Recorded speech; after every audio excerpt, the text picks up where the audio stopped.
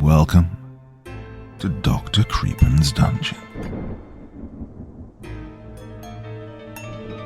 In the Orbit of Saturn by R.F. Starzl.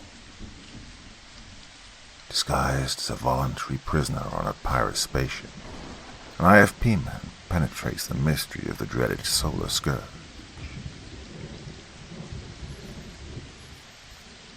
The Celestia, gliding through space toward Titan, major satellite of Saturn, faltered in her course.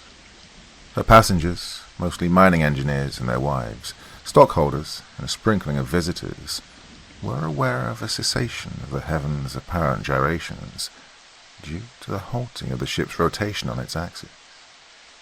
At the same time, the ship's fictitious gravity, engendered by the centrifugal force of its rotation, ceased, so that passengers, most of whom were assembled in the main salon, which occupied the entire midship section, drifted away from the curved floor whose contour followed that of the outer skin, to flounder in helpless confusion. A woman screamed. A rasping sound, as of metal scraping against the hull, came from one point in the circumference, and here the portholes were obscured by a dark mass that blotted out the stars. An old man, clinging to a luxuriously upholstered chair, and pale with fright, cried out, "Oh, it's those damn pirates. If they find out who I am, it'll break the company to ransom me."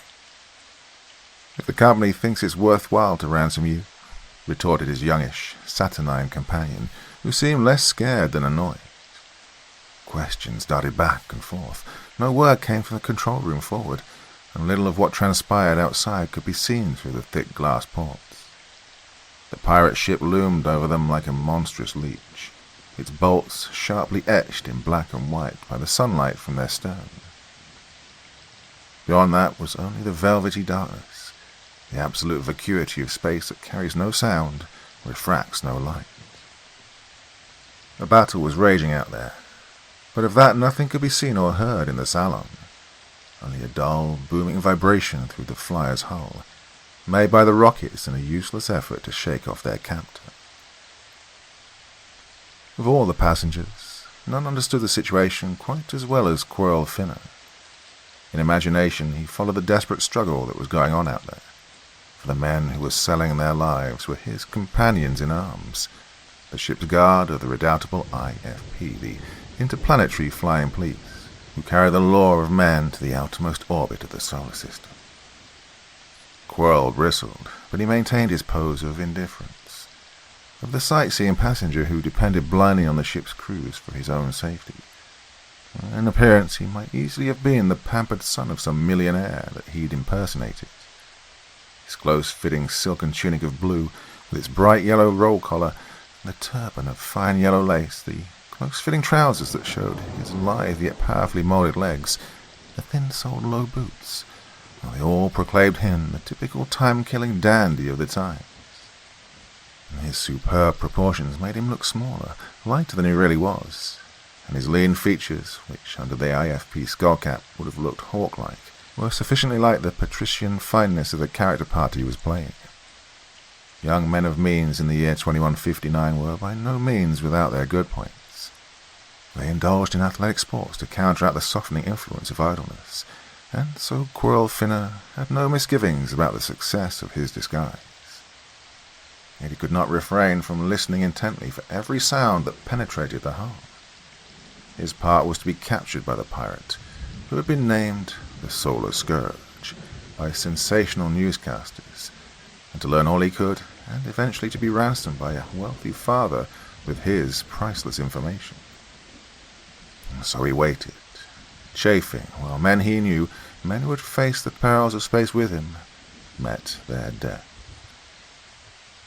After a time there came the sudden crackling of the airtight bulkhead which separated the salon from the forward sections.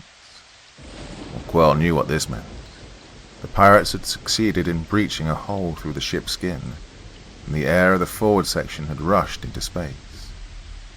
It was sickening to think of those brave men up there caught in the suddenly formed vacuum.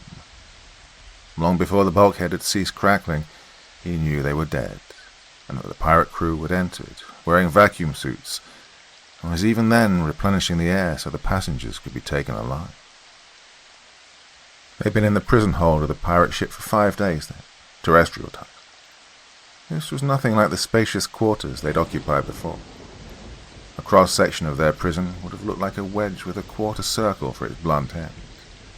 The curved wall of the great cylindrical projectile, nearly 100 feet in diameter, was their floor, on which they could walk like flies on the inside of a wheel rim.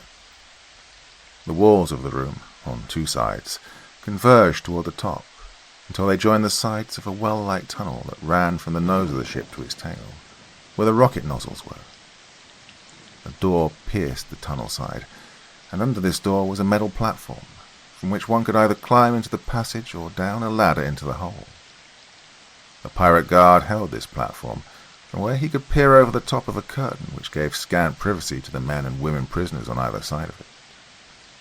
On the floor plates, without even the meagre comfort of the dried Martian weeds that had been given to the women, sat or lay the men. They displayed their dejection, their faces covered with new growths of beard, their clothes crumpled and torn. The only furniture consisted of a long, light metal table on the women's side, securely bolted to the floor. The prisoners were obliged to stand at this when eating their meals. The whole cheerless scene was coldly illuminated by a single light-emanating disc just under the guard's platform. Steps echoed, hollowly metallic from above. Quirl wondered if it was already time for the galley boy to bring the immense bowl of hot stew for the noon meal. But it was not. It was Moby Gore, the huge and overbearing first mate of the pirates on his daily mission of inspection and prisoner baiting. Quirl crept further into his corner. It would be fatal to his plan for him to attract the attention of this petty tyrant. It was hard enough to keep away from him, to crush back the almost overwhelming desire to fly at him, fists hammering. Gore came down the ladder deliberately, pausing on the lower steps to look around with his little pig's eyes. His head was set well forward on his thick, muscular neck, so that he had to look out from under his beetling brows in a manner peculiarly ape-like. His heavy face was smooth-shaven, and his blue-black jowls and chin looked painfully smooth. His coarse black hair was brushed back and plastered firmly to his bullet head. His body was heavy, but moved with deadly smoothness and precision. The customary harness which passed around his naked torso supported a double-barreled ionizing electrocution pistol, and also a short, savagely knobbed riot club. Hanging from the belt at his waist were short pants, which displayed the thick, hairy legs with their cable-like muscles. On his feet were thick socks, so that his toes were able to curl around the rungs of the ladder. Satisfied with his quick, darting inspection, Gore now came all the way down. At the foot of the ladder lay an elderly man in the oblivion of sleep. Gore's foot came down on a thin chest, and with savage pleasure he bore down, so that the old man's startled squawk ended in a fit of coughing. Gore cuffed him aside roughly, growling, "Old scrivener, let that learn you to sleep out of the way." He then laughed coarsely when one of the prisoners, with the temerity of anonymity, started to boo, but received no support. Carelessly, Gore passed among the prisoners. Here and there he halted, snatching some article of finery or inconspicuous bit of jewelry that he'd overlooked before. They all shrank from him, only too glad to see him pass on to the next unfortunate. "You there," Gore rasped, indicating Quirl with his stubby forefinger. "Come on out of there, you." Quirl hoped that the brutal mate would not hear the thudding of his beating heart, or that if he did, he would take it for fear. He came slowly toward Gore, who was greedily eyeing the young man's brightly colored and valuable tunic. Quirl came too slowly. "What do you take me for?" Gore bellowed in an unreasonable anger. He strode forward, the prisoners scattering before him. His large, knotty hand closed on Quirl's arm and jerked, with the intention of whirling this reluctant prisoner across the room. But Quirl was heavier, and his arm harder than Gore had supposed. The hand came away, and with a tearing scream, the beautiful silk garment ripped off, ruined, disclosing Quirl's white and well-knit body. "Hey, you've done that on purpose," Gore roared, and then his great ape's arms were around Quirl, trying to break his back. But that seemingly slight body would not bend, and as much as Gore might tug and heave, he couldn't force Quirl back. Those little pig eyes glared, and there was death in them. Suddenly Gore let go. His hand leaped to the short club at his side, and he swung the weapon in a vicious arc. Quirl's relaxed forearm met it, sapping most of its force. Yet when it struck his head, it seemed to burst like a ball of fire. He crashed against the wall and sank to the floor, only half conscious. "Gore! Gore!" yelled the guard from the platform. "Remember how sore the old man was about the last Terry you killed? Better lay off, man." "Ah, shut your damn mug," Gore yelled back.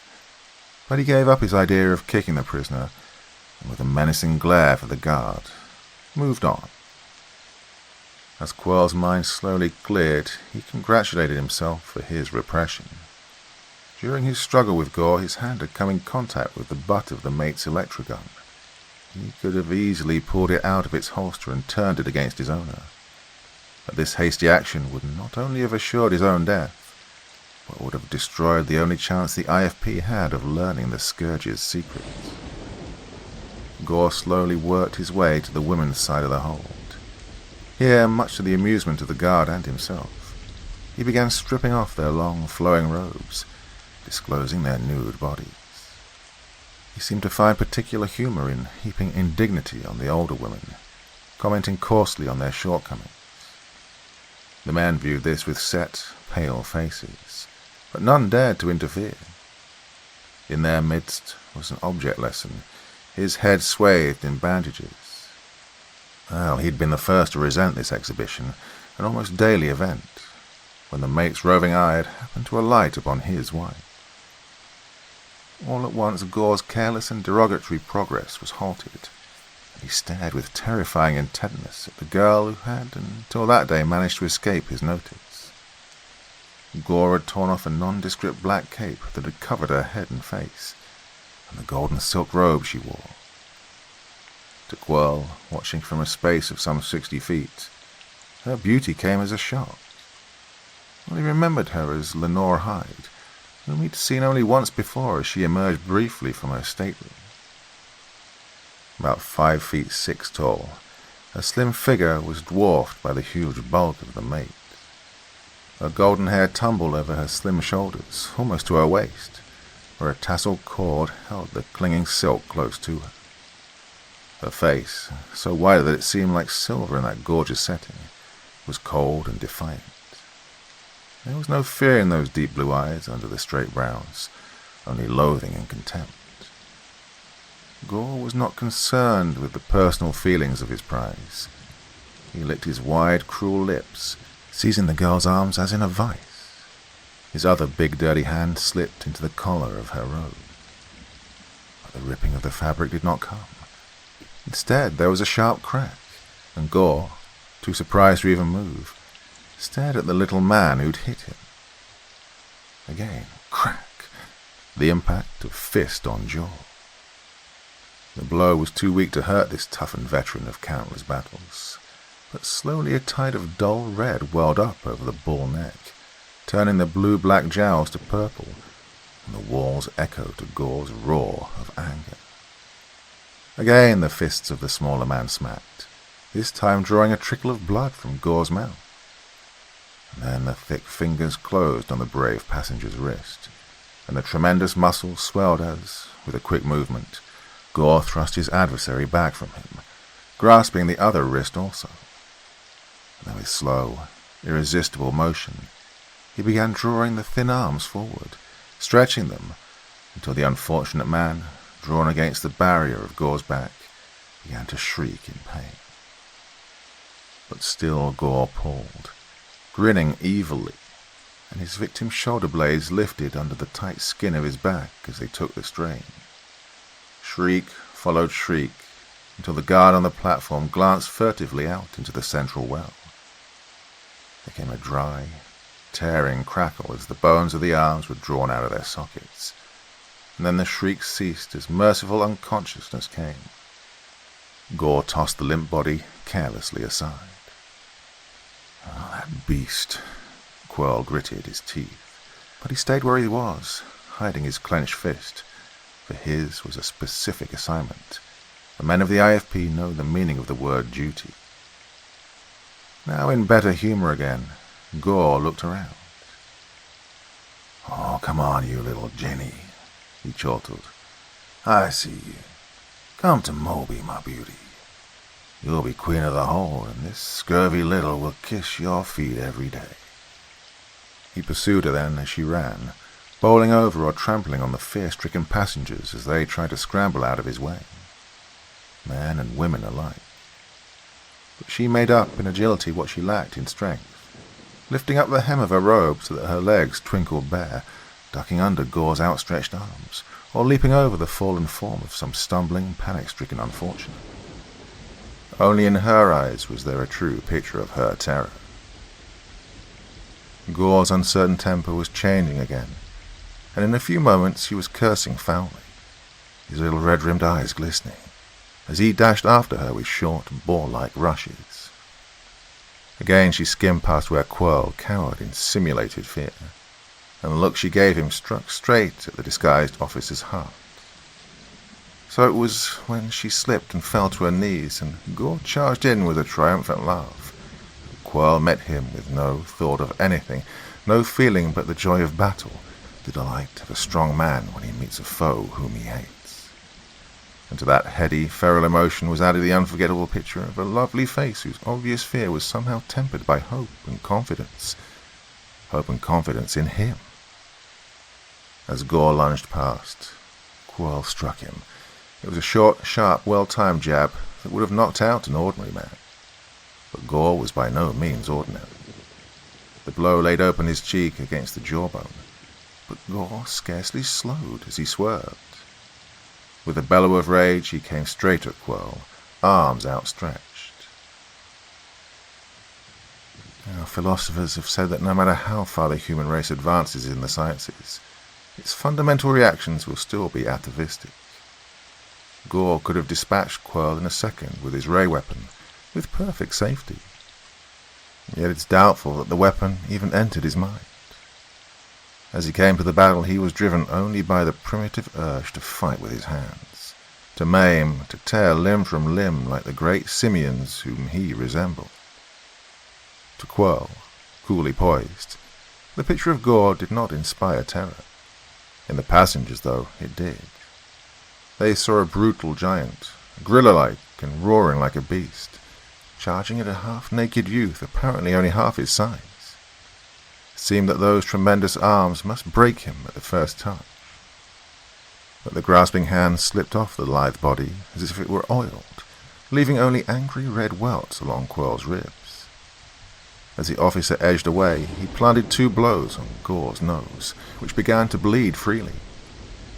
Again Gore rushed, and spat 2 seemingly light blows landing on his face, opening a cut above his eye and another on his cheekbone. In a few seconds of battling he'd become a shocking sight, with his features almost obscured by welling blood. Again Quirl measured him, and this time, instead of evading the grasp of the mate's eager arms, he stepped right between them. Like a wrath, he slipped into their embrace, and before they could grasp him, standing so close that his chest almost touched his adversary's, he whipped a right to Gore's jaw. It was the kind of punch that makes champions, a whip-like lash of the forearm, with relaxed muscles that tighten at the moment of impact. A punch with follow-through fit to knock out 99 men out of 100. But it didn't knock out Gore, and Quirl had to pay dearly for this error. Gore was staggered, but his mighty arms closed, hugging his slighter opponent to his hairy chest so that the breath was choked out of him, and the metal studs on his harness gouged cruelly into Quirl's flesh. His face was blue before he could work his arm loose and begin to prod with stiffened fingers at Gore's throat. Well, Gore had to let go then, and Quirl broke away, boxed for a few moments until he'd recovered, and then proceeded to chop Gore's face beyond any semblance of humanity. The mate had dropped his ray weapon, and now searched for it with blinded eyes. He flung his riot club, but it flew wide of the mark. It was obvious that he was going to be beaten into insensibility. The guard on the platform, seeing the trend of the battle, shouted hoarsely up the well, and in a few minutes 4 men, hard-bitten, villainous-looking fellows, tumbled down the ladder and joyously joined in the fray. It was then only a matter of seconds before Quirl lay on the floor plates, battered and bleeding, but still feebly fighting, while Gore sat astride him, seeking with vicious fingers for Quirl's eyes. At the same time, his men were kicking at the helpless man's body wherever they could reach him. At the sight of this brutality, the other prisoners, forgetting for the moment their own cowed condition, set up such a bedlam of noise that the guard began to look furtively up the passage and to shout at the ruffians. Suddenly he was whirled aside, and a figure in uniform, moving with uncanny speed for a man so massive, appeared upon the platform and bounded down the ladder. He was among the struggling men on the floor in a moment, and became a maze of flailing arms and legs. Like 10 pins the pirate scattered, and the giant pulled off the mate. Gore could not see, but as he writhed, he knew he was in the grip of the pirate captain. Captain Strom's harsh, ascetic face was dangerous, and his steely grey eyes compelling. The men managed slovenly salutes. "Gore," Strom snapped, "have your men get some water and mop up this blood. How many times have I told you to quit mauling the prisoners? Do you think I'm in this business to provide amusement for you? Henceforth, keep out of this hold, you hear?" "Yes, sir," Gore muttered sullenly. "Took 5 of you bums to handle him, did it?" Strom remarked sardonically, stooping to pick up the unconscious Quirl. He carried him easily up the ladder, and as they disappeared, Strom's voice boomed out. "Dr. Stoddard. Stoddard. Messenger. Have Stoddard report to my cabin." Well, the mate was wiping the blood off his face with a rag. "I tried to call you," the guard whined. That tears it," Gore exclaimed fiercely, bursting into a string of abuse. But one of his henchmen nudged him. "Keep your tongue in your face, Gore, till the time comes." Gore said nothing to this, but glared savagely at the prisoners. "Get the buckets and mops," he snarled at his men, and they fled precipitately. A long wailing noise came through the hatch. "Soup's on! Soup's on!" "Here comes your grub, damn you," Gore growled at the prisoners in general. A shuffling sound followed the sing-song call, and then a galley boy of 40 years or so, badly crippled by club feet, shuffled up to the hatch and laboriously let himself down to the platform. The huge bowl of stew he was carrying was far too heavy for him, and his strained, thin face was beady with sweat. "Get a move on, Sorko," Gore bellowed up at him. "Get your swill down here. Some of this swine down here are going short this time, anyway." Sorko set the big bowl down at the top of the steps and began to descend backwards. Then he resumed his burden. But he was nervous, and had barely started when his crippled feet, far too big for his thin shanks, became entangled. He gave a giddy shriek and fell over backward, landing on his back, or lay still. His pale, freckled face became greenish. But the bowl, filled to the brim by its greasy, scalding hot contents, flew in a sweeping parabola, tipping as it fell, so that the entire contents cascaded on Gore, drenching him from head to foot. Howling with rage and pain, he danced around. He was utterly beside himself. When he was able to see, he rushed for Sorko, who was moaning with returning consciousness. and picked up the frail body to hurl it against the floor. "Stop, or you're dead." Well, that voice, so incisive and clear, was that of a woman. Gore found himself looking into the little twin funnels of his own ray projector. They were filled with a milky light, and the odor of ozone was strong. The girl had only to press the trigger and a powerful current would leap along the path of those ionizing beams, and Gore would murder no more. Stupidly, he let Sorko slide to the floor, where the poor fellow recovered sufficiently from his paralyzing fright and his fall to scuttle away. Looking past the menacing weapon, Gore saw the girl, Lenore Hyde. Her limpid eyes under their straight brows were blazing, and he read in them certain death for himself. "Up that ladder," she ordered sharply, "and stay out. Guard, when this beast is gone, I'll give you this weapon. Now, connect up your skipper." Too surprised to disobey, the guard threw the televisor switch. In a moment, Strom's stern face appeared on the screen. He comprehended the situation immediately. "Do as she says," he ordered brusquely. "Stoddard is coming to take care of that man of hers that Gore beat up." A few minutes later, she was tearfully assisting the ship's doctor to put the man with the dislocated shoulders on a stretcher. "Your husband?" asked Stoddard, who resembled a starved grey rat. "My brother," she exclaimed simply. "Want to take care of him?" And at eager assent he said, "Well, I can't afford to let him die. Your family got money?" Yes, they'll pay anything to get him back safely." To this, the doctor grinned with satisfaction. Memory returned to Quill with the realization that he was lying on a metal bunk in an outside stateroom, where he could see the orderly procession of the stars through the floor ports as the ship rotated. His body was racked with pain, and his head seemed enormous. His sensation, he discovered, was due to a thick swathing of bandages. As he stirred, something moved in an adjoining bunk, and Dr. Stoddard's peaked face came into view. "How do you feel?" he asked professionally. "Rotten." We'll fix that."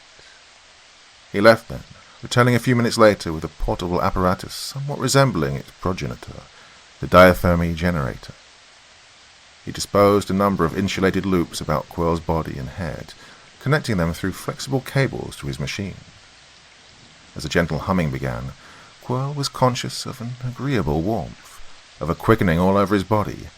A great lassitude followed, and then he slept. When he awoke again, Captain Strom was standing beside him.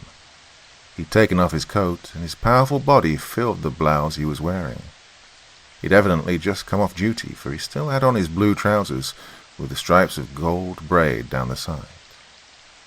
"It may interest you, Mr. Finner, that I've selected you as one of the chosen," he remarked casually. "One of the chosen what?" "The chosen race. You didn't take me for an out-and-out damn pirate, did you?" "Hey, excuse me if I seem dumb." Quill hoisted himself on his elbows. "Well, yes, I figure you're a pirate. What else?" Strom's stern face relaxed in a smile. It was a strange smile, inscrutably melancholy. It revealed, beneath the hardness of a warrior, something else, the idealism of a poet. And when he spoke again, it was with a strange gentleness. "To attain one's end, one must make use of many means, and sometimes to disguise one's purpose. For instance, it is perfectly proper for an officer of the IFP to disguise himself like a son of the idle rich in order to lay the infamous scourge by the heels. Isn't it?" Well felt himself redden, and a cold fear seemed to overwhelm him. He realized that Strom was a zealot, and he knew he would not hesitate to kill. This prompt penetration of his disguise was something he had not bargained for. "What makes you think," he asked shortly, "that I'm an IFP man?" "Well, the fight you gave Gore and his men. Do you expect me to think that a coupon clipper could have done that?" "Oh, I know the way of—" He checked himself. Quirrell then said, "My people have money. I don't know what you mean about—" "Oh, yes, you do," Strom interrupted. "If you were what you claim to be, perhaps I would let you go for the ransom. You took my eye from the first." "Look, the ransom will be paid." "It will not. You will be one of those who do not return. There's only one price I would accept from you." "Yeah? What's that?" "The formula of the new etheric ray." "I don't know the IFP secrets. I told you that." "You know how to operate the ray. All its men do. I want you to tell me what you know, and I can deduce the rest." Quirrell thought rapidly. Well, Strom was right. The IFP had developed a new ray that was far superior to the ionizer ray, for the latter required an atmosphere of some kind for its operation, while the new one would work equally well in a vacuum. "I've never heard of any—" He lied stubbornly. "Anyway, what do you want a ray for? Your guns, with no gravity to interfere and no air to stop the bullets, have just about unlimited range, haven't they?" Spoken like a soldier. Again Strom permitted himself a brief, triumphant smile. "And we have the further advantage of invisibility. The ship is surrounded by a net of wires that create a field of force which bend light rays around us. That explains why your men have never caught us. But, to get back to our subject, I'll tell you something. Do you know who I am?" Quirrell looked at him. Strom appeared to be at least 60 years old, but that fine erect figure and the rugged features told nothing. "Did you ever hear of Lieutenant Burrows?" Strom asked casually. "Burrows? The man without a planet?" Quirrell said. "Are you Burrows, the traitor?" Immediately he regretted his heedlessness. Strom's face darkened in anger, and for a moment the pirate captain did not reply. When he did, though, he was a little calmer. "Traitor, they called me," he exclaimed vehemently. "I, a traitor, the most loyal man in the solar system guard, surrounded by rottenness and intrigue. But, you wouldn't know. You were but a lad learning to fly your first toy helix when that happened. Years later, the Martian cabal was exposed, and the leading plotters, the traitors, were punished. But that was not till later, and the court's irreversible decree against me had been carried out. I, the unsuspecting messenger, the loyal, eager dupe, was made the cat's paw. I was placed on an old condemned freighter, with food and supplies supposed to last me a lifetime, but with no power capsules and no means of steering the ship. I was set adrift in a derelict on a lonely orbit of exile around the sun. Yes, the man without a planet. Picture that, lad.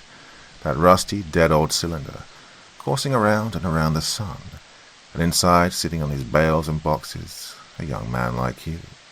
A young man in the pride and prime of his life, expiating the treason that had betrayed him. Day after day, through the thick ports, I saw the same changeless scene. And every 2 years, when I drew near the earth, I watched the beautiful green ball of it, with such bitter longings. As I watched it dwindle away again into the blackness of space, I thought of the fortunate, selfish, stupid and cruel beings who lived on it, and I hated them. They'd banished me, an innocent man, to whirl forever and ever around the sun in my steel tomb. But that cruel judgment was never executed. 7 years ago, this Gore found me. He's an escaped convict, and he came in a little 5-man rocket he'd stolen. We loaded up all of the supplies the little ship would hold, for Gore had no food, and we escaped to Titan, landing on an island on the side opposite to where the mines are. Gore wanted to become a pirate, and as he could get men, I consented. He scraped them up, fugitives from justice, every one of them. We built this ship, and I invented the invisibility field of force. "Hey, just a moment," Quirrell interrupted, vastly interested. "I saw your ship through the ports that day." "True, The presence of your ship in the field distorted it so much that it was ineffective. But at all other times, including right now, we are utterly invisible. One of the IFP patrols may pass within a single mile of us and never see us. So as we raided the interplanetary commerce, I began to weed out the people we captured. Those that showed the highest intelligence, sense of justice, and physical perfection I selected to be the nucleus of a new race, to be kept on Titan for a time and then to be transplanted to a new planet of one of the nearer solar systems. My principal trouble is with the crew. They can collect ransom only on those I reject. There are constant clashes between me and Gore. It is now my intention to let them go their way, and to fit out a new ship with a new crew. And I offer you the place of first mate. No, Quell replied crisply. You say you understand the honor of the Force, and then you offer me a job pirating with you? No, thanks. Strom, or rather Burroughs, made no attempt to conceal his disappointment. The recital of his wrongs had brought out the bitter lines of his face, and the weariness of one who plays his game alone and can call no one friend. I should have known better, he said quietly. There was none more loyal to the IFP than I. Well, I still belong to it, and yet I thought if I laid all my cards before you, well, of course you realize what this means. Yes, Quell replied soberly. It means you'll never dare to let me be ransomed nor to free me among your selected people. It means death. Oh, not death. I will parole you. Quell then felt an overwhelming surge of sympathy. He saw this pirate, as later historians have come to see him, a man of lofty and noble purpose who was made the victim of shrewder, meaner minds in the most despicable interplanetary imbroglio ever to disgrace a solar system. The thought of his own fate, should he refuse the offer, did not depress Quell as much as the necessity of heaping more disappointment on this deeply wronged man without a planet. Captain, he said slowly, with deep regret, you remember the IFP oath. And at the other's flush he hurried on. Knowing that oath, you know what my answer must be. Put me in irons or kill me. Yes, I know, Strom added wistfully. Would you, if I could just once more shake the clean hand of a brave man and a gentleman? Quell's hand shot out and gripped the long, powerful fingers of the pirate captain. Quell was willing to compromise to the extent of not revealing anything to the other passengers, for the privilege of being kept in the prison hold rather than in solitary confinement. Here he would be under the vigilant eye of a guard, with possibly less chance of effecting an escape in some way, but he felt a great desire to be near the girl Lenore, and to know that she was safe and in good spirits. They fastened him by means of a light chain and hoop that locked around his waist to a staple set in the floor near one wall. The other prisoners regarded him as a hero, for since the day of the epic fight, the mate had kept away, and they'd been treated with tolerable decency. Quell was able to cheer them up with predictions that most of them would be eligible for ransom. But as he looked at the pale beauty of Lenore, he felt grave misgivings, for he knew that a man of Strom's discernment would want her for his projected utopia, without question. She did not speak to him while the hero-worshipping crowd were fluttering about him to their heart's content. When they finally left him alone, she came up to him silently and sat on the floor beside him. I want to thank you, she said quietly and clearly, for what you did for me and my brother, Mr. Finner, Quell Finner. I've thought of you as Lenore and wondered how you were. How long's it been since they took me out? Well, you see, he grinned. I was, asleep. 5 days. At least they turned off the lights 5 times for the sleeping periods. And the man who fought for you, how is he? My brother. He's dead. Quirrell looked away so that he could not see the quick tears spring into her eyes. But a few moments later he felt her cool hand on his scarred forehead, and she was smiling bravely. Well, tragedies such as these, Quirrell, were common in the lives of our ancestors. They were able to bear them, and we can bear them. All his life my poor brother has lived as a gentleman, sheltered, protected by class barriers. When he died of pneumonia caused by the jagged end of a broken rib, so Dr. Stoddart says, I think he had a lively sense of satisfaction that he should end in such a way. Well, if it hadn't been for me, then... She came to him often after that, to sit quietly by his side and to bring his food to him from the big community bowl which even the most fastidious of the prisoners had come to look forward to. She told of her life as the daughter of a capitalist who owned large mine holdings on Titan. It would be about time for the Celestia to reach Titan, and her non-arrival would be causing anxiety to Lenore's father awaiting her there. The void would be swarming with IFP patrols, but as the pirate ship was invisible, nothing would be found but the mysteriously looted and abandoned Celestia. There was no longer any reason for concealing from her the fact that he himself was a member of the IFP, and Quirrell told Lenore of the adventurous life he and his companions had led, of forays to faraway and as yet undisciplined Pluto, of tropical Venus and Mercury, where the rains never cease, of the hostile and almost unknown planet of Ariel, within the orbit of Mercury, where no man has ever seen a true image of the landscape because of the stupendous and never-ending mirages.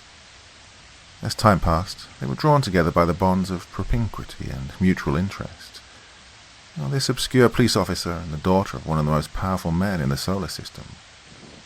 But Quirrell did not name his love, for always there was the grim present of their captivity, the ghastly uncertainty of the future.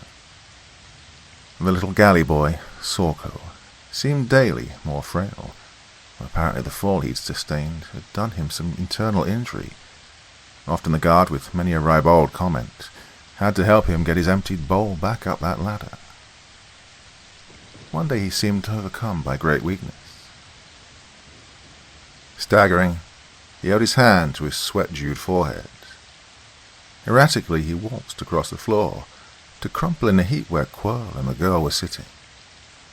Moved by compassion, Lenore composed his body in a more comfortable position, and with a bit of handkerchief moistened the pirate's wrinkled, old but young face with some of Quirrell's drinking water. The guard looked on indifferently. "Guard," Quirrell shouted. "He's going to die. Good. Look, just come and take him to the lazaret." "Says you," returned the guard callously. "Me, I stay on post till relieved. Sorko will be all right. He's been throwing them fits right regular." Sorko's lips moved feebly, and Lenore bent down to catch his words. They were barely audible. "I'm all right, lady. You done me a good turn when you made Gore put me down, and I'm doing you one now. I wouldn't do this for no one else," he gasped. "Water!" Lenore exclaimed sharply, and Quirrell handed her the rest of his cup. "Ain't water he wants," the amused guard observed.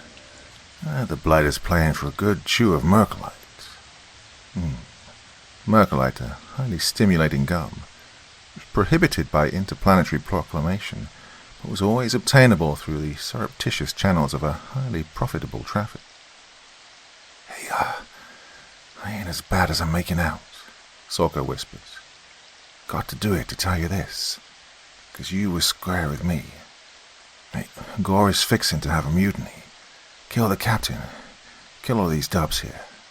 This guy of yours, too. Oh, he wants to take you for his, The weazened little face twisted in an unwanted, shy delicacy. "Wants to take you for him, pretty lady. Oh, I don't want him to. Now, I'm not a bad fella." "Hey, what the hell, Sorko?" the puzzled guard exclaimed over the delay. "You bandy-legged rat. Get up here or I'll give you a jolt." Lenore looked up at him, indignant. "You heartless wretch. Would you let this man—" "I'm coming." Sorko, scrambling to his feet, shuffling to the table, where he retrieved his bolt. Quirl and Lenore watched his painful progress up the ladder, until at last he disappeared into the passage. "Quirl," she murmured, as her hand sought his. "Take this." He felt a small bit of metal, and looking at it cautiously, saw that he had a rough key filed out of a piece of flat metal. "The key to that hoop around your waist. You copied it from the one the captain has, I suppose." His hopes high all at once, Quirl sought the compact little lock in the small of his bag. It took a long time to get the key in, and then it wouldn't turn. It had been unskillfully made and was probably not a true reproduction. Nevertheless, by constant effort, he succeeded at last in turning it, and was rewarded by hearing a faint click. He tested the hoop, felt it slip, and knew that at any time he chose he could free himself. "Lenore, dear," he told her, "go with the other women now. You must do nothing to make the guards suspicious. We don't know when this mutiny is to come off, but we're close to Saturn now, so it can't be long. Go now." "Goodbye, dear. Be careful." It seemed an eternity until the emanation disk became dim and went out, and the prisoners made sleepy sounds. A relief guard took station, and the ship became silent, so that one could hear the rumbling of the propelling rockets. As there were no ports in this hold, there was no light whatsoever except the faint glow that came from the central passage above the platform. Against this, the pirate was outlined as he sat on his stool. As Quirl's eyes became accustomed to the darkness, he could see the play of faint highlights on his muscular torso. And so, he waited. He thought over the situation, and the safest and easiest course would be to create such a disturbance that Captain Strom would be attracted to the scene. This would probably not involve anything more than a severe beating for himself. He'd then find opportunity to acquaint Strom with the projected mutiny somehow. That Strom would know how to deal with it, he never doubted. Lenore might then still be forcibly impressed as a citizen of Strom's new planet, but at least she would not be exposed to the infinitely worse fate of becoming the plaything of Gore and his villainous crew. The flaw of this plan was that Quirl himself would still be under practical sentence of death. Strom would not let his gratitude carry him so far as to release a man who knew as much as Quirl did, and who would not promise to keep his secrets. The preferable, but far more dangerous course was to strike before the mutineers could. Quirl knew something about the structure of the ship. It was built around the tubular passage, and every hold or group of rooms opened on this well, from the bow where the navigators were to the stern where the rockets were located. Somewhere there'd be a generating room where the invisibility shield was being produced. If he could find this and wreck the generators, one of the IFP ships with which this part of space doubtless was swarmed would sight them, and after that everything was in the hands of fate. Quirl nervously waited for the guard to nod. At any moment he expected to hear a hellish bedlam break loose, the beginning of the mutiny, and the guard seemed alert. Oh, there was nothing to do but take a chance. Quirl sighed as if he were turning in his sleep, so that the clink of the released chain would not seem out of place. The guard did not stir. Slowly, very slowly, Quirl crept across the floor. He'd been robbed of all his clothing except his torn silk trousers, and his boots were gone, so he was able to move as quietly as a cat. With tense silence, he ascended the ladder, praying that his weight would not send up a warning vibration. But his luck held. He was nearly at the top before it broke. "Take him off! Take him off!" It was an eerie, strangled shriek from one of the male prisoners in the throes of a nightmare. With a startled curse, the guard thudded to his feet, peered tensely into the darkness, his weapon sending twin milky beams of the powerful ionizing ray toward the source of the sound. The dreamer had awakened, still gasping in the grip of fear, and other disturbed sleepers were grumbling. "Better go easy, you fools," the pirate warned them. "You're just in luck that I didn't let loose a couple of bolts on you. Got a good notion to do it anyway." He played the dangerous little spots of light around, amused as the prisoners scrambled for safety, but with no real intention of releasing the deadly electric charge along the paths provided for it. This cruel pleasure cost him his life. As he turned his back, Quirl leaped. His iron-hard forearm rose and fell, and the edge of his hand came down on the back of the pirate's thick neck. There was a muffled crack, and he slumped to the platform grating. Quickly the officer stripped off the man's harness and buckled it around his own naked chest. The electro-gun had been uninjured, and hooked to the belt was also the riot club, a truly appalling thing at close quarters. Quirl carried the body down, made it prone in the corner he'd occupied, snapped on the waistlock, and threw a ragged old blanket over the hairy legs. In the forthcoming disturbance, if anyone looked in, he would think it was the inert form of a sleeping prisoner, and that the guard had deserted his post. Quirl had feared an outbreak among the prisoners, but they were so apathetic that they paid little attention, and he did not even dare a whispered farewell to the girl he knew was watching somewhere in the darkness. Well, much to Quirl's delight, a long tubular passage was deserted. Here the centrifugal gravity was less than it had been in the hold.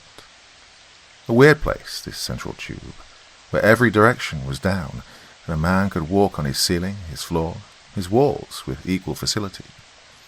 No top nor bottom, just a long, smooth tube with numerous enigmatic doors leading to... where exactly? At least it was easy to tell where the bow of the ship was. A light shone through a transom over the door to the navigating room. Should he try to hold up the navigating officer?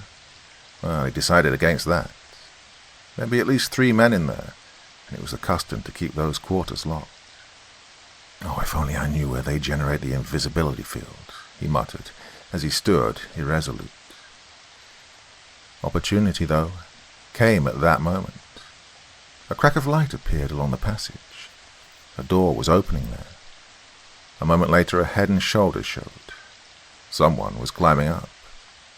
Swiftly, the officer ran to the place. The pirate did not even suspect anything wrong until he felt the spots of milky light on his face, and he showed his terror plainly. "Get up now," Quirl hissed. The man obeyed with alacrity. Quirl glanced down. He saw tiers of bunks. Evidently this was one of the crew's dormitories. He now turned to the cowering pirate. "Hey, I'd kill you as soon as not," Quirl snarled. "You got me wrong, brother," the pirate whined. "I'm with Gore in this deal. Lay off." "Where are you bound for?"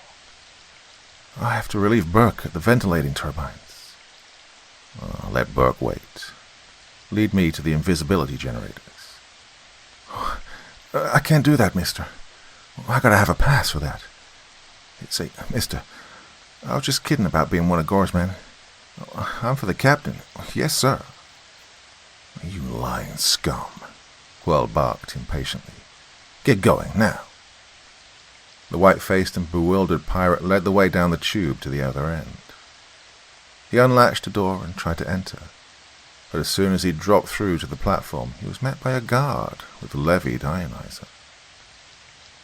"This gentleman," he started to explain, but Quirl dropped after him and gave him a powerful shove, so that he crashed into the guard. The latter pulled the trigger, and the unfortunate pirate crashed over the platform's edge to the floor. Quirl had out his own electrogun and dispatched the guard. At the same time, he felt a stunning shock. His senses reeled, but the grating had taken part of the discharge loosed by a pirate electrician at the foot of the ladder. Quirl threw his riot club and followed that up with another lightning bolt. He was, then, the only living person in the room, in which 2 generators hummed softly. Connected to them was a bank of U-shaped tubes, each as tall as a man, which were filled with silent, livid fire. Quirl picked up a wrench and started hammering at the thick tubes until the glass cracked. Each time he was engulfed by a wave of heat, and the tube became black. The great generators idled and automatically came to a stop. Quirl was certain now that the pirate ship would be visible, but the position of the captives was still desperate. He hoped that none of the surviving pirates would think of calling at their generator room, or find out in some other way that they were now visible in the eternal day of space. Quietly, he climbed back to the passage and closed the hatch. He cast about for his next move. He was looking toward the bow, but on hearing the subdued clink of metal on metal, he turned. A dozen of the pirates were coming toward him. But it would have been useless to draw his weapon. Theirs were out and could have burned him to a crisp before he could even move. Silently, and with deadliness apparent in every move, they approached him. "Oh, I hope they try to capture me alive," he thought. "What a dogfight that'll be." Now they were nearly up to him. "Come along, you fool," barked the leader of the group as they were all around him.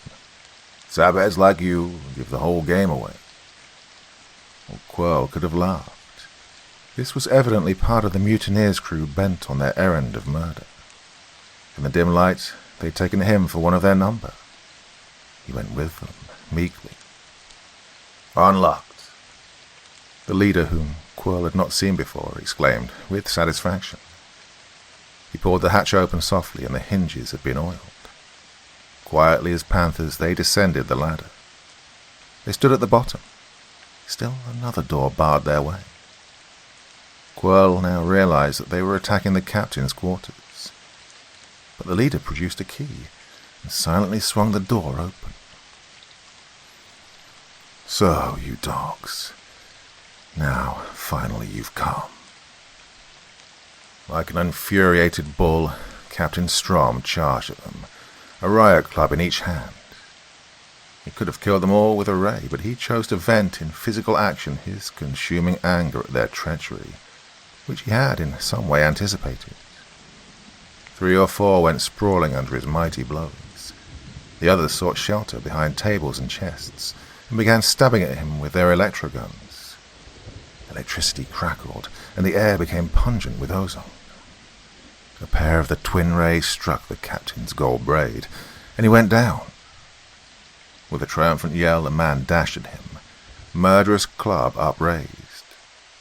But Quirrell was faster, and the pirate fell dead with a crushed skull. Now Strom was up again, fighting beside Quirrell. The pirates remaining fell under their furious blows, and the two dashed out.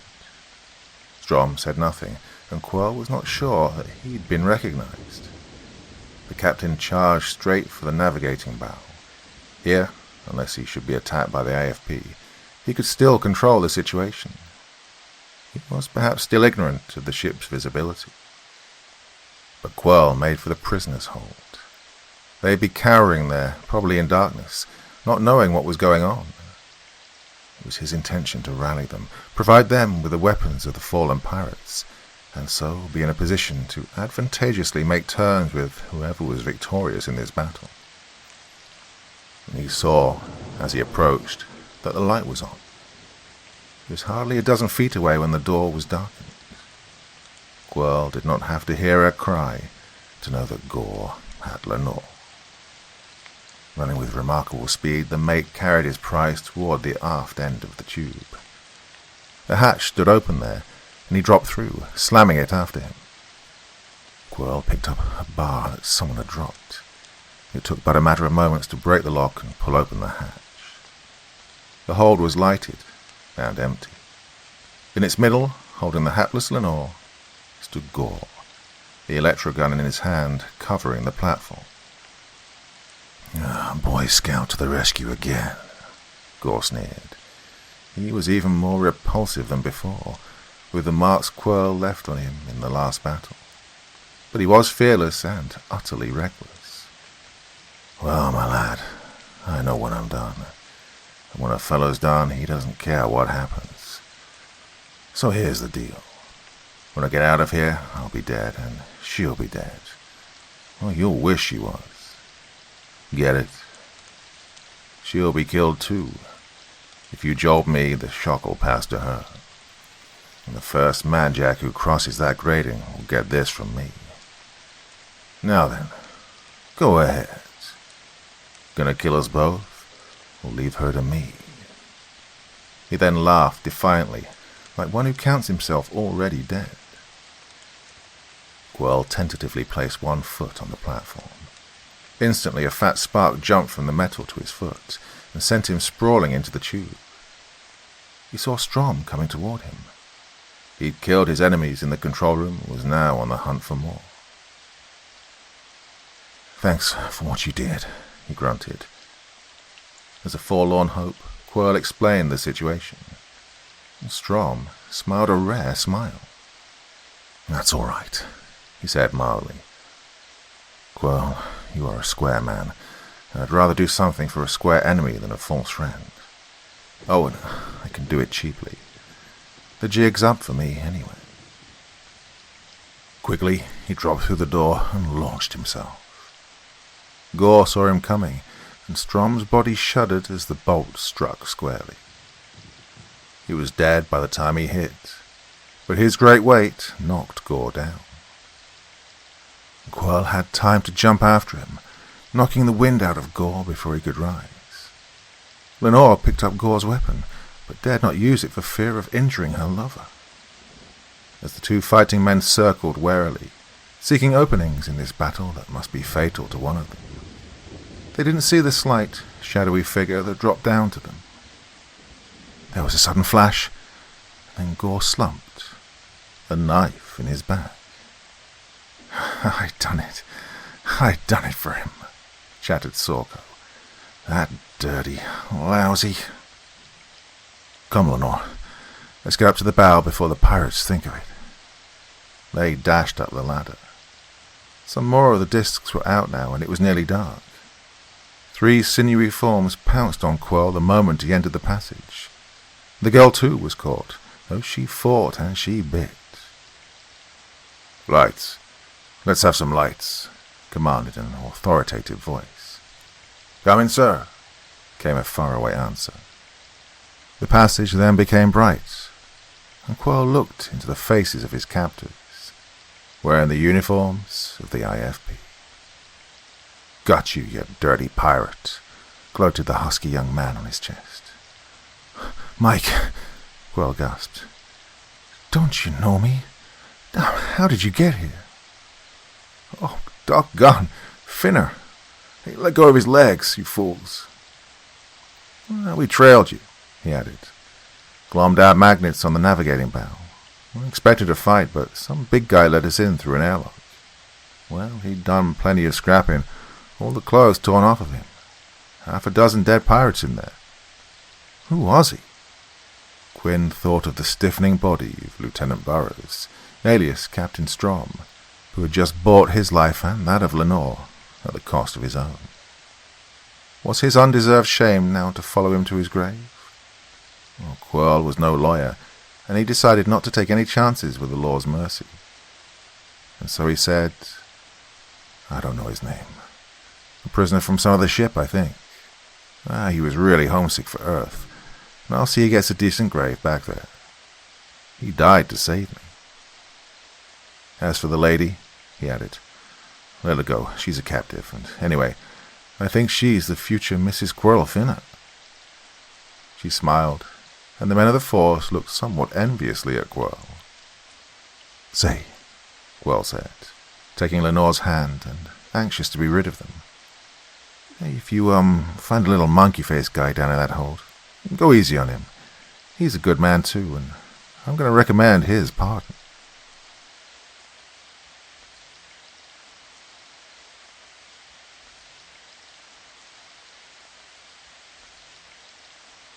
The Dark Side of Antri by Saul Peasley Wright. Commander John Hanson relates an interplanetary adventure illustrating the splendid service spirit of the men of the Special Patrol.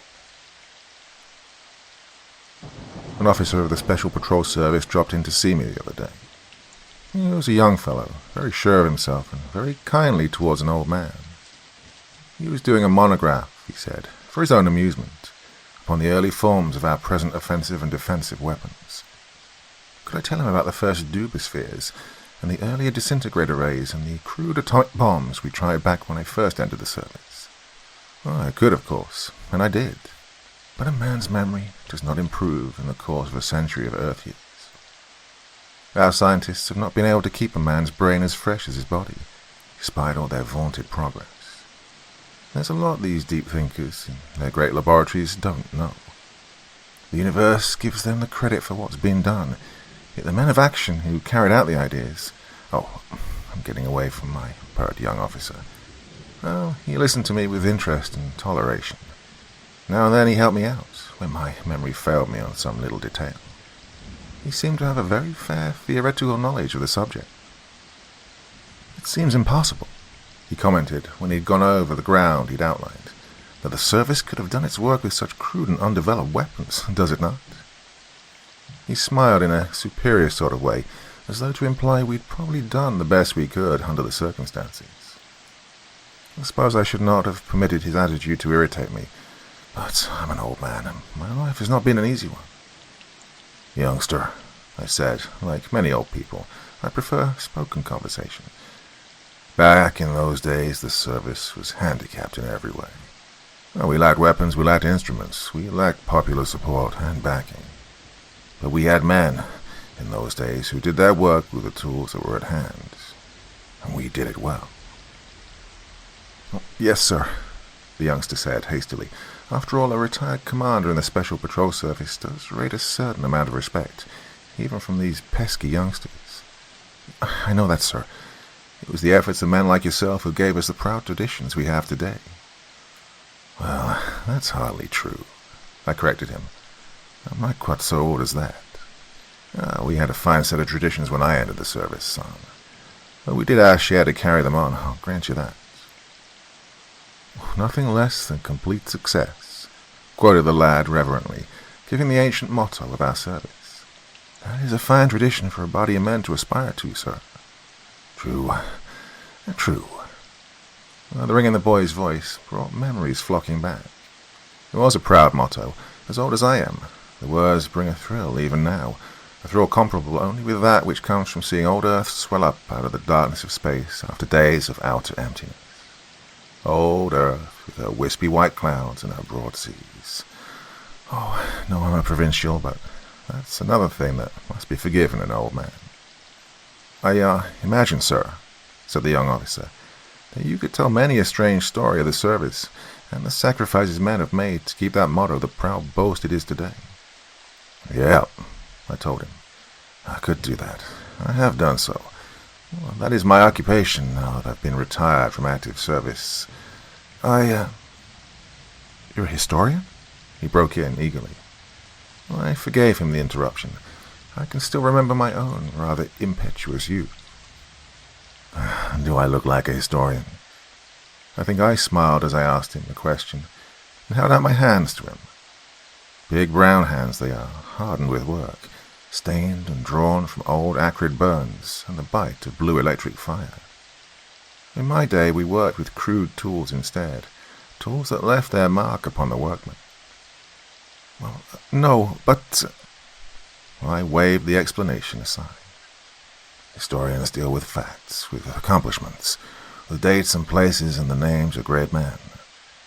I write, well, what little I do write, of men and high adventures, so that in this time of softness and easy living, some few who may read my scribblings may live with me those days when the worlds of the universe were strange to each other, and there were many new things to be found and marveled at. I'll venture, sir, that you found much enjoyment in the work, commented the youngster with a degree of perception with which I had not credited him. True. As I write, forgotten faces peer at me through the mists of the years, and strong, friendly voices call to me from out of the past. It must be wonderful to live the old adventures through again, said the young officer hastily. Youth is always afraid of sentiment in old people. Why this should be, I do not know, but it is so. The lad, I wish I'd made a note of his name. I predict a future for him in the service. Left me alone, then, with the thoughts he'd stirred up in my mind. Old faces, old voices, old scenes, too. Strange worlds, strange peoples, 100,000 different tongues. Men that came only to my knee, and men that towered 10 feet above my head. Creatures possessed of all the attributes of men except physical form, that belonged only in the nightmare realms of sleep. An old man's most treasured possessions, his memories. Her face drew close out of the flocking recollections. The face of a man I'd known and loved more than a brother for so many years.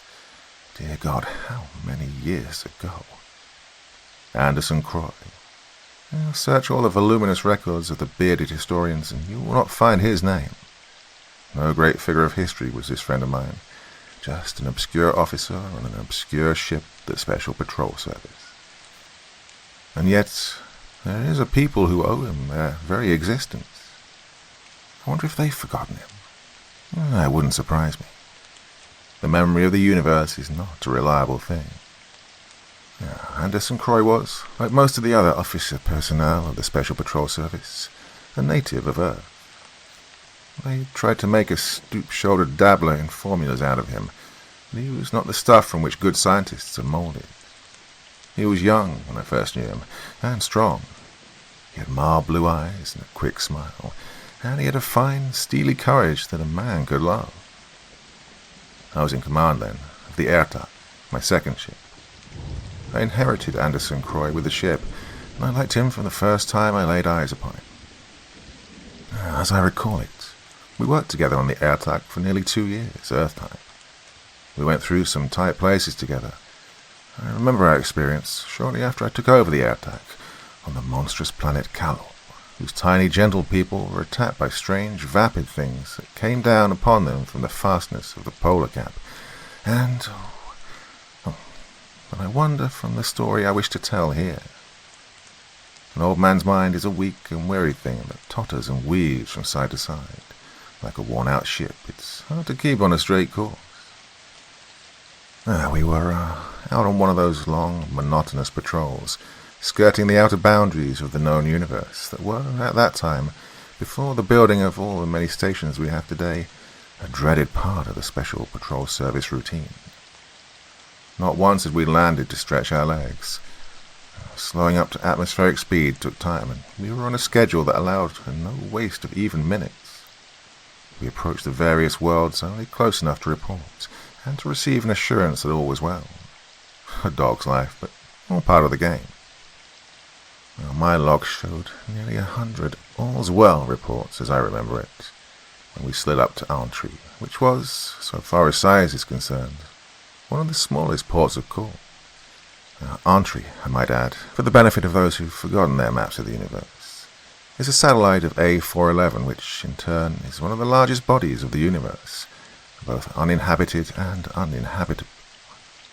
Antry is somewhere larger than the Moon, Earth's satellite, and considerably farther from its controlling body. "Report our presence, Mr. Croy," I ordered wearily, "and please ask Mr. Corey to keep a sharp watch on the attraction meter." These huge bodies, such as A411, are not pleasant companions at space speeds. A few minutes' trouble, spaceships gave trouble in those days, and you melted like a drop of solder when you struck the atmospheric belt. "Yes, sir." There was never a crisper young officer than Croy. I bent over my tables, working out our position and charting our course for the next period. Within a few seconds, Croy was back, his blue eyes gleaming. "Sir, an emergency is reported on Antry. We are to make all possible speed to Oreo, their governing city. I gather that it's very important." "Very well, Mr. Croy." I can't say the news was unwelcome. Monotony kills young men. Have the disintegrator ray generators inspected and tested. Turn out the watch below in such time that we may have all hands on duty when we arrive. If there is an emergency, we shall be prepared for it. I shall be with Mr. Corey in the navigating room. If there are any further communications, relay them to me there. I then hurried up to the navigating room and gave Corey his orders. "Do not reduce speed until it's absolutely necessary," I concluded. "We have an emergency call from Antry, and minutes may be important." "How long do you make it to Oreo?" "About an hour to the atmosphere. Say an hour more to set down in the city. I believe that's about right, sir." I nodded, frowning at the twin charts, with their softly glowing lights and turned to the television disc, picking up entry without difficulty. Of course, back in those days, we had the huge and cumbersome discs, their faces shielded by a hood that would be suitable only for museum pieces now. But they did the work very well, and I searched entry carefully, at varying ranges, for any sign of disturbances, and I found none. The dark portion, of course, I could not penetrate. Entry has one portion of its face that is turned forever from its sun, and one half that is bathed in perpetual light. The long twilight zone was uninhabited, for the people of Antri are a sun-loving race, and their cities and villages appeared only in the bright areas of perpetual sunlight. Just as we'd reduced to atmospheric speed, Croy sent up a message.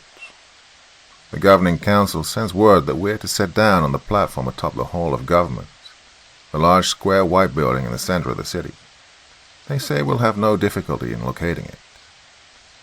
I thanked him and ordered him to stand by for further messages, if any, and picked up the far-flung city of Oreo in my television disc. There was no mistaking the building Croy had mentioned. It stood out from the city around it, cool and white, its mighty columns glistening like crystal in the sun. I could even make out the landing platform, slightly elevated above the roof on spidery arches of silvery metal. We sped straight for the city at just a fraction of space speed, but the hand of the surface temperature gauge crept slowly toward the red line that marked the dangerous incandescent point. I saw that Corey, like the good navigating officer he was watching the gauge as closely as myself, and hence said nothing.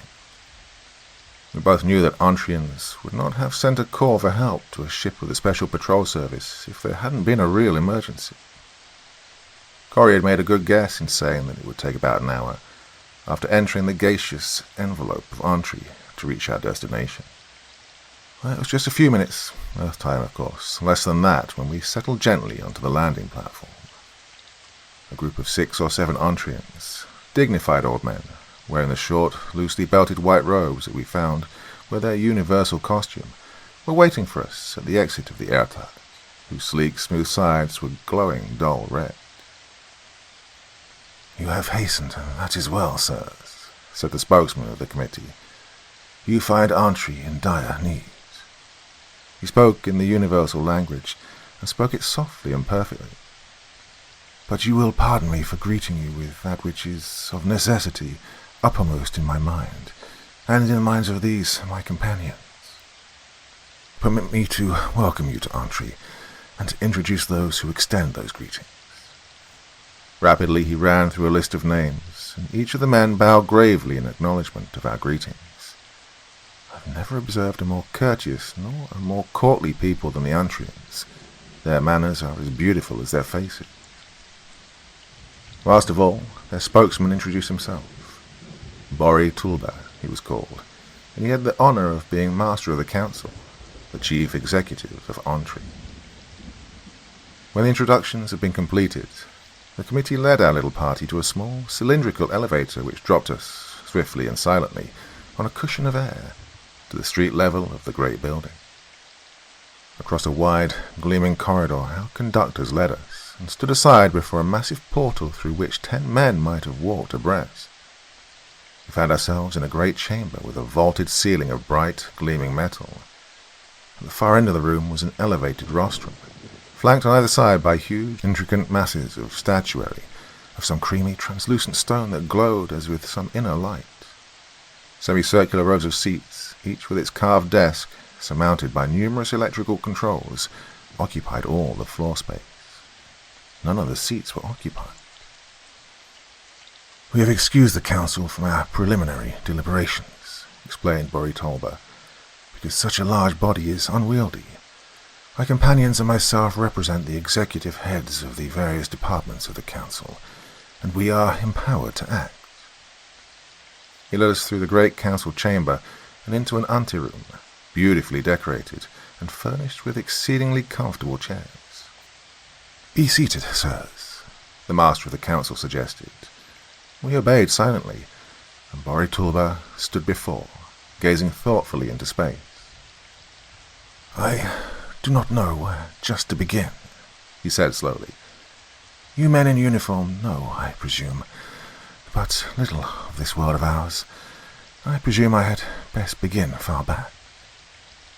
Since you are navigators of space, undoubtedly you are acquainted with the fact that Antri is a world divided into two parts, one of perpetual night and the other of perpetual day, due to the fact that Antri revolves but once upon its axis during the course of its circuit of its sun, thus presenting always the same face to our luminary. We have no day and night, such as is obtained on other spheres. There are no set hours for working, nor for sleeping, nor for pleasure. The measure of a man's work is the measure of his ambition, or his strength, or his desire. It is also with his sleep and with his pleasures. It has been a very pleasant arrangement. Ours is a fertile country, and our people live very long and very happily with little effort. We have believed that ours was the nearest of all the worlds to the ideal, that nothing could disturb the peace and happiness of our people.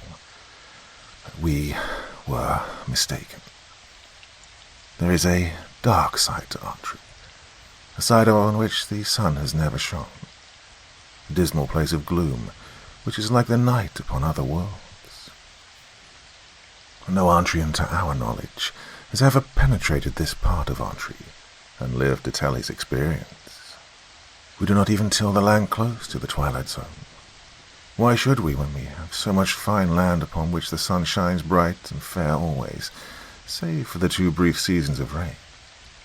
We have never given thought to what might be on the dark face of Antri. Darkness and night are things unknown to us.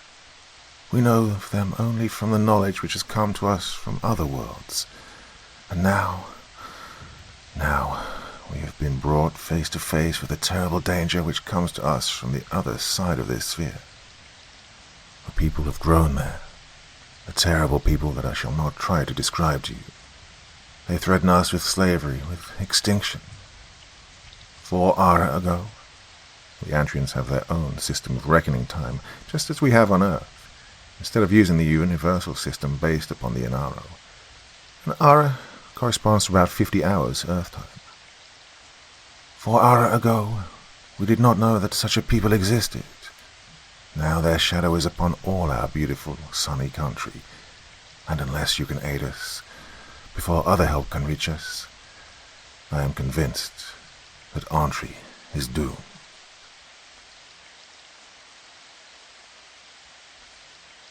For a moment, not one of us spoke. We sat there, staring at the old man who had just ceased speaking. Only a man ripened and seasoned with the passing of years could have stood there before us and uttered so quietly and solemnly words such as had just come from his lips. Only in his eyes could we catch a glimpse of the torment which gripped his soul.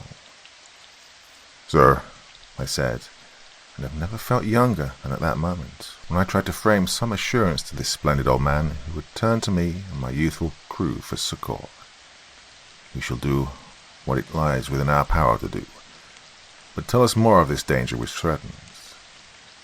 Look, I'm no man of science, and yet I cannot see how men could live in a land never reached by the sun.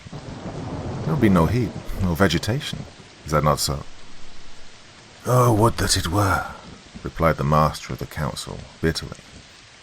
"What you say would indeed be the truth, were it not for the great river and seas of our sunny Antri, which bear their heated waters to this dark portion of our world, and make it habitable. And as for this danger, there is little to be said.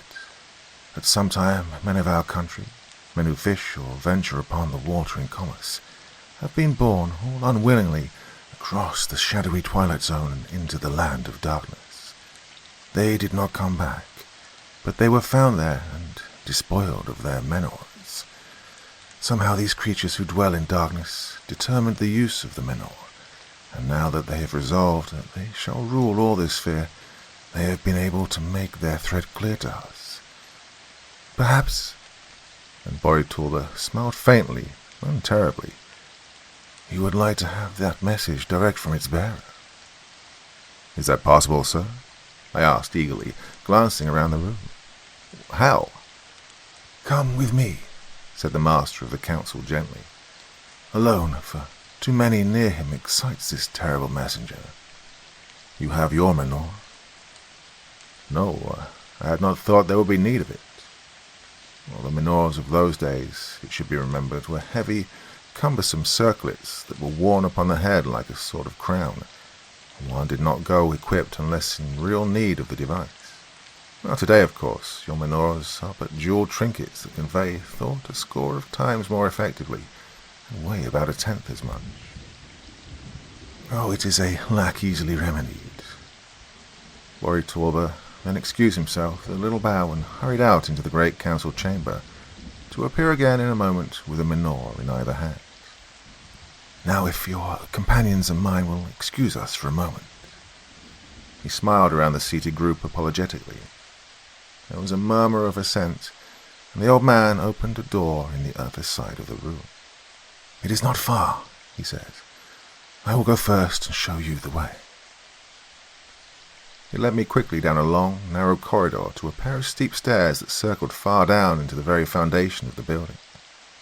The walls of the corridor and the stairs were without windows, but were as bright as noonday from the ethon tubes which were set into both ceiling and walls. Silently we circled our way down the spiral stairs, and silently the master of the council paused before a door at the bottom, a door of dull red metal. "This is the keeping place of those who come before the council charged with wrongdoing," explained Tulba. His fingers rested upon and pressed certain of a ring of small white buttons in the face of the door, and it opened swiftly and noiselessly. We entered, and the door closed behind us with a soft thud. "Behold one of those who live in the darkness," said the master of the council grimly. "Do not put on the menore until you have a grip upon yourself. I would not have him know how greatly he disturbs us." I nodded dumbly, holding the heavy menore dangling in my hand. I've said that I've beheld strange worlds and strange people in my life, and it is true that I have. I've seen the headless people of that red world, Iralo, the ant people, the dragonfly people, the terrible carnivorous trees of L472, and the pointed heads of a people who live upon a world which may not be named. But I've still to see a more terrible creature than that which lay before me now. He, or it, was reclining upon the floor, for the reason that he could not have stood. No room save one with a vaulted ceiling such as the great council chamber could offer room enough for this creature to walk erect.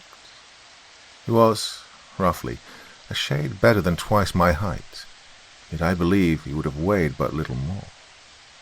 You've seen rank weeds that have grown up in the darkness to reach the sun. Now, if you can imagine a man who had done likewise, you can perhaps picture that which I saw before me. His legs at the thigh were no larger than my arm. His arms were but half the size of my wrist, and jointed twice instead of once.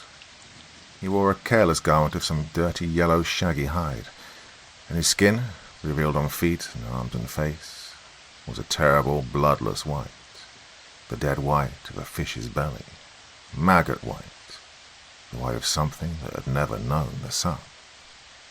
The head was small and round, with features that were a caricature of man's. His ears were huge and had the power of movement, for they cocked forward as we entered the room. The nose was not prominently arched, but the nostrils were wide and very thin, as was his mouth, which was faintly tinged with dusky blue instead of healthy red. At one time his eyes had been nearly round and, in proportion, very large, but now they were but shadowy pockets, mercifully covered by shrunken, wrinkled lids that twitched but did not lift. He moved as we entered, and from a reclining position propped up on the double elbows of one spidery arm. He changed to a sitting position that brought his head nearly to the ceiling. He smiled sickeningly, and a queer, sibilant whispering came from the blushed lips. "That is his way of talking," explained Tulba. "His eyes, you will note, have been gouged out. They cannot stand the light. They prepared their messenger carefully for his work, you will see." He placed his menore upon his head, and motioned me to do likewise. The creature searched the floor with one white, leathery hand, and finally located his menore, which he adjusted clumsily. "You will have to be very attentive," explained my companion. He expresses himself in terms of pictures only, of course, and his is not a highly developed mind. I shall try to get him to go over the entire story for us again, if I can make him understand. Emanate nothing yourself. He is easily confused. I nodded silently, my eyes fixed with a sort of satisfaction upon the creature from the darkness, and waited. Back on the airtuck again, I called all my officers together for a conference. "Gentlemen," I said, "we're confronted with a problem of such gravity that I doubt my ability to describe it clearly. Briefly, this civilized, beautiful portion of Antri is menaced by a terrible fate. In the dark portion of this unhappy world there live a people who have the lust of conquest in their hearts, and the means at hand with which to wreck this world of perpetual sunlight. I have the ultimatum of this people direct from their messenger. They want a terrible tribute in the form of slaves. These slaves would have to live in perpetual darkness and wait upon the whims of the most monstrous beings these eyes of mine have ever seen. The number of slaves demanded would, as nearly as I could gather, mean about a third of the entire population. Further tribute in the form of sufficient food to support these slaves is also demanded." "But, in God's name, sir," burst forth Croy, his eyes blazing, "by what means do they propose to enforce their infamous demands?" "By the power of darkness and the terrible cataclysm. They're wise men, and it would seem that some of them are not unversed in science, have discovered a way to unbalance this world, so that they can cause darkness to creep over this land that has never known it before. And as darkness advances, these people of the sun will be utterly helpless before a race that loves darkness and can see in it like cats. That, gentlemen, is the fate which confronts this world of Antri." There was a ghastly silence for a moment, and then Croy, always impetuous, spoke up again. "How do you propose to do this thing, sir?" he asked hoarsely. "With devilish simplicity. They have a great canal dug nearly to the great polar cap of ice. Should they complete it, the hot waters of their seas will be liberated upon this vast ice field, and the warm waters would melt it quickly. If you've not forgotten your lessons, gentlemen, you'll remember, since most of you are from Earth, that our scientists tell us our own world turned over in much the same fashion, from natural means, and established for itself new poles. Is that not true?"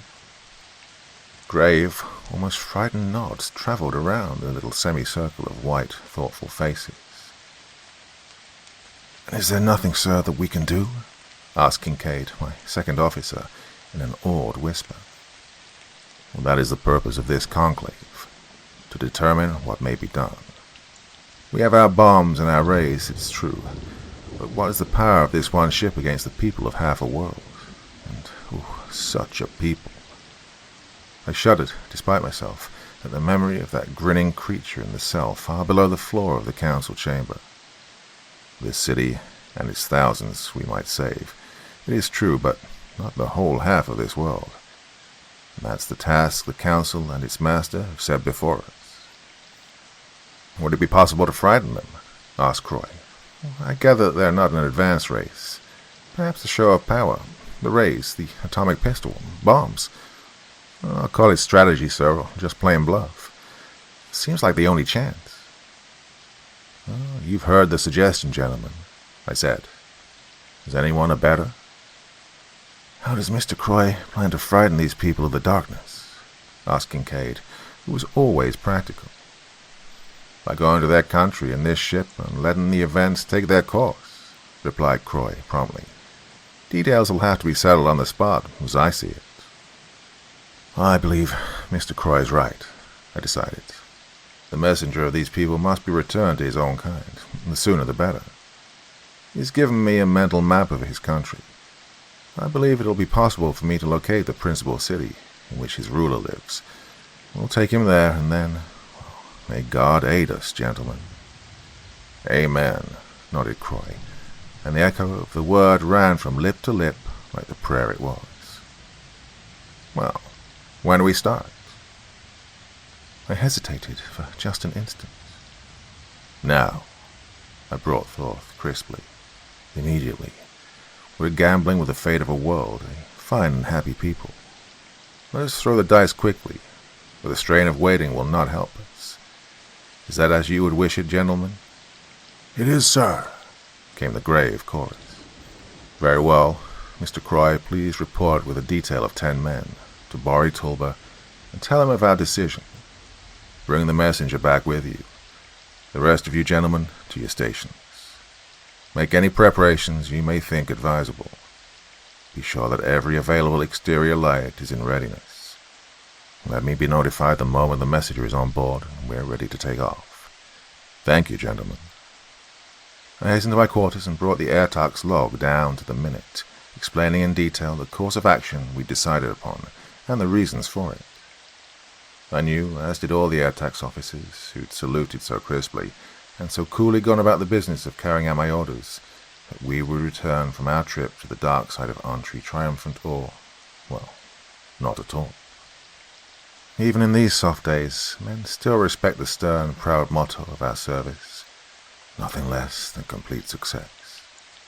The Special Patrol does what it is ordered to do, or no man returns to present excuses. This is a tradition to bring tears of pride to the eyes of even an old man, in whose hands there's strength only for the wielding of a pen. And when I was in those days... It was perhaps a quarter of an hour when word came from the navigating room that the messenger was aboard, and we were ready to depart. I closed the log, wondering, I remember, if I would ever make another entry therein, and if not, whether the words I'd just inscribed would ever see the light of day.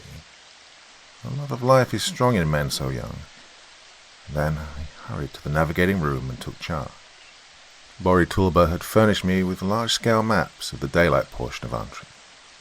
From the information conveyed to me by the messenger of the people of darkness, the Chizi they call themselves, as near as I could get to the sound, I rapidly sketched in the map of the other side of Antri, locating their principal city with a small black circle.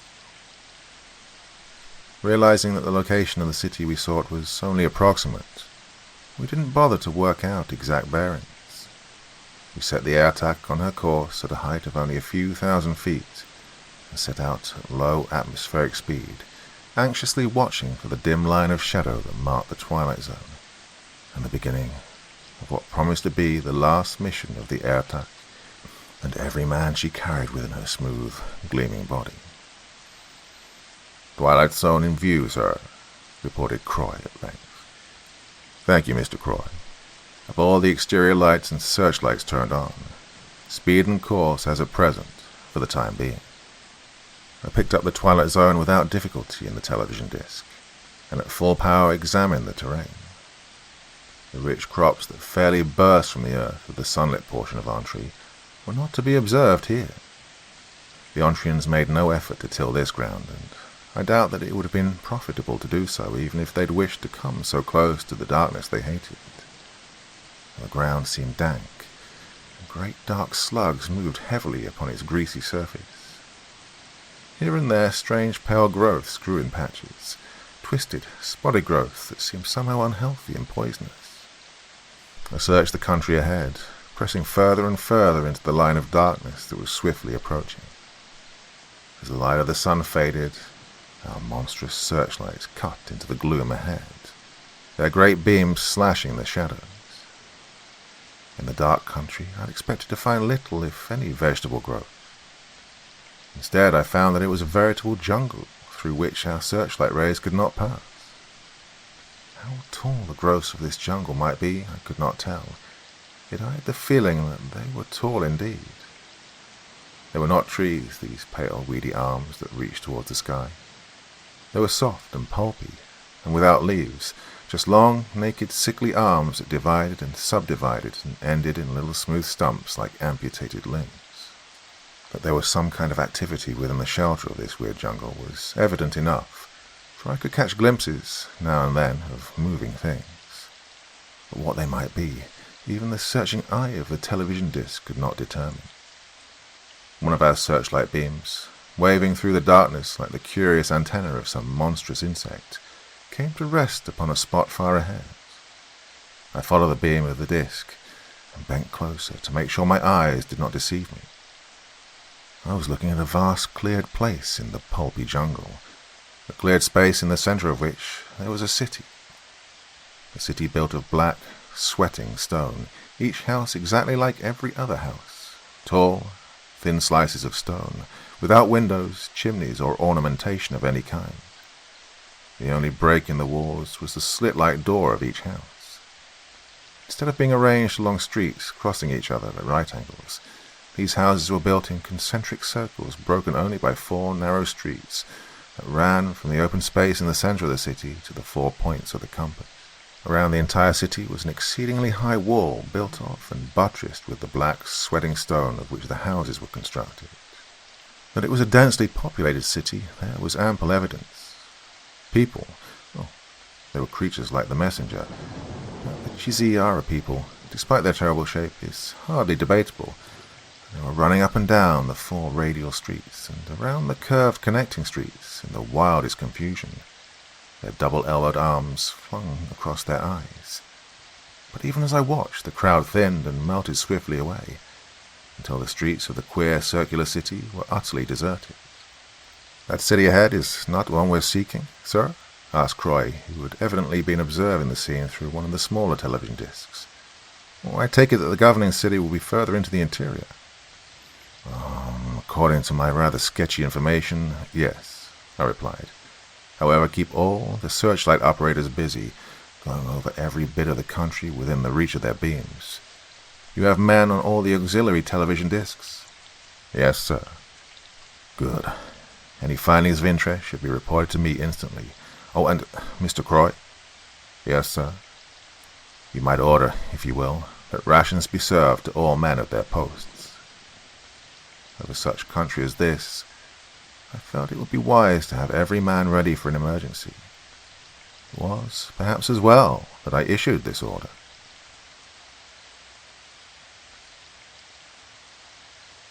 It was perhaps half an hour after we'd passed the circular city when, far ahead, I could see the pale, unhealthy forest thinning out.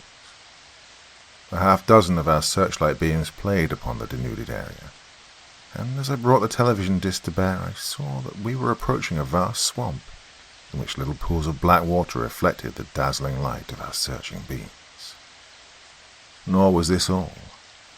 Out of the swamp 1,000 strange winged things were rising, yellowish, bat-like things with forked tails and fierce hooked beaks. And like some obscene miasma from that swamp, they rose and came straight for the airtop. Instantly I pressed the attention signal that warned every man on the ship. "All disintegrator rays in action at once," I barked into the transmitter. "Raw beams and full energy. Bird-like creatures dead ahead. Do not cease action until ordered." I heard the disintegrator ray generators deepen their notes before I finished speaking, and I smiled grimly, turning to Corey. "Slow down as quickly and as much as possible, Mr. Corey," I ordered. "We have work to do ahead." He nodded and gave the order to the operating room. I felt the forward surge that told me my order was being obeyed, and turned my attention again to the television disc. The ray operators were doing their work well. The searchlight showed the air streaked with fine siftings of greasy dust, and these strange winged creatures were disappearing by the scores as the disintegrator rays beat and played upon them. But they came on gamely, fiercely. Where there had been thousands, there were but hundreds, and scores and dozens. Then there were only 5 left. 3 of them disappeared at once, but the 2 remaining came on unhesitatingly, their dirty yellow bat-like wings flapping heavily, their naked heads outstretched, and hooked beaks snapping. One of them disappeared in a little sifting of greasy dust, and the same ray dissolved one wing of the remaining creature. He turned over suddenly, the one good wing flapping wildly, and tumbled towards the waiting swamp that had spawned him. Then, as the ray eagerly followed him, the last of that hellish brood disappeared. "Circle slowly, Mr. Corey," I ordered. I wanted to make sure there were none of these terrible creatures left. I felt that nothing so terrible should be left alive, even in a world of darkness. Through the television disc, I searched the swamp. As I'd half suspected, the filthy ooze held the young of this race of things, grub-like creatures that flipped their heavy bodies about in the slime, alarmed by the light which searched them out. All disintegrator rays on the swamp, I ordered. Sweep it from margin to margin, let nothing be left alive there. I had a well-trained crew. The disintegrator rays massed themselves into a marching wall of death, and swept up and down the swamp as a plough turns its furrows. It was easy to trace their passage, for behind them the swamp disappeared, leaving in its stead row after row of broad, dusty paths. When we'd finished, there was no swamp. There was only a naked area upon which nothing lived, and upon which, for many years, nothing would grow. Good work, I commended the disintegrator rayman. Cease action. And then to Corey, put her on course again, please. An hour went by, and we passed several more of the strange, damp, circular cities, differing from the first we'd seen only in the matter of size. Another hour passed, and I became anxious. If we were on our proper course, and I'd understood the Chi-Si messenger correctly, we should be very close to the governing city. We should. The waving beam of one of the searchlights came suddenly to rest. 3 or 4 other beams followed it, and then all the others. "Large city to port, sir," called Croy excitedly. "Thank you. I believe it is our destination. Got all searchlights except the forward beam, Mr. Corey." "Yes, sir." "You can take her over visually now, I believe. The forward searchlight beam will keep our destination in view for you. Set her down cautiously in the center of the city in any suitable place. And remain at the controls, ready for any orders, and have the operating room crew do likewise." "Yes, sir," said Corey crisply. With a tenseness I could not control, I bent over the hooded television disc and studied the mighty governing city of the Chi-Si. This governing city of the Chi-Si was not unlike the others we'd seen, save that it was very much larger and had 8 spoke-like streets radiating from its center instead of 4. The protective wall was both thicker and higher. There was another difference. Instead of a great open space in the center of the city, there was a central park-like space, in the middle of which was a massive pile, circular in shape and built, like all the rest of the city, of the black, sweating rock which seemed to be the sole building material of the Chi-Si.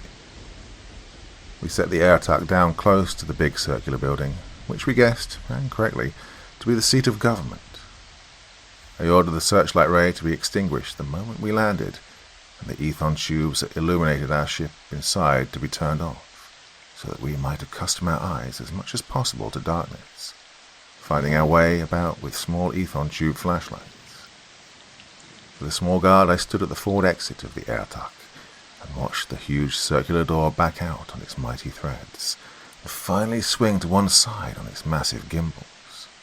Groy, the only officer with me, and I both wore our menores, and carried full expeditionary equipment, as did the guard. The Chi-Si messenger, grimacing and talking excitedly in his sibilant, whispering voice, crouched on all fours. Well, he couldn't stand in that small space, and waited, 3 men of the guard on either side of him. I placed his menore on his head and gave him simple, forceful orders, picturing them for him as best I could. "Go from this place and find others of your kind. Tell them that we'd like to speak to them with things such as you have upon your head. Now run, swiftly." "I will run," he conveyed to me, "to those great ones who sent me." He pictured them fleetingly, and they were creatures like himself, save that they were elaborately dressed in fine skins of several pale colors, and wore upon their arms, between their 2 elbows, broad circlets of carved metal which I took to be emblems of power or authority, since the chief of them all wore a very broad band. Their faces were much more intelligent than their messenger had led me to expect, and their eyes, very large and round, and not at all human, were the eyes of thoughtful, reasoning creatures. Double on all fours, the chassé crept through the circular exit and straightened up. As he did so, from out of the darkness, a score or more of his fellows rushed up, gathering around him and blocking the exit with their reedy legs. We could hear them talking excitedly in high-pitched, squeaky whispers. Then, suddenly I received an expression from the chassé who wore the menore. "Those who are with me have come for those in power. They say one of you, and one only, is to come with us to our big men who will learn, through a thing such as I wear upon my head, that which you wish to say to them. You are to come quickly, at once." "I will come," I replied. "Have those with you make way." My heavy hand fell upon my shoulder, and a voice spoke eagerly in my ear. "Sir, you must not go." It was Croy, and his voice shook with feeling. "You're in command of the attack. She and those in her need you. Let me go. I insist, sir." I turned then, in the darkness, quickly and angrily. "Mr. Croy," I said swiftly, "do you realize that you're speaking to your commanding officer?" I felt his grip tighten on my arm as the reproof struck home. "Yes, sir," he said doggedly. "I do, but I repeat that your duty commands you to remain here." "The duty of the commander in this service leads him to the place of greatest danger, Mr. Croy," I informed him. "Then stay with your ship, sir," he pleaded craftily. "This may be some trick to get you away, so that they may attack us. Please, can't you see that I'm right, sir?" I thought swiftly. The earnestness of the youngster had touched me. Beneath the formality and the sirs, there was a real affection between us. In the darkness, I reached for his hand. I found it and shook it solemnly, a gesture of earth which, it's hard to explain, has many meanings. "Go then, Andy," I said softly, "but do not stay long, an hour the longest. If you're not back in that length of time, we'll come after you, and whatever else may happen, you can be sure that we will be well avenged. The Urtek has not lost her stinger." "Thank you, John," he replied. "Remember that I shall wear my menore. If I adjust it to full power, and you do likewise, and stand without the shelter of the Urtek's metal hull, I shall be able to communicate with you should there be any danger." He then pressed my hand again and strode through the exit out into the darkness, which was lit only by a few distant stars. The long, slim legs closed in around him. Like a pygmy guarded by the skeletons of giants, he was led quickly away. The minutes dragged by. There was a nervous tension on the ship, like which I have experienced not more than a dozen times in all my years.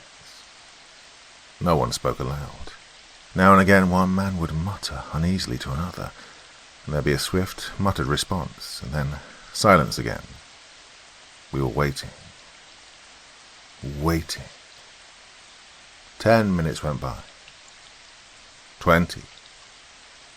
30. Impatiently I paced up and down before the exit, the guards at their posts ready to obey any orders instantly. 45 minutes. I walked through the exit, stepped out onto the cold, hard earth. I could see behind me the shadowy bulk of the airtime.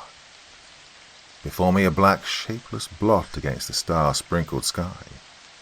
It was the great administrative building of the GC, and in there, somewhere, was Anderson Croy. I glanced down at the luminous dial of my watch. 50 minutes. In 10 minutes more. John Hanson. My name reached me, faintly but clearly, through the medium of my menore. "This is Croy. Do you understand me?" "Yes," I replied instantly. "Are you safe?" "I am safe. All is well. Very well. Will you promise me now to receive what I'm about to send without interruption?" "Yes," I replied thoughtlessly and eagerly. "What is it?" "I've had a long conference with the chief, or head, of the Chessie," explained Croy rapidly. "He's very intelligent, and his people are much further advanced than we thought." Through some form of communication, he's learned of the fight with the weird birds. It seems that were the most dreaded of all the creatures of this dark world. Apparently we got the whole brood of them, and this chief, whose name I gather is Vischin, or something like that, well, he's naturally much impressed. I've given him a demonstration or two of my atomic pistol and the flashlight. These people are fairly stricken by a ray of light directly in the eyes. We've reached very favorable terms. I'm to remain here as chief bodyguard and advisor, of which he has need for all that is not peaceful, I gather, in this kingdom of darkness. In return, he is to give up his plans to subjugate the rest of Antri. He has sworn to do this by what is evidently, well, to him, a very sacred oath, witnessed solemnly by the rest of his council. Under the circumstances, I believe he will do what he says. In any case, the Great Canal will be filled in, and the Antrians will have plenty of time to erect a great series of disintegrator ray stations along the entire Twilight Zone, using the broad fan rays to form a solid wall against which the Chassis could not advance, even if they did, at some future date, decide to carry out their plans.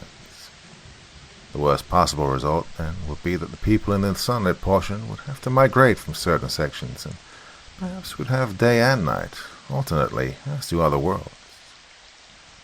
Now, this is the agreement we've reached.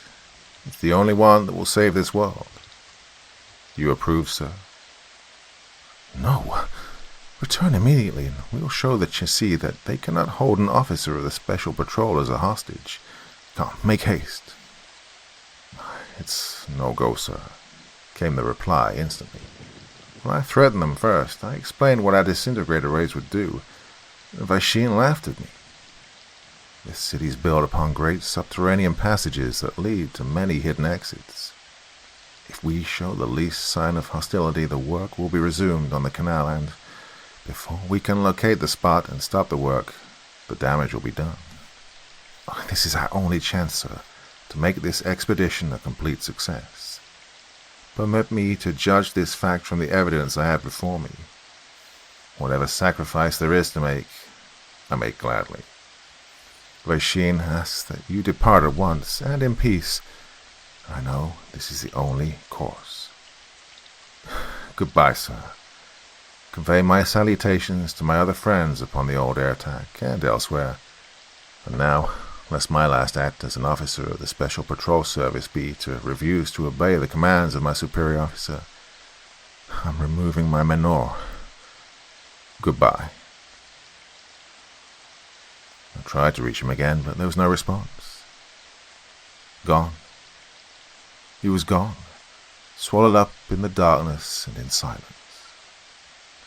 Dazed, shaken to the very foundation of my being, I stood there between the shadowy bulk of the air attack and the towering mass of the great silent pile that was the seat of government in this strange land of darkness, and gazed up at the sky above me. I'm not ashamed now to say that hot tears trickled down my cheeks, nor that as I turned back to the air attack, my throat was so gripped by emotion I couldn't speak. I ordered the exit closed with a wave of my hand. In the navigating room, I said but 4 words. We depart at once.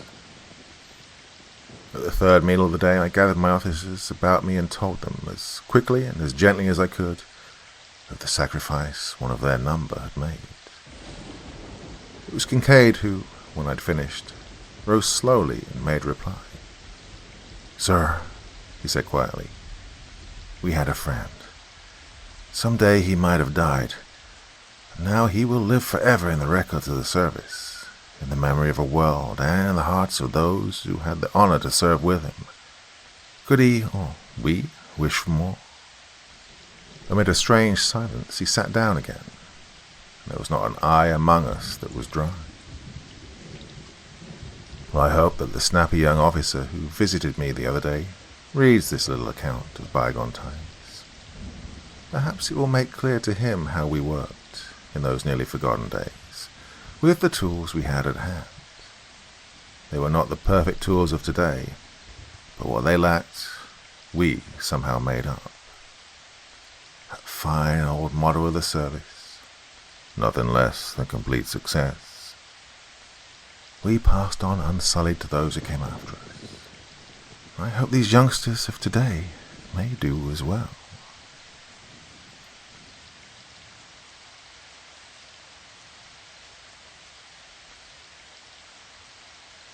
The 60 stories of the perfectly constructed Colossus building had mysteriously crashed. What was the connection between this catastrophe and the weird strains of the mad musician's violin? Mad Music by Anthony Pelcher. To the accompaniment of a crashing roar, not unlike rumbling thunder, the proud Colossus building, which a few minutes before had reared its 60 stories of artistic architecture towards the blue dome of the sky, crashed down in a rugged, dusty heap of stone, brick, cement, and mortar. The steel framework, like the skeleton of some prehistoric monster, still reared to dizzy heights, but in a bent and twisted shape of grotesque outline. No one knew how many lives were snuffed out in the avalanche. As the collapse occurred in the early dawn, it was not believed the death list would be large. It was admitted, however, that autos, cabs, and surface cars may have been caught under the falling rock. One train was known to have been wrecked in the subway due to a cave-in from the surface under the ragged mountain of debris. The debris fairly filled a part of Times Square, the most congested crossroads on God's footstool. Straggling brick and rock had rolled across the street to the west and had crashed into windows and doors of innocent small tradesmen's shops. A few minutes after the crash, a mad crowd of people had piled from subway exits as far away as Penn Station and Columbus Circle, and from cross streets. These milled about, gesticulating and shouting hysterically. All neighboring police stations were hard put to handle the growing mob. Hundreds of dead and maimed were being carried to the surface from the wrecked train and the subway. Trucks and cabs joined the ambulance crews in the work of transporting these to morgues and hospitals. As the morning grew older and the news of the disaster spread, more milling thousands tried to crowd into the square. Many were craning necks hopelessly on the outskirts of the throng, blocks away, trying vainly to get a view of what lay beyond. The fire department and finally several companies of militia joined the police in handling the crowd. Newsies, never asleep, yelled there, "You extras," and made much money. The newspapers devoted solid pages in attempting to describe what had happened. Nervously, efficient reporters had written and written, using all their best adjectives and inventing new ones in attempts to picture the crash and the hysterics which followed. When the excitement was at its height, a middle-aged man, bleeding at the head, clothes torn and dusty, staggered into the West 47th Street police station. He found a lone sergeant at the desk. The police sergeant jumped to his feet as the bedraggled man entered and stumbled to a bench. "I'm Pat Brennan, street floor watchman of the Colossus," he said. "I ran for it. I got caught in the edge of the wreck and a brick clipped me. I must have been out for some time. When I came around, I looked back just once at the wreck and then I beat it over here. Phone my boss." "I'll let you phone your boss," said the sergeant. "But first, tell me just what happened." "Earthquake, I guess. I saw the floor heaving in waves. Glass was crashing and falling into the streets. All windows in the arcade buckled, either in or out. I ran into the street and looked up. God, what a sight. The building from sidewalk to towers was rocking and waving and twisting and buckling. I saw it was bound to crumple, so I lit out and ran. Heard a roar like all hell broke loose, and then something nicked me, and my lights went out." "How many got caught in the building?" "Oh, nobody got out but me, I guess. There weren't many tenants. Buildings all rented, but not everybody had moved in yet, and those that had didn't spend their nights there. There was a watchman for every 5 stories, an engineer and his crew. 3 elevator operators had come in. No names of tenants in or out on my book at 4 a.m. Crash must have come about 6. That's all." Throughout the country, the news of the crash was received with great interest and wonderment. But in one small circle, it caused absolute consternation. That was in the offices of the Muller Construction Company, the builders of the Colossus. Jason V. Lanane, chief engineer of the company, was in conference with its president. James J. Muller. Muller sat with his head in his hands, and his face wore an expression of a man in absolute anguish. Linnane was pacing the floor, a wild expression in his eyes, and at times he muttered and mumbled under his breath. In the other offices, the entire force, from manager to office boys, was hushed and awed, for they'd seen the expressions on the faces of the heads of the concern when they stalked into the inner office that morning. Muller finally looked up, rather hopelessly, at Linnane. "Unless we can prove that the crash was due to some circumstance over which we had no control, we're ruined," he said, and there were actually tears in his eyes. "No doubt about that," agreed Linnane, "but I can swear that the Colossus went up according to specifications and that every ounce and splinter of material was of the best. The workmanship was faultless. We've built scores of the biggest blocks in the world, and of them all, this Colossus was the most perfect. I pride myself in it. Muller, it was perfection. I simply cannot account for it. I cannot. It should have stood up for thousands of years. And the foundation was solid rock. This was positively not an earthquake. No other building in the section was even jarred. No other earthquake was ever localized to 1/2 block of the Earth's crust, so we can positively eliminate an earthquake or an explosion as the possible cause. I'm sure we are not to blame, but we will have to find the exact cause." "And, if there was some flaw?" questioned Muller, although he knew the answer. "Well, if there was some flaw, then yeah, we're sunk. The newspapers are already clamoring for probes of us, of the building, of the owners, and everybody and everything. We have to get something damn plausible when we go to bat on this proposition, or every dollar we have in the world will have to be paid out." "That's not all," said Muller. "Not only will we be penniless, but we may have to go to jail, and we'll never be able to show our faces in reputable business circles again. Who was the last to go over that building?" "I sent Teddy Jenks. He's a cub and he's swell-headed and too big for his pants, but I bank my life on his judgment. He has the judgment of a much older man, and also bank my life and reputation on his engineering skill and knowledge. He pronounced the building positively okay, 100%. "Where is Jenks?" "He'll be here as soon as his car can drive down from Tarrytown. Should be here any time now." As they talked, Jenks, the youngest member of the engineering force, entered. He entered like a whirlwind. He threw his hat on the floor and drew out a drawer from a cabinet. He pulled out the plans for the Colossus, big blueprints, some of them yards in extent, and threw them on the floor. He dropped to his knees and began poring over them. "This is a hell of a time for you to begin getting around," exploded Muller. "What were you doing? Dancing the night away?" "It sure is terrible. Awful," Jenks said, half to himself. "Answer me," thundered Muller. "Oh, yes," said Jenks, looking up. He saw the look of anguish on his boss's face and forgot his own excitement in sympathy. He jumped to his feet, placed his arm about the shoulders of the older man, and led him to a chair. Linnane only scowled at this young man. "I was delayed because I stopped to see the wreck. My God, Mr. Muller, it's awful." Jenks drew his hand across his eye as if to erase the scene of the wrecked building. Then, patting the older man affectionately on the back, he said, "Buck up. I'm on the job as usual. I'll find out all about it. Couldn't have been our fault. Why, man, that building was as strong as Gibraltar itself." "You were the last to inspect it," accused Muller, with a break in his voice. "But nobody knows better than I. I can swear by all that's square and honest that it was no fault of the material or the construction. It must have been—" "Must have been what?" "I'll be damned if I know." "Yeah, that's like him," said Linnane, who, while really kindly intentioned, had always rather enjoyed prodding the young engineer. "Like me, like the devil," shouted Jenks, glaring at Linnane. "I suppose you know all about it. You're so blamed wise."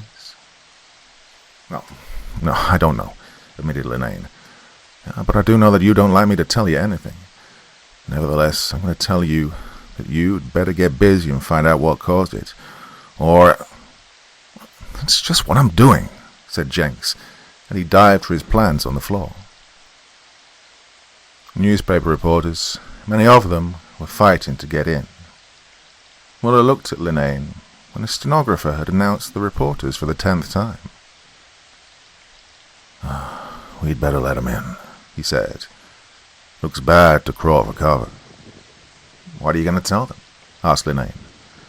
"God only knows," said Muller. "Well, let me handle them," said Jenks, looking up confidently. The newspaper man had rushed the office. They came in like a wild wave. Questions flew like feathers at a cockfight. Muller held up his hand, and there was something in his grief-stricken eyes that held the gentlemen of the press in silence. They had time to look around, and they saw the handsome, dark-haired, brown-eyed Jenks poring over his plans. Dust from the carpet smudged his knees, and he'd rubbed some of it over a sweating forehead, but he still looked the picture of self-confident efficiency. "Gentlemen," said Muller slowly, "I can answer all your questions at once. Our firm is one of the oldest and staunchest in the trade. Our buildings stand as monuments to our integrity." "Well, all but one," said a young Irishman. "You're right. All but one," confessed Muller. "But that one, believe me, has been visited by an act of God.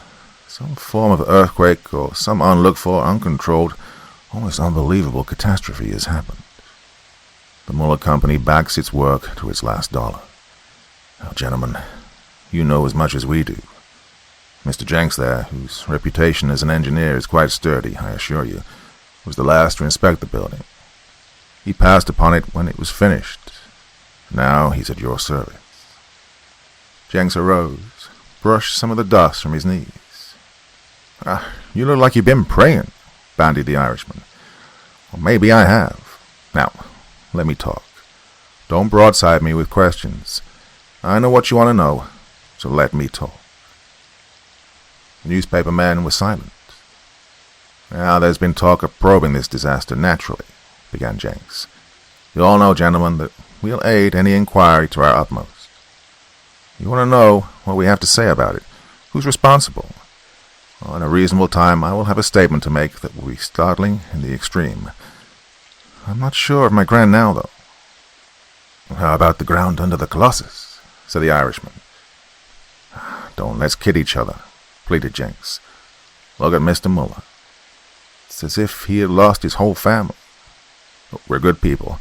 I'm doing all I can. Mr. Linnane, who had charge of the construction, is doing all he can. We believe we are blameless.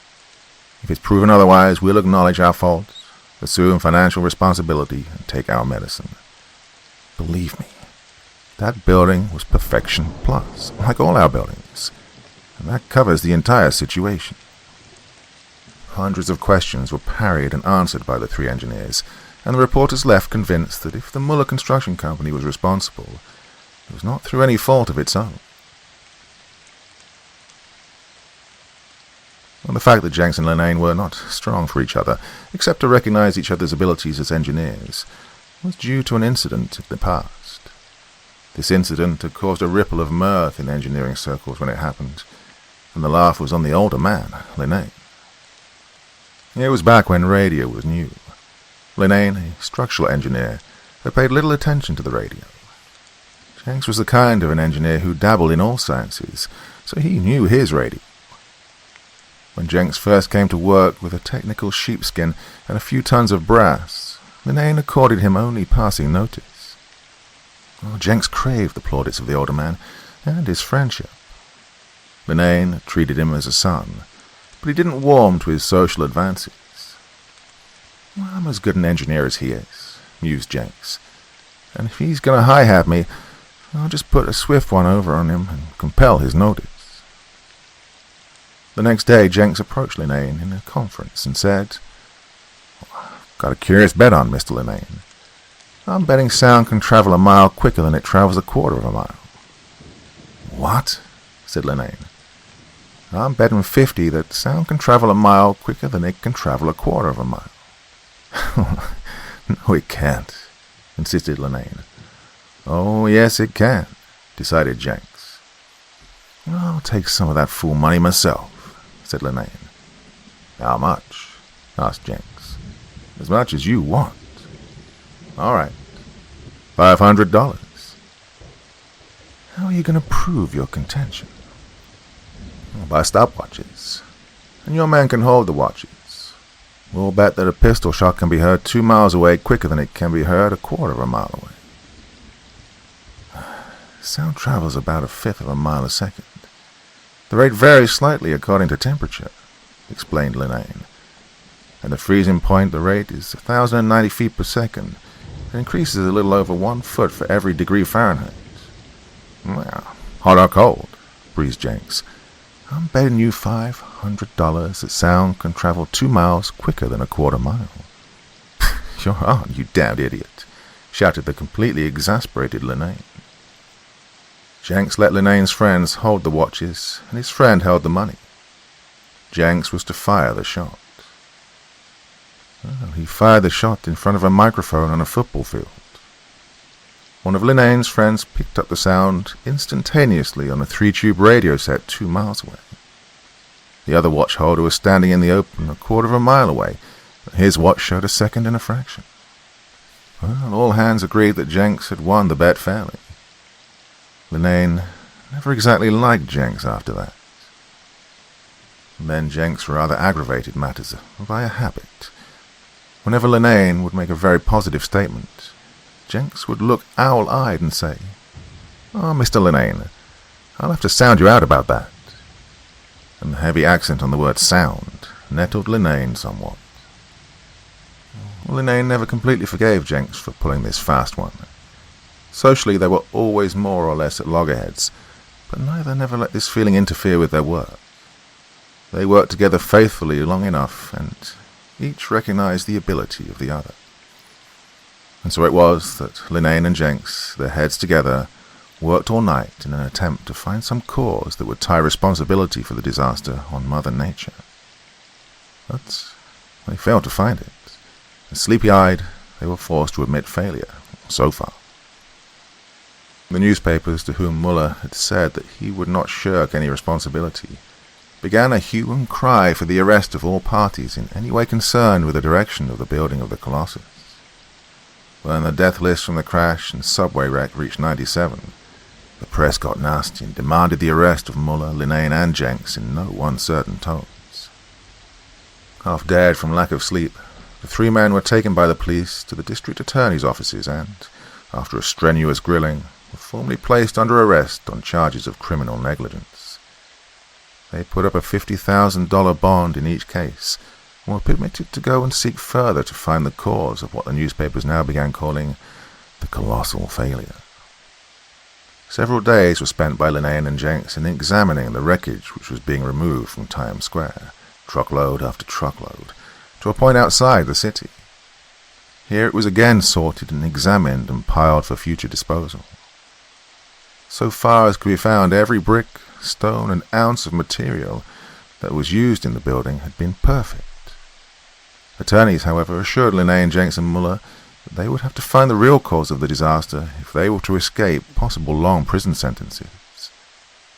Night after night, Jenks courted sleep, but it would not come.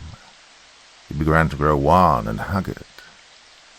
Jenks took to walking the streets at night, mile after mile, thinking, always thinking, and searching his mind for a solution of the mystery. It was evening. He walked past the scene of the Colossus crash several times. He found himself on a side street. He looked up and saw in electric lights, "Town Hall, Münsterbergen, the Mad Musician, concert here tonight." He took $5 from his pocket and bought a ticket. He entered with the crowd and was ushered to a seat. He looked neither to the right or to the left. His eyes were sunken, his face lined with worry. Something within Jenks caused him to turn slightly. He was curiously aware of a beautiful girl who sat beside him. She had a mass of golden hair which seemed to defy control. It was wild, positively tempestuous. Her eyes were deep blue and her skin as white as fleecy clouds in spring. And he was also dimly conscious that those glorious eyes were troubled. She glanced at him. She was aware that he was suffering, and a great surge of sympathy whirled in her heart. She couldn't explain the feeling. A great red plush curtain parted in the center and drew in graceful folds to the edges of the proscenium. A small stage was revealed. A tussle-headed man with glaring, beady black eyes, dressed in black evening clothes, stepped forward and bowed. Under his arm was a violin. He brought the violin forward. His nose, like the beak of some great bird, bobbed up and down in acknowledgment of the plaudits which greeted him. His long, nervous fingers began to caress the instrument, and his lips began to move. Jenks was aware that he was saying something, but was not at all interested. What he said was this. Maybe, yes, I couldn't talk so good English, but you could understand it, yes? And now I tell you that I never played the compositions of any man. I extemporize exclusively. I just play and play, and maybe you should listen, yes.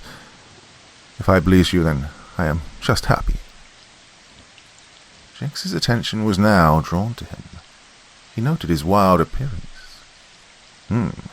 Sure looks mad enough, mused Jenks. The violinist flipped the fiddle up under his chin. He drew the bow over the strings and began a gentle melody that reminded one of raindrops falling on calm waters. Jenks forgot his troubles. He forgot everything. He slumped in his seat and his eyes closed. The rain continued falling from the strings of the violin. Suddenly the melody changed to a glad little lilting measure, as sweet as love itself. The sun was coming out again, and the birds began to sing.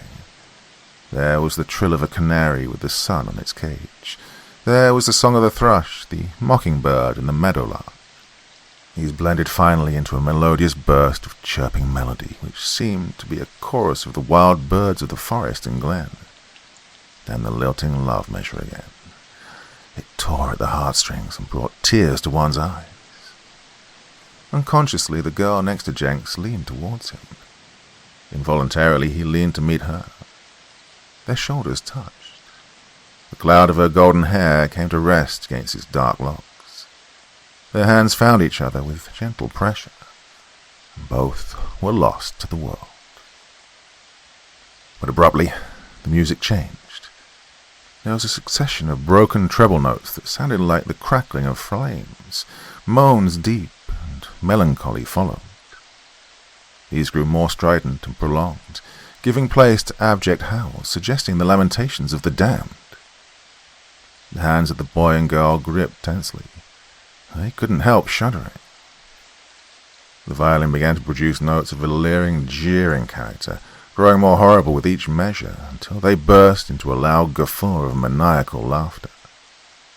The whole performance was as if someone had taken a heaven and plunged it into a hell. The musician bowed jerkily, and then was gone. There was no applause, only wild exclamations. Half the house was on its feet, the other half sat as if glued to their chairs. The boy and the girl were standing, their hands still gripping tensely. "Come, let's get out of here," said Jenks. The girl took her wrap, and Jenks helped her into it. Then, hand in hand, they fled the place. In the lobby their eyes met, and for the first time they realized they were strangers, and yet deep in their hearts was a feeling that their fates had been sealed. "My goodness," burst from the girl. "Well, it can't be helped now," said Jenks decisively. "What can't be helped?" asked the girl, although she knew in her heart. "Nothing can be helped," said Jenks, and then he added, "We should know each other by this time. We've been holding hands for an hour." The girl's eyes flared. "You have no right to presume on that situation," she said. Jenks could have kicked himself. "Oh, forgive me," he said. "It was only that I just wanted to know you. Won't you let me see you home?" "You may," said the girl simply, and she led the way to her own car. Then they drove north. Their bodies seemed like magnets. They were again shoulder to shoulder, holding hands. Will you tell me your name, please? Pleaded Jenks. Sure, replied the girl. I'm Elaine. Elaine Linnane. What? Exploded Jenks. Why, I work with a Linnane, an engineer with the Muller Construction Company. Well, he's my father, she said. Why, we're great friends, said the boy. I'm Jenks, his assistant. Well, at least we work together. Oh, yeah, I've heard of you, said the girl. It's strange the way we met. My father admires your work, but I'm afraid you're not great friends. Well, the girl had forgotten her troubles now, and she chuckled. She'd heard the way that Jenks had sounded her father out. Jenks was speechless. The girl continued. Well, I don't know whether to like you or to hate you. My father is dear, and you were cruel to him. Well, Jenks was abject now. I didn't mean to be, he said. He rather belittled me without realizing it, and I had to make my stand. I guess the difference in our years made him take me rather too lightly. I had to compel his notice, if I was to advance. Oh, said the girl. I'm sorry. So sorry. Well, you might not have been altogether at fault, said the girl. Father forgets at times that I've grown up. I resent being treated like a child, but he is the soul of goodness and fatherly care. Yeah, I know that, said Jenks. Well, every engineer knows his mathematics. It was this fact, coupled with what the world calls a lucky break, that solved the Colossus mystery. Nobody can get around the fact that 2 and 2 make 4. Jenks had happened on an accomplishment to advance in the engineering profession, and it was well for him that he'd reached a crisis. He'd never believed in luck or in hunches, so it was good for him to be brought face to face with the fact that sometimes the footsteps of man are guided. It made him begin to look into the engineering of the universe, to think more deeply, and to acknowledge a higher power. With Linnane, he'd butted into a stone wall. They were coming to know what real trouble meant. The fact that they were innocent did not make the steel bars of a cage any more attractive. Their troubles began to wrap around them with the clammy intimacy of a shroud. And then came the lucky break.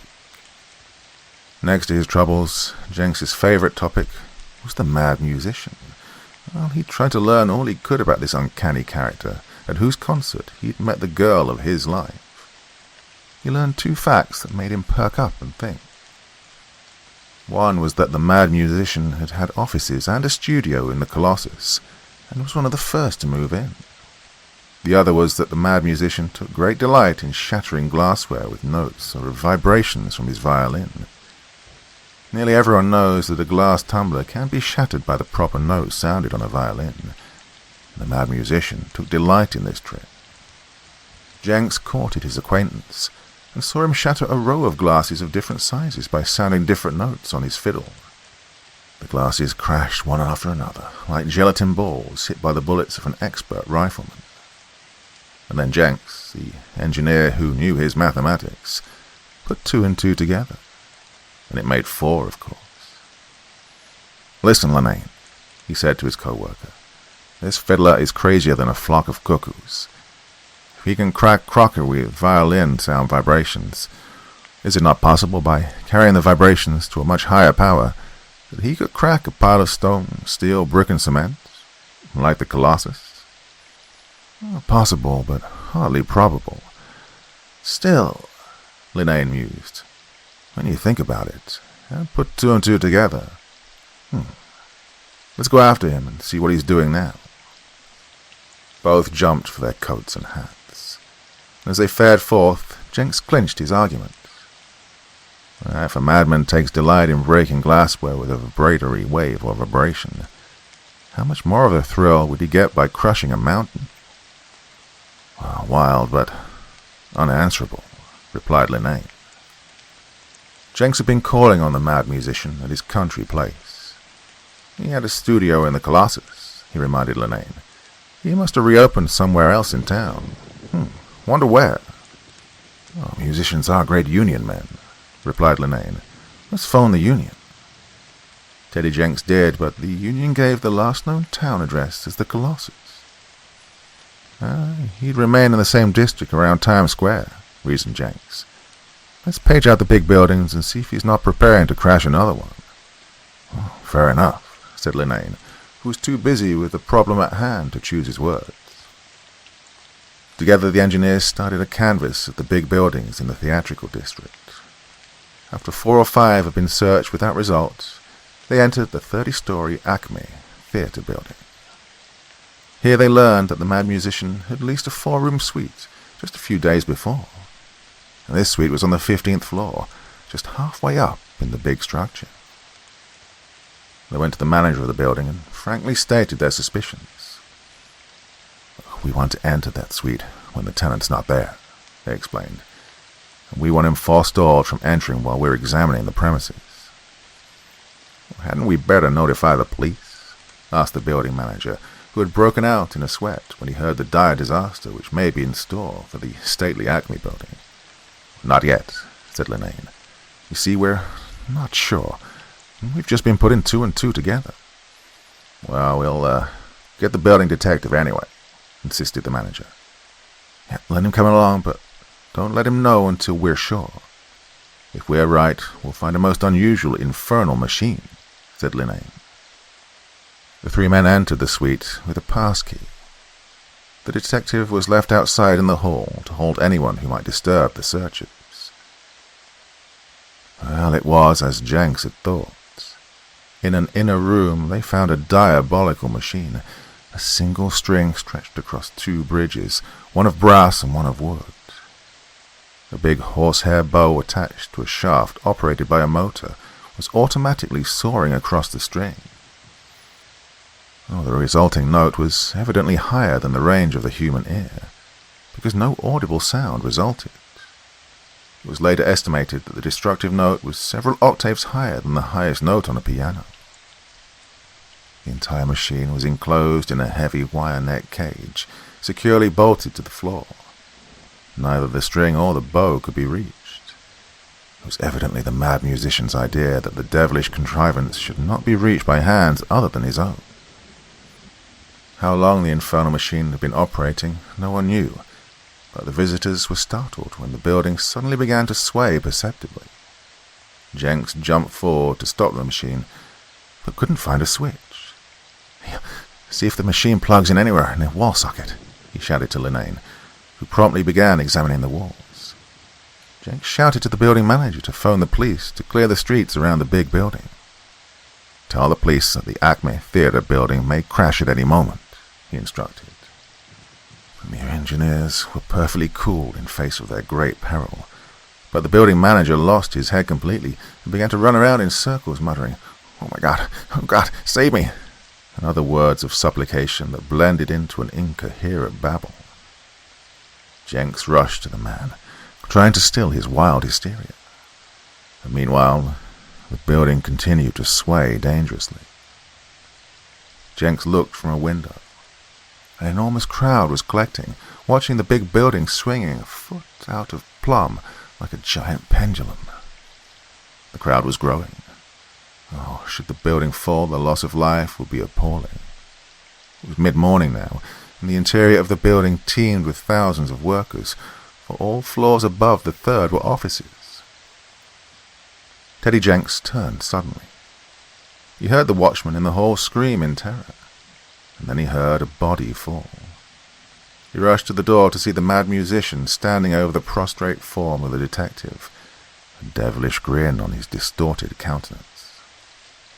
The madman turned, saw Jenks, and started to run. Jenks took after him. Up the staircase the madman rushed toward the roof. Teddy followed him 2 floors and then rushed out to take the elevators. The building, in its mad swaying, had made it impossible for the lifts to be operated, though. Teddy realized this with a distraught gulp in his throat. He returned to the stairway and took up the pursuit of the madman. The corridors were beginning to fill with screaming men and wailing girls. It was a sight never to be forgotten. Laboriously Jenks climbed story after story without getting sight of this madman. And finally, he reached the roof. It was waving like swell in a lake before a breeze. he caught sight of the mad musician standing on the street wall, 30 stories from the street, a leer on his devilish visage.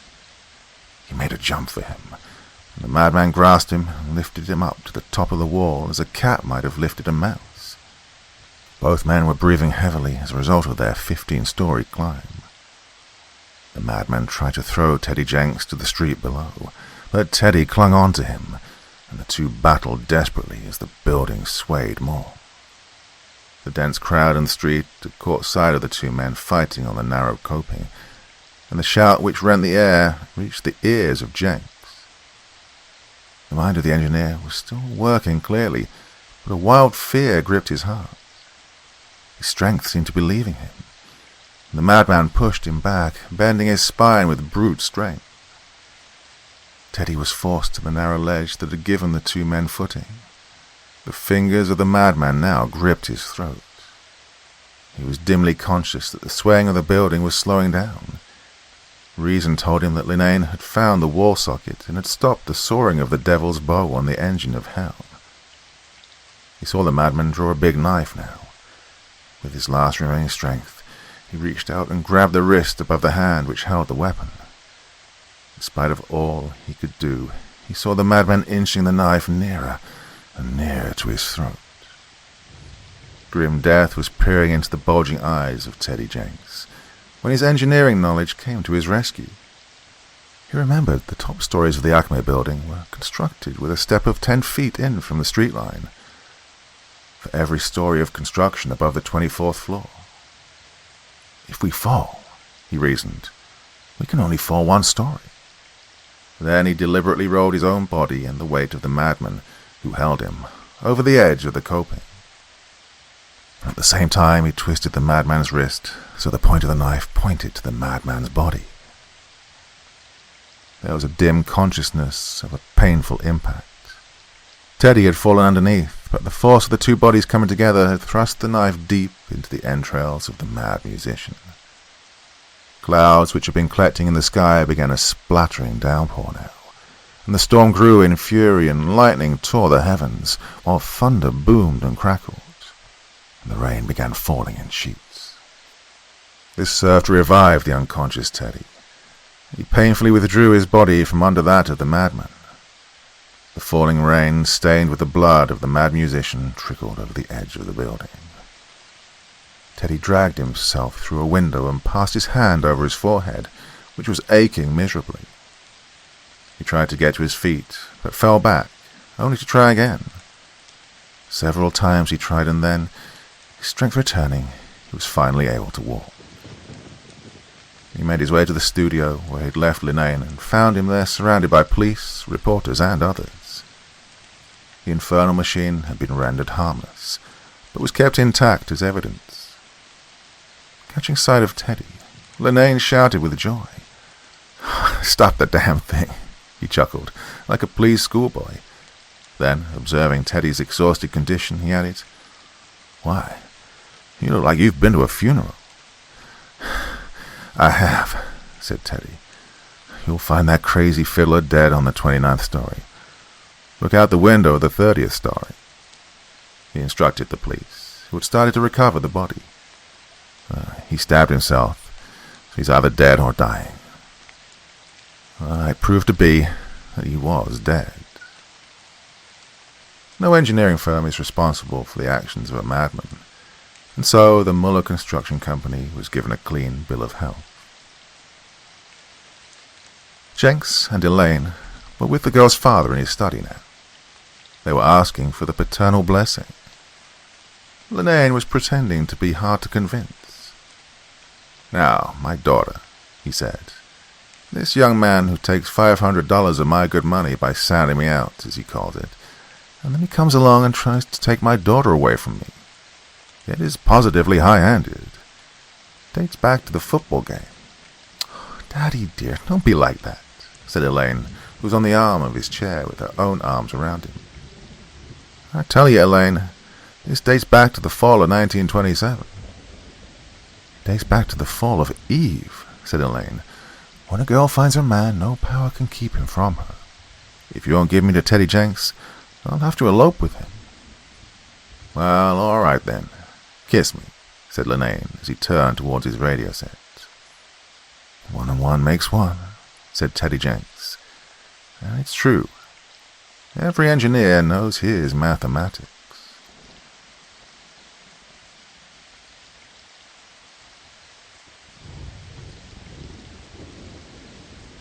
Sealed and vigilantly guarded was Drail's invention, 1932.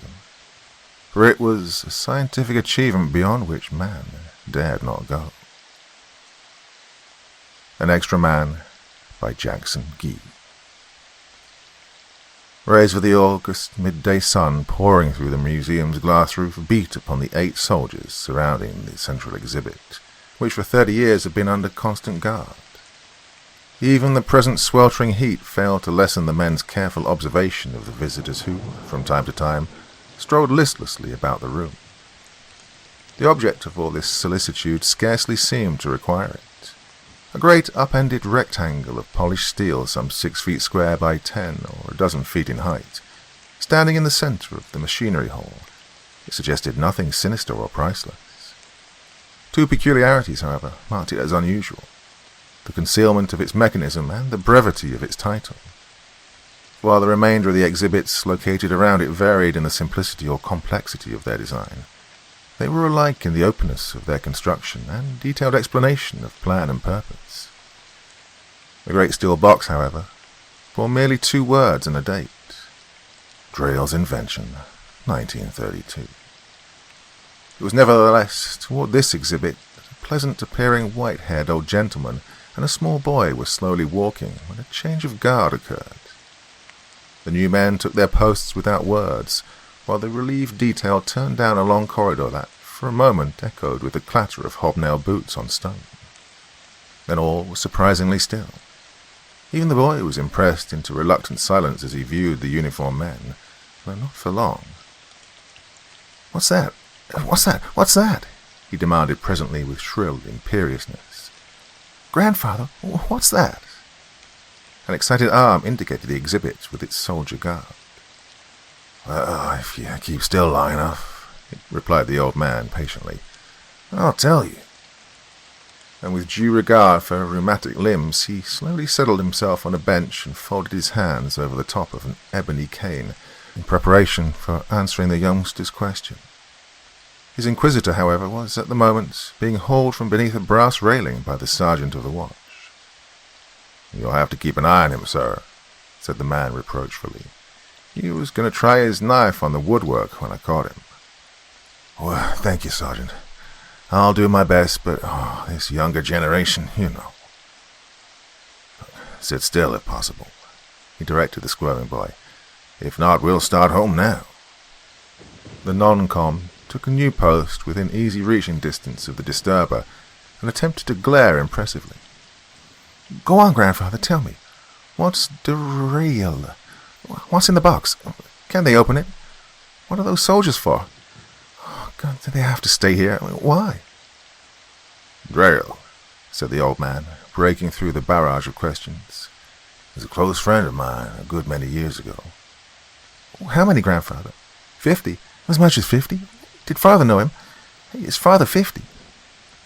40, no, yes, no, said the harassed relative, and then with amazing ignorance inquired, "Do you really care to hear, or do you just ask questions to exercise your tongue?"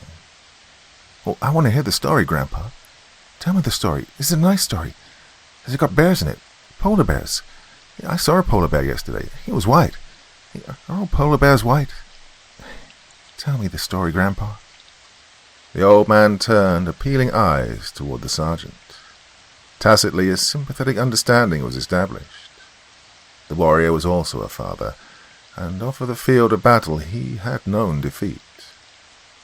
"Oh, leave me handle him, sir," he suggested. "I have the like of him at home." "I'd be very much indebted to you if you would." Thus encouraged, the soldier produced from an inner pocket and offered one of those childhood sweets known as an all-day sucker. "Well, see if you can choke yourself on that," he challenged, and the clamor ceased immediately.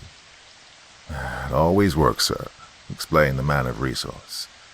"The missus says as how it'll ruin their indigestions, but I'm all for peace, even if I am in the army." Now that his vocal organs were temporarily plugged, the child waved a demanding arm in the direction of the main exhibit to indicate a desire for the resumption of the narrative. But the ancient was not anxious to disturb so soon the benign and acceptable silence. In fact, it was not until he observed the sergeant's look of inquiry that he began once more.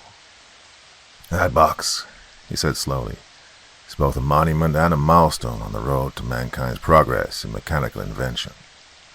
It marks a point beyond which Drail's contemporaries believed it was unsafe to go, for they felt that inventions such as his would add to the complexities of life, and if a hold were not made, well, our own machines would ultimately destroy us. I still do not believe it, and I know Drail's spirit broke when the authorities sealed his last work in that box and released him upon parole to abandon his experiments." As the speaker sighed in regretful reminiscence, the sergeant glanced at his men. Apparently all was well. The only visible menace lolled within easy arm's reach, swinging his short legs and sucking noisily on his candy. Nevertheless, the non-com shifted to a slightly better tactical position as he awaited the continuance of this tale. "Christopher Drail," said the elderly gentleman, "was the greatest man I've ever known, as well as the finest. 40 years or more ago, we were close friends. Our homes on Long Island adjoined, and I handled most of his legal affairs. He was about 45 or 46 then, but already famous. His rediscovery of the ancient process of tempering copper made him one of the wealthiest men in the land and enabled him to devote his time to scientific research. Electricity and chemistry were his specialties. At the period at which I speak, he was deeply engrossed in problems of radio transmission. But he had many interests, and not infrequently visited our local country club for an afternoon of golf. Sometimes I played around the course with him, and afterward, over a drink, we'd talk. His favorite topic was the contribution of science to human welfare, and even though I could not always follow him when he grew enthusiastic about some new theory, well, I was always puzzled. It was at such a time when we'd been discussing the new and first successful attempt to send moving pictures by radio that I mentioned the prophecy of Jackson Gee. Gee was the writer of fantastic, pseudo-scientific tales who'd said, "We shall soon be able to resolve human beings into their constituent elements, transmit them by radio to any desired point, and reassemble them at the other end. And we shall do this by means of vibrations. We're just beginning to learn that vibrations are the key to the fundamental process of all life." Well, I laughed as I quoted this to Drail, for it seemed to me the ravings of a lunatic. But Drail did not smile. "Jackson Gee," he said, "is nearer to the truth than he imagines. We already know the elements that make the human body, and we can put them together in their proper proportions and arrangements. We've not been able to introduce the vitalizing spark, the key vibrations to start it going. We can reproduce the human machine, but we cannot make it move. Now, we can destroy life in the laboratory, and we can prolong it, but so far we've not been able to create it. Yet I tell you, in all seriousness, that time will come. That time will come." Now, I was surprised at his earnestness and would have questioned him further, but a boy appeared just then with a message that Drail was wanted at the telephone. "Something important, sir," he said. Drail went off to answer the summons, and later he sent word that he'd been called away and would not be able to return. It was the last I heard from Drail for months. Shut himself in his laboratory and saw no one but his assistants, Ward of Boston and Buchanan of Washington. He even slept in the workshop and had his food sent in. Ordinarily, I would not have been excluded, for I had his confidence to an unusual degree, and had often watched him work.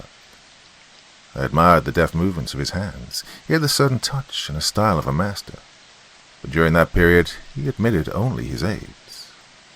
Consequently, I felt little hope of reaching him one morning when it was necessary to have his signature to some legal documents. Yet the urgency of the case led me to go to his home on the chance that I might be able to get him long enough for the business that concerned us. Luck was with me, for he sent out word that he'd see me in a few minutes. I remember seating myself in the office that opened off his laboratory and wondering what was beyond the door that separated us. I had witnessed some incredible performances in the adjoining room.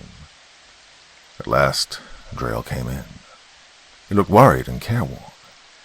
There were new lines on his face and little half-circles of fatigue beneath his eyes, and it was evident that it was long since he'd slept. He apologized for having kept me waiting, and then, without examining the papers I offered, he signed his name nervously in the proper spaces. When I gathered the sheets together, he turned abruptly toward the laboratory, but at the door he paused and smiled. Give my respects to Jackson G., he said. Hey, who's Jackson G.? Does father know him? Has he got any polar bears? How are you going to tell me about that? The tidal wave of questions almost overwhelmed the historian and his auditor, but the military, fortunately, was equal to the emergency. With a tactical turn of his hand, he thrust the remnant of the lollipop between the chattering jaws and spoke with sharp rapidity. Listen, he commanded. That there, what you got is a magic candy. If you go exposing it to the air after it's once in your mouth, it's likely to disappear just like that. And the speed of the translation was illustrated by a smart snapping of the fingers. Doubt shone in the juvenile terror's eyes, and the earlier generations waited fearfully while skepticism and greed waged their recurrent conflict. For a time it seemed as if the veteran had blundered, but finally greed triumphed, and a temporary peace ensued. Where was I? Inquired the interrupted narrator when the issue of battle was settled. You was talking about Jackson Yee, answered the guardsman in a cautiously low tone. So I was. The old gentleman agreed somewhat vaguely, nodding his head. He gazed at the sergeant with mingled awe and admiration. I suppose it's quite useless to mention it, he said rather wistfully. But if you ever get out of the army and should want a job, you could name your own salary, you know. The question ended on an appealing note. Evidently the soldier understood the digression, for he replied in a tone that would brook no dispute. No, sir, I couldn't consider it. I was afraid so, said the other regretfully, and added with apparent irrelevance, I have to live with him, you see. Tough luck, commiserated the listener. Reluctantly summoning his thoughts from the pleasant contemplation of what had seemed to offer a new era of peace, the bard returned to his story. A few hours later, he continued, I had a telephone call from Drail's wife, and I realized from the fright in her voice that something dreadful had happened. She asked me to come to the house at once. Chris had been hurt. But she disconnected before I could ask for details. I started immediately, and I wondered as I drove what disaster had overtaken him. Anything, it seemed to me, might have befallen in that room of miracles, but I was not prepared to find that Drail had been shot and wounded. The police were before me and already questioning the assailant, Mrs. Farrell, a fiery-tempered young Irishwoman. When I entered the room, she was repeating half hysterically her explanation that Drail had killed her husband in the laboratory that morning. Right before my eyes, I seen it, she shouted. Harry was standing on a sort of platform, looking at a big machine like. So help me, he didn't have a stitch of clothes on. I started to say something, but all at once there came a terrible sort of screech and a flash like lightning. Well, it was right in front of him. Then Harry turns into a sort of thick smoke. I can see right through him, like he was a ghost. Then the smoke gets sucked into a big hole in the machine, and I know Harry's dead. And here's this man what done it, just standing there grinning horrid. So something comes over me all at once, and I points Harry's gun at him and pulls the trigger. Even before the woman had finished, I recalled what I'd seen one afternoon in Drail's laboratory many months before. I'd been there for some time watching him when he placed a small tumbler on a work table. He asked me if I'd ever seen glass shattered by the vibrations of a violin. Well, I told him that I had, but he went through the demonstration as if to satisfy himself. Of course, when he drew a bow across the instrument strings and produced the proper pitch, the goblet cracked into pieces exactly as it might have been expected. And I wondered why Drail concerned himself with such childish experiment, before I noticed that he appeared to have forgotten me completely. I endeavored then not to disturb him. I remember trying to draw myself out of his way and feeling that something momentous was about to take place. Yet actually, I believe it would have required a considerable commotion to have distracted his attention, for his ability to concentrate was one of the characteristics of his genius. I saw him place another glass on the table, and I noticed then that it stood directly in front of a complicated mechanism. Well, at first this gave out a low humming sound, but it soon rose to an unearthly whining shriek. I shrank from it involuntarily, and a second later I was amazed at the sight of the glass, seemingly reduced to a thin vapor, being drawn into a funnel-like opening near the top of the device. I was too startled to speak, and could only watch as Drail started the contrivance again. Once more its noise cut through me with physical pain. I cried out, but my voice was overwhelmed by the terrific din of the mysterious machine. Then Drail strode down the long room to another intricate mass of wire coils and plates and lamps. I saw a dim glow appear in two of the bulbs, and heard a noise like the crackling of paper. Drail made some adjustments, and presently I observed a peculiar shimmering of the air above a horizontal metal grid. It reminded me of heat waves rising from a summer street, until I saw the vibrations were taking a definite pattern, and that the pattern was that of the glass I'd seen dissolved into air. At first the image made me think of a picture formed by a series of horizontal lines close together, but broken at various points in such a fashion as to create the appearance of a line by the very continuity of the fractures. But as I watched, the plasma became substance. The air ceased to quiver, and I was appalled to see Drake pick up the tumbler and carry it to a scale on which he weighed it with infinite exactness. If he'd approached me with it at that moment, I would have fled in terror. Next, Drail filled the goblet with some liquid, which immediately afterward he measured in a beaker. The results seemed to please him, for he smiled happily.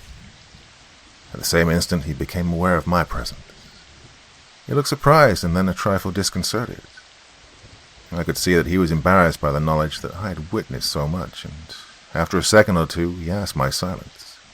I agreed at once, not only because he requested it, but because I couldn't believe the evidence myself. He let me out then and locked the door. Well, it was this recollection that made me credit the woman's story. But I was sick with dread, for in spite of my faith in Drail's genius, I feared he'd gone mad. Mrs. Drail had listened to Mrs. Farrell's account calmly enough, but I could see the fear in her eyes when she signaled a wish to speak to me alone.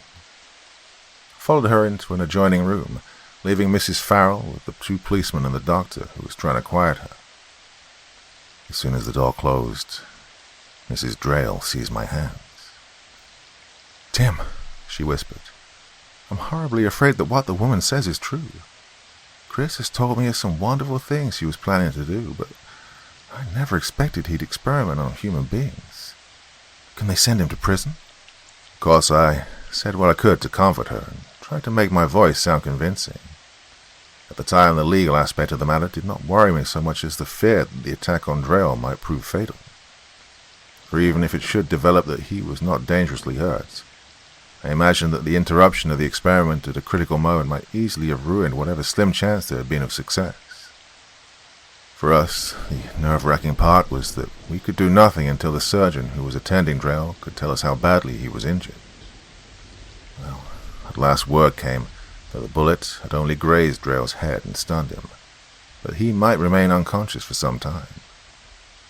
Mrs. Drail went in and sat at her husband's side, while I returned to the laboratory and found the police greatly bewildered as to whether or not they should arrest Drail. They discovered in a closet an outfit of men's clothing that Mrs. Farrell identified as her husband's, and, although they saw no other trace of the missing man, they had a desire to lock up somebody as an evidence of their activity. Well, it took considerable persuasion to prevail upon them to withhold their hands. There was no such difficulty about restraining them in the laboratory. They were afraid to touch any apparatus, and they gave the invention a ludicrously wide berth. Well, I never knew exactly how long it was. I paced about the lower floor of Drail's home before the doctor summoned me and announced that the patient wanted me, but that I must be careful not to excite him. I've often wondered how many physicians would have abandoned their profession if they were deprived of that phrase. You must not excite the patient. Well, Drail was already excited when I entered. In fact, he was furious at the doctor's efforts to restrain him. But I realized that my fear for his reason was groundless. His remarks were lucid and forceful as he raged at the interference with his work. As soon as he saw me, he appealed for assistance. "Make them leave me alone, Tim," he begged, as his wife and the doctor, partly by force and partly by persuasion, endeavored to hold him in bed. "I must get back to the laboratory. That woman believes that I've killed her husband, and my assistant will think that we've failed." Well, I was about to argue with him when suddenly he managed to thrust the doctor aside and start toward the door. His seriousness impressed me so that I gave him a supporting arm, and together we headed down the hall, with Mrs. Drail and the doctor following anxiously in the rear. The laboratory was deserted and locked when we arrived. The police evidently felt it was too uncanny an atmosphere for a prolonged wait. Drail opened the door, went directly to his machine, and examined it minutely. "Thank the Lord that woman hit only me," he said, and sank into the chair. Then he asked for some brandy. Mrs. Drail rushed off and reappeared in a minute with a decanter and glass. Drail helped himself to a swallow that brought color to his cheeks and new strength to his limbs. And immediately after he turned again to the machine. I dragged up a chair, assisted him into it, and seated myself close by. I knew little enough about mechanics, but I was fascinated by the numerous gauges that faced me on the gleaming instrument board. There were dials with needle-like hands that registered various numbers. Spots of color appeared in narrow slots close to a solar spectrum. A stream of graph paper tape flowed slowly beneath a tracing pen point and carried away a jiggly thin line of purple ink. In a moment, Drail was oblivious of everything but his records. I watched him copy the indicated figures, surround them with formulas, and solve mysterious problems with a slide rule. His calculations covered a large sheet before he'd finished. Then at last he underscored 3 intricate combinations of letters and figures and carried the answers to his private radio apparatus. This operated on a wavelength far outside the range of all others and ensured him against interference. With it, he was able to speak at any time with his assistants in Washington or Boston, or with both at once. He threw the switch that sent his call into the air. An answer came instantly, and Drail began to talk to his distant lieutenants. "We've been interrupted, gentlemen," he said, "but I think we may continue now. We'll reassemble in the Boston laboratory. Have you arranged the elements? The coefficients are—" Then he gave a succession of decimals. A voice replied that all was ready, and Drail said, "Excellent," went back to his invention and twisted a black knob on the board before him. With this trifling movement, all hell seemed to crash about us. The ghastly cacophony that I'd experienced in the same room some months previously was as nothing now. These stupendous waves of sound pounded us until it seemed as if we must disintegrate beneath them. Wails and screams engulfed us. Mrs. Drail dropped to her knees beside her husband. The doctor seized my arm, and I saw the knuckles of his hand turn white with the pressure of his grip. Yet I felt nothing but the awful vibrations that drummed like riveting machines upon and through my nerves and body. It was not an attack upon the ears alone, though. It crashed upon the heart, beat upon the chest so that breathing seemed impossible. My brain throbbed under the terrific pulsations. For a while I imagined the human system could not endure the ordeal, and all of us must be annihilated. Well, except for his slow turning of the dials, Drail was motionless before the machine. Below the bandage about his forehead, I could see his features drawn with anxiety. He had wagered a human life to test his theory, and I think the enormity of it had not struck him until that moment. What I knew and hoped enabled me to imagine what was taking place in the Boston laboratory. I seemed to see man's elementary dust and vapors whirled from great containers upward into a stratum of shimmering air and gradually assumed the outlines of a human form that became first opaque, then solid, and then a sentient being. At the same time, I was conscious that the appalling pandemonium had ceased and that the voice of Drail's Boston assistant was on the radio. "Congratulations, Chief. Its reassemblage is perfect. There's not a flaw anywhere." "Ah, splendid," Drail answered. "Bring him here by plane right away. His wife's worried about him." And then Drail turned to me. You see," he said, "Jackson Key was right. We've resolved man into his constituent elements, transmitted his key vibrations by radio, and reassembled him from a supply of identical elements at the other end. And now, if you'll assure the woman that her husband is safe, I'll get some sleep. You'll have the proof before you in less than 3 hours." Well, I can't vouch for the doctor's feelings, but as Drail left us, I was satisfied that everything was as it should be, and that I'd just witnessed the greatest scientific achievement of all time. Well, I did not foresee, nor did Drail, the results of an error or deliberate disobedience on the part of one of his assistants. We waited, the doctor and I, for the arrival of the man who, we were convinced, had been transported some 300 miles in a manner that defied belief. The evidence would come, Drail had said, in a few hours. Long before they elapsed, we were starting at the sound of every passing motor. For we knew that a plane must land some distance from the house, and that the travelers would make the last mile or so by car. Mrs. Drail endeavored to convince the imagined widow that her husband was safe and was returning speedily. Later she rejoined us, full of questions that we answered in a comforting, blind faith. The time limit was drawing to a close when the sound of an automobile horn was quickly followed by a sharp knock on the laboratory door. At a sign from Mrs. Drail, one of the policemen opened it, and we saw 2 men before us. One, a scholarly-appearing bespectacled youth I recognized as Drail's Boston assistant, Ward. The other, a rather burly individual, who was a stranger to me. But there was no doubt he was the man we awaited so eagerly, for Mrs. Farrell screamed, "Harry! Oh, Harry!" and sped across the room towards him. At first she ran her fingers rather timidly over his face, and then pinched his huge shoulders, as if to assure herself of his reality.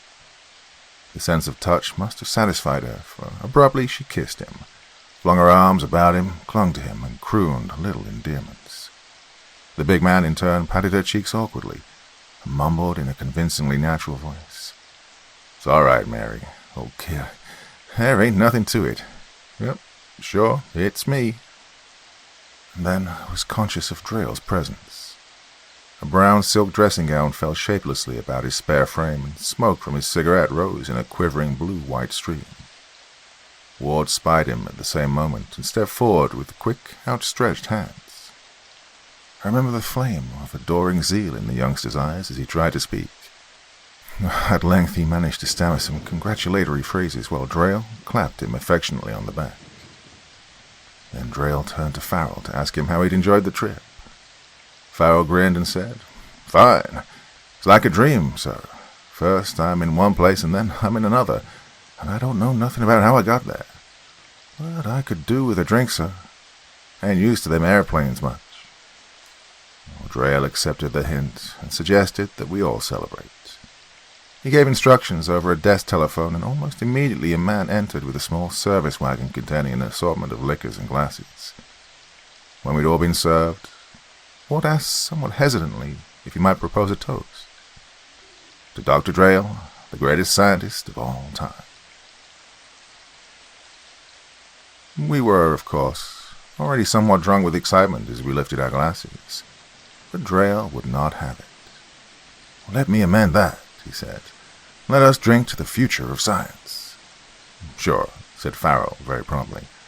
I think he was somewhat uncertain about toast, but he clung hopefully to the word drink.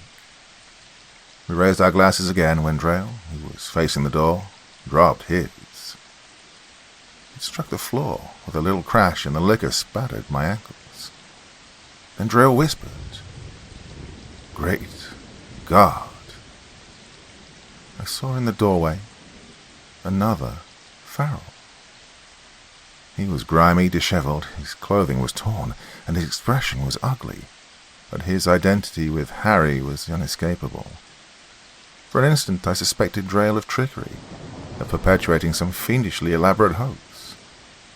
And then I heard Mrs. Farrell scream, heard the newcomer cry, "Mary!" and saw two men staring at each other in bewilderment.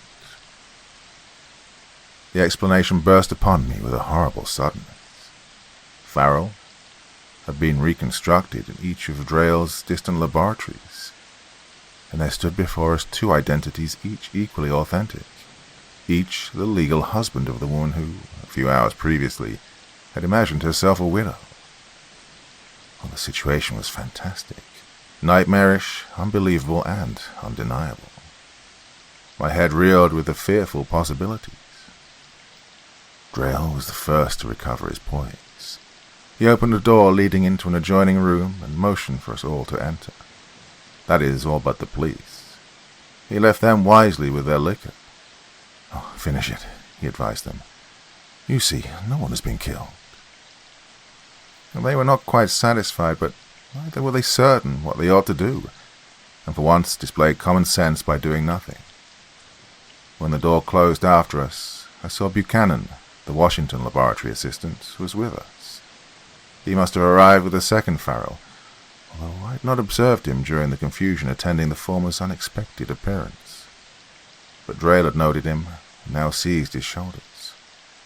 "Oh, God, explain," he demanded. Oh, Buchanan's face went white and he shrunk under the clutch of Drail's fingers. Beyond them I saw two twin-like men standing beside Mrs. Farrell, surveying each other with incredulous recognition and distaste. "Explain," roared Drail, and tightened his grip. "Well, I thought you said Washington, Chief." His voice was not convincing, and I didn't believe him, nor did Drail. "You lie," he raged, and floored the man with his fist. In a way, I couldn't help feeling sorry for the chap. It must have been a frightful temptation to participate in the experiment, and I suppose he'd not foreseen the consequences. But I began to have a glimmering of the magnificent possibilities of the invention for purposes far beyond Drail's intent. For, I asked myself, if such a machine could produce two human identities, why not a score, 100, 1,000? The best of the race could be multiplied indefinitely. Man could make man at last, literally out of the dust of the earth. The virtue of instantaneous transmission, which had been Drail's aim, sank into insignificance beside it. I fancied a race of supermen thus created, and I still believe, Sergeant, that the chance for the world's greatest happiness is sealed within that box you guard. But, its first fruits were tragic. The historian shifted his position on the bench so as to escape the sun that was now reflected dazzlingly by the polished steel casket. Drail did not glance again at his disobedient lieutenant. He was concerned with the problem of the extra man, or, I should say, an extra man, for both were equal. Never before in the history of the world had two men been absolutely identical. They were, of course, one in thought, possessions and rights, physical attributes and appearance.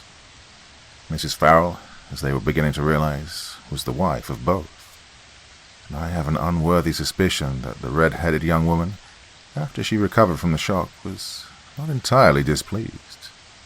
The two men, however, finding that each had an arm about her waist, were regarding each other in a way that foretold trouble.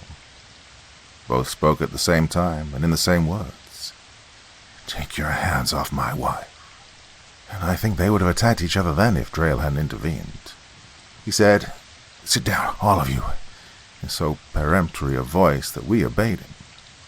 "Now," he went on, "pay attention to me. I think you realize the situation. The question is, what should we do about it?" He pointed an accusing finger at the Farrell from Washington. "You were not authorized to exist. Properly, we should retransmit you, and without reassembling, you would simply cease to be." Well, the man addressed looked terrified. "That'd be murder," he protested. "Would it?" Drail inquired of me.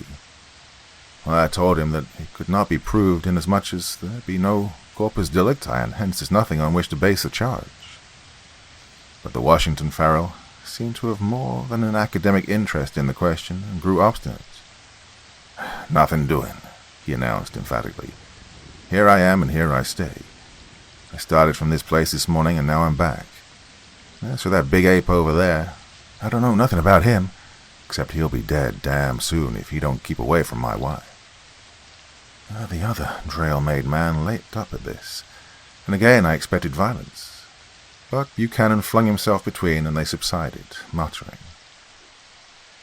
"Very well, then," Drail continued when the room was quiet. "Here is another solution.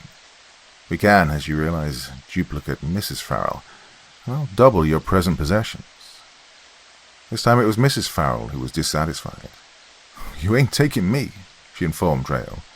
"Me stand naked in front of all them lamps and get turned into smoke? Not me." A smile spread over her face, and her eyes twinkled with deviltry. "I didn't never think I'd be in one of those triangles like in the movies, with my own husbands, but, well, seeing as I am, I'm all for keeping them both. And I might know where one of them is some of the time." But neither of the men took to this idea, and the problem appeared increasingly complex. I proposed that the survivor be determined by lot, but this suggestion won no support from anyone. Again, the two men spoke at the same instant and in the same words. It was like a carefully rehearsed chorus. "I know my rights. I ain't going to be gypped out of them." It was at this point that Drail attempted bribery. He offered $50,000 to the man who would abandon Mrs. Farrell. But this scheme fell through because both men sought the opportunity, and Mrs. Farrell objected volubly. So in the end, Drail promised each of them the same amount as a price for silence and left the matter of their relationships to their own settlement. Well, I was skeptical of the success of the plan. It could offer nothing better. And so I drew up a release as legally binding as I knew how to make it in a case without precedent. I remember thinking that if the matter ever came into court, the judge would be as much at a loss as I was. Our troubles, though, didn't spring from that source. Each of the three parties accepted the arrangement eagerly, and Drail dismissed them with a handshake, a wish for luck, and a check for $50,000 each. It's very nice to be wealthy, you know. Afterward, we went out and paid off the police. Perhaps that's stating it too bluntly. Drail thanked them for their zealous attention to his interests, regretted that they'd been unnecessarily inconvenienced, and treated that they would not take amiss a small token of his appreciation of their devotion to duty. Then he shook hands with them both, and I believe I saw a yellow bill transferred on each occasion. At any rate, the officers saluted smartly and left. Of course, I was impatient to question Drail, but I could see that he was desperately fatigued, and so I departed. Next morning I found my worst fears exceeded by the events of the night. The three Farrells who had left us in apparently amiable spirits had proceeded to the home of Mrs. and the original Mr. Farrell. There the argument of who was to leave had been resumed. Both men were, of course, of the same mind. Whether both desired to stay or flee, I would not presume to stay. But an acrimonious dispute led to physical hostilities, and while Mrs. Farrell, according to accounts, cheered them on, they literally fought to the death. Being equally capable, there was naturally, barring interruption, no other possible outcome. I can well believe they employed the same tactics, swung the same blows, and probably died at the same instant. Mrs. Farrell, after carefully retrieving both of her husband's checks, told a great deal of the story. As might be expected, nobody believed the yarn except for our profound federal lawmakers. They welcomed an opportunity to investigate an outsider for a change, and had all of us before a committee. Finally, the Congress of these United States of America, plus the sagacious Supreme Court, decided that my client wasn't guilty of anything, but that he mustn't do it again. At least that was the gist of it. I recollect that I offered a defense of psychopathic neuroticism.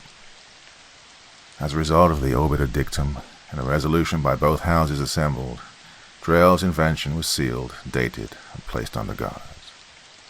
And that's its history, Sergeant. The white-haired old gentleman picked up the high silk hat that added a final touch of distinction to his tall figure, and looked about him as if trying to recall something. At last, the idea came. "Oh, by the way," he inquired suddenly, "didn't I have an extraordinarily obnoxious grandson with me when I came?" The attentive auditor was vastly startled. He surveyed the great hall rapidly, but reflected before he answered. "No, sir, he ain't no more than average, but I reckon we had better find him anyhow." His glance had satisfied the sergeant that at least the object of his charge was safe and his men still vigilant. "I'll be back in a minute," he informed them. "Don't let nothing happen." "Bring us something more than a breath," pleaded the corporal disrespectfully. The sergeant had already set off at a brisk pace with the storyteller. For several minutes, as they rushed from room to room, the hunt was unrewarded. "I think, sir," said the sergeant, "we'd better look in the natural history division. There's stuffed animals in there that the kids are fond of." "You're probably right," the patriarch gasped as he struggled to maintain the gait set by the younger man. "I might have known he didn't really want to hear the story."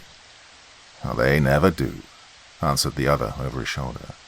"Hey, I bet that's him down there on the next floor." The two searchers had emerged upon a wide gallery that commanded a clear view of the main entrance, where various specimens of American fauna were mounted in intriguing replicas of their native habitat.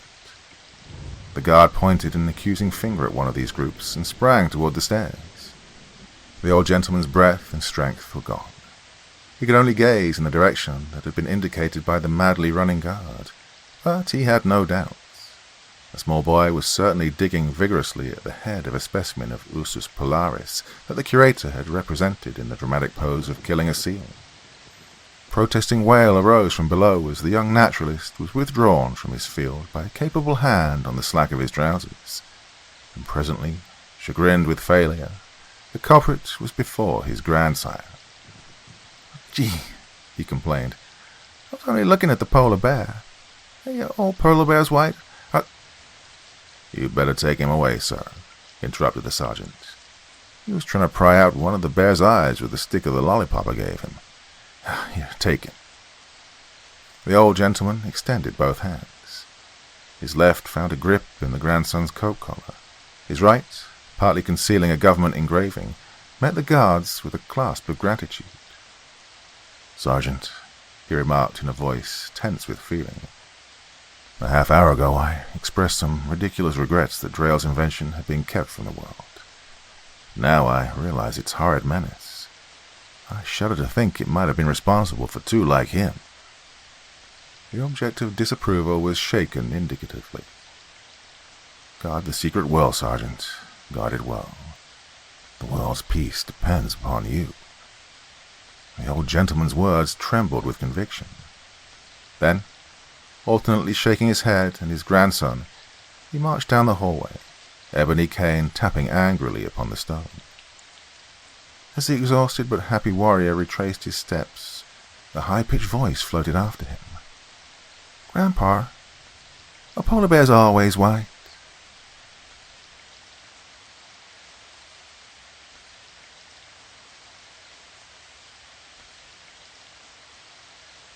Professor Lambert deliberately ventures into a vibrational dimension to join his fiancée in its magnetic torture fields. Hell's Dimension by Tom Curry. Now, Professor Lambert, tell us what you've done with the body of your assistant, Miss Madge Crawford. Her car is outside your door, stood there since early yesterday morning. There are no footprints leading away from the house, and you can't expect us to believe that an airplane picked her off the roof. It'll be a lot easier if you tell us where she is. Her parents are greatly worried about her. When they telephoned, you refused to talk to them, would not allow them to speak to Miss Crawford. Well, they're alarmed as to her fate. While you're not the sort of man who would injure a young woman, still, things do look bad for you. You'd better explain fully. John Lambert, a man of about 36, tall, spare, with black hair which was slightly tinged with grey at the temples in spite of his youth, turned large eyes which were filled with agony upon his questioners. Lambert was already internationally famous for his unique and astounding experiments in the realm of sound and rhythm. He'd been endowed by one of the great electrical companies to do original work, and his laboratory, in which he lived, was situated in a large tract of isolated woodland some 40 miles from New York City. It was necessary for the success of his work that as few disturbing noises as possible be made in the neighborhood. Many of his experiments with sound and etheric waves required absolute quiet and freedom from interrupting noises. The delicate nature of some of the machines he used would not tolerate so much as the footsteps of a man within 100 yards, and a passing car would have disrupted them entirely. Lambert was terribly nervous. He trembled under the gaze of the stern detective, come with several colleagues from a neighboring town at the call of Madge Crawford's frightened family. The girl, whose picture stood on a working table nearby, looked at them from the photograph as a beautiful young woman of 25, light of hair with large eyes and a lovely face. Detective Phillips pointed dramatically at the likeness of the missing girl. "Can you, he said, look at her there and deny you loved her? And if she did not love you in return, then we have a motive for what you've done. Jealousy. Come, tell us what you've done with her. Our men will find her anyway. They're searching the cellar for her now. You can't hope to keep her alive, and if she's dead—" Lambert uttered a cry of despair and put his face in his long fingers. Don't say she's dead."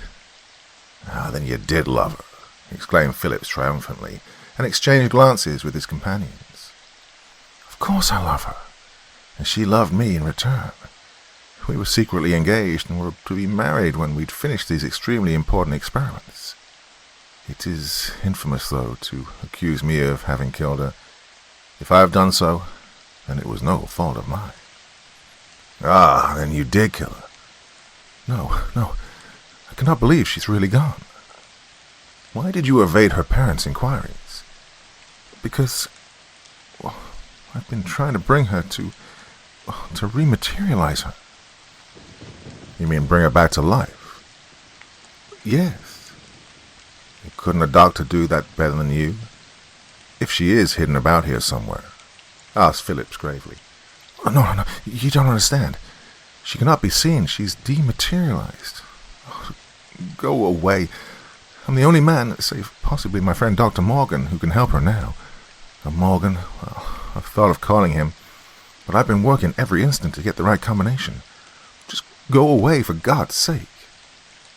"We can't go away till we've found out Miss Crawford's fate," said Phillips patiently. Another sleuth entered the immense laboratory. He made his way through the myriad strange machines, a weird collection of xylophones, gongs, stone slabs cut in peculiar patterns to produce odd rhythmic sounds, electric apparatus of all sorts. Near Phillips was a plate some feet square, of heavy metal raised from the floor on poles of a different substance. About the ceiling were studs thickly set of the same sort of metal as was the big plate. One of the sleuths tapped his forehead, pointing to Lambert as the latter nervously lit a cigarette. The newcomer reported to Phillips. He held in his hand 2 or 3 sheets of paper on which something was written. "The only other person here is a deaf mute," said the sleuth to Phillips, his superior. "I got his story. He writes that he takes care of things, cooks their meals, and so on. And he writes further that he thinks the woman and this guy Lambert were in love with each other. He has no idea where she's gone to, though. Here, you read it." Phillips took the sheets and continued. "Yesterday morning, about 10 o'clock, I was passing the door of the laboratory on my way to make up Professor Lambert's bed. Suddenly I noticed this queer, shimmering, greenish-blue light streaming down from the walls and ceiling of the laboratory. I was right outside the place, and though I cannot hear anything, I was knocked down, and I twisted and wriggled around like a snake. It felt like something with 1,000 little paws, but with great strength was pushing me every way. When there was a lull and the light had stopped for a few moments, I staggered to my feet and ran madly for my own quarters, scared out of my head. As I went by the kitchen, I saw Miss Crawford at the sink there, filling some vases and arranging flowers, as she usually did every morning. Well, if she called to me, I didn't hear or notice her lips moving. I believe she came to the door. I was going to quit. When I recovered myself, angry at what had occurred. But then I began to feel ashamed for being such a baby, for Professor Lambert had been very good to me. About 15 minutes later I went to my room, and I was able to return to the kitchen.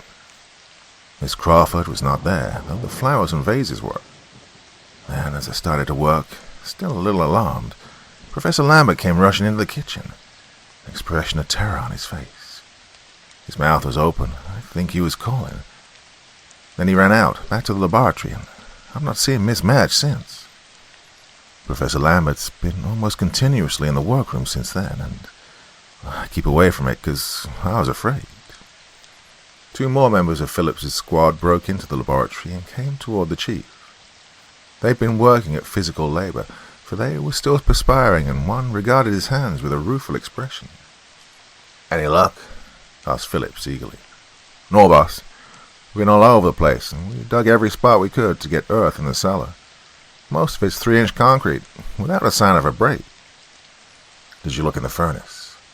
"We looked there first thing. She ain't there." There were several more closets in the laboratory, and Phillips opened all of them and inspected them. As he moved near the big plate, Lambert uttered a cry of warning. "Don't disturb that. Don't touch anything near it." All right, said Phillips testily.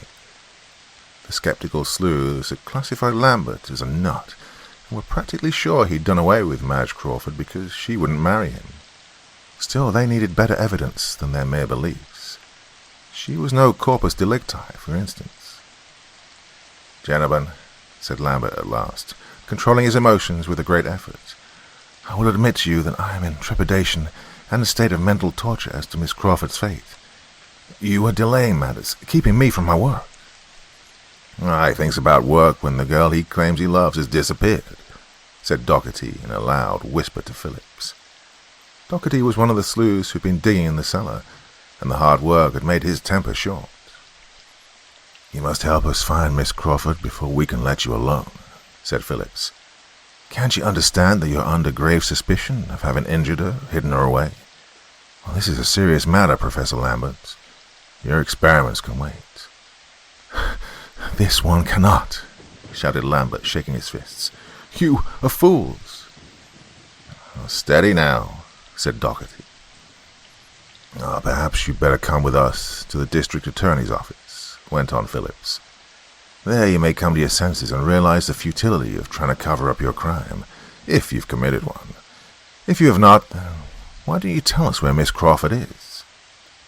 "Because I don't know myself," replied Lambert. "But you can't take me away from here. I beg of you, gentlemen, allow me a little more time. I must have it." But Phillips shook his head. "Not unless you tell us logically what's occurred," he said. "Then I must, though I do not think you'll comprehend or even believe me. Briefly, it is this. Yesterday morning I was working on the final series of experiments with a new type of harmonic overtones, plus a new type of sinusoidal current, which I'd arranged with a series of selenium cells. When I finally threw the switch, remember, I was many weeks preparing this apparatus, and had just put the final touches on early that morning. Well, there was a sound such as never heard before by human ears, an indescribable sound, terrifying and mysterious. Also, there was a fierce, devouring verdict of blue light, and this came from the plates and studs, you see. But so great was its strength that it got out of control and leaped about the room like a live thing. For some moments, while it increased in intensity as I raised the power of the current by means of the switch I had in my hand, I watched and listened in fascination. My instruments had ceased to record, though they're the most delicate ever invented and can handle almost anything which man can even surmise. The perspiration was pouring from Lambert's face as he recounted his story. The detectives listened, comprehending but a little of the meaning of the scientist's words. "What has this to do with Miss Crawford?" asked Doherty impatiently. Phillips held up his hand to silence the other sleuth. "Let him finish," he ordered. "Go on, Professor." "The sensations which I was undergoing became unendurable," went on Lambert in a low, hoarse voice. "I was forced to cry out in pain and confusion. Miss Crawford evidently heard my call, for a few moments later, just as the terrific unknown force reached its apex, She dashed into the laboratory and stepped across the plate you see there. I was powerless. Though I shut off the current by a superhuman effort, well, she was gone. Then Lambert put his face in his hands, and a sob shook his broad shoulders. "Gone?" repeated Phillips. "What do you mean, gone?" "She disappeared before my very eyes," said the professor shakily, torn into nothingness by the fierce force of the current or sound. "Since then, I've been trying to reproduce the conditions of the experiment, for I wish to bring her back. If I cannot do so, then I want to join her wherever she is gone. I love her. I know now that I cannot possibly live without her. Will you please leave me alone now so that I can continue?" Doherty laughed derisively. "What a story," he jeered. "Keep quiet, Doherty," ordered Phillips. "Now, Professor Lambert, your explanation of Miss Crawford's disappearance does not sound logical to us, but still we're willing to give you every chance to bring her back, if what you say is true. We cannot leave you entirely alone, because you might try to escape or you might carry out your threat of suicide, and therefore I'm going to sit over there in the corner, quietly, where I can watch you but will not interfere with your work. We'll give you until midnight to prove your story. Then you must go with us to the district attorney. Do you agree to that?" Lambert nodded eagerly. "I agree. Let me work in peace, and if I do not succeed, then you may take me anywhere you wish, if you can," he added in an undertone. Doherty and the others, at Philip's orders, filed from the laboratory. "One more thing, Professor," said Phillips, when they were alone and the professor was preparing to work.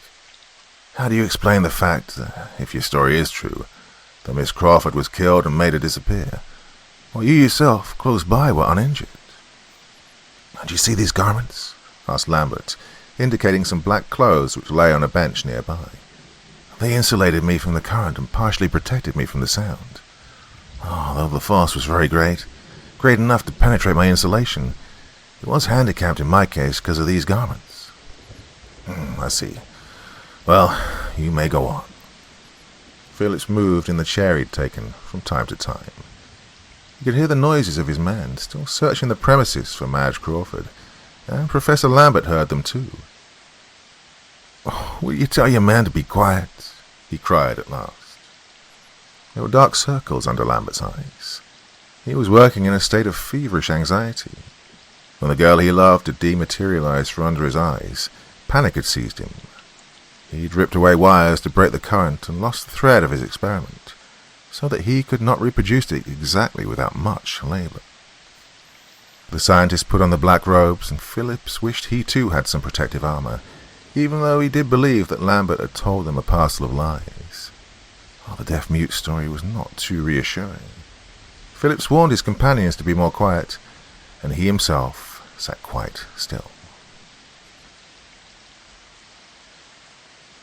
Lambert knew that the sleuth thought he was stark mad. He was aware of the fact that he had but a few hours in which to save the girl who had come at his cry to help him, who had loved him and whom he loved, only to be torn into some place unknown by the forces which were released in his experiment. And he knew he would rather die with her than live without her. He labored feverishly, though he tried to keep his brain calm in order to win. His notes helped him up to a certain point, but when he'd made the final touches, he'd not had time to bring the data up to that moment, being eager to test out his apparatus. It was while testing that the awful event had occurred, and he'd seen Madge Crawford disappear before his very eyes. Her eyes, large and frightened, burned in his mind.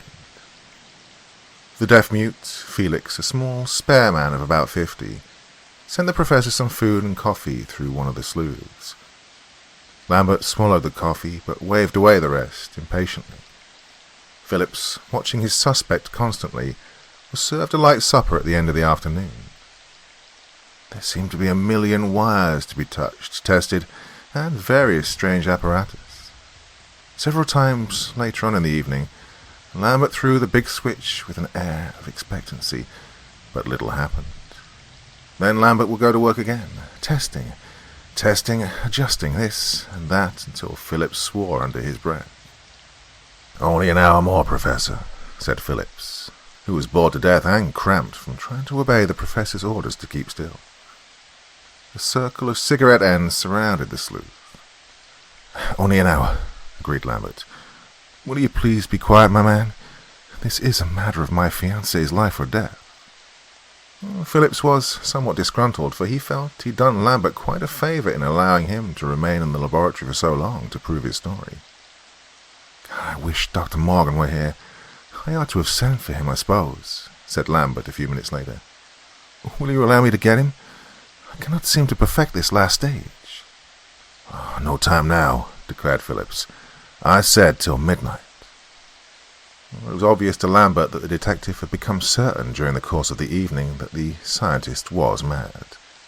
The ceaseless fiddling and the lack of results or even spectacular sights had convinced Phillips that he was dealing with a crank. "Oh, I think I have it now," said Lambert coolly. "What?" asked Phillips. "The original combination. I'd forgotten one detail in the excitement, and this threw me off. Now I believe I will succeed in one way or another. Now, I warn you, be careful. I'm about to release forces which may get out of my control." "Well, now, don't get reckless," begged Phillips nervously. The array of machines had impressed him, even if Lambert did seem a fool. "You insist upon remaining, so it's your own risk," said Lambert coolly. Lambert, in those strange robes, was a bizarre figure. The hood was thrown back, exposing his pale, black-bearded face, the wan eyes with dark circles under them and the twitching lips. "If you find yourself leaving this vale of tears," went on the scientist, ironically to the sleuth, "you will at least have the comfort of realizing that, as the sound force disintegrates your mortal form, you're among the first men to be attuned to the vibrations of the unknown sound world. All matter is vibration. That's been proven. A building of bricks, if shaken in the right manner, falls into its component parts. A bridge, crossed by soldiers in certain rhythmic time, is torn from its moorings. A tuning fork, receiving the sound vibrations from one of a similar size and shape, begins to vibrate in turn. Now, these are homely analogies, but applied to the less familiar sound vibrations which make up our atomic world, they may help you to understand how the terrific forces I have discovered can disintegrate flesh." The scientist looked then inquiringly at Phillips. As the sleuth did not move, but sat with folded arms, Lambert shrugged and said, "Right, I'm ready."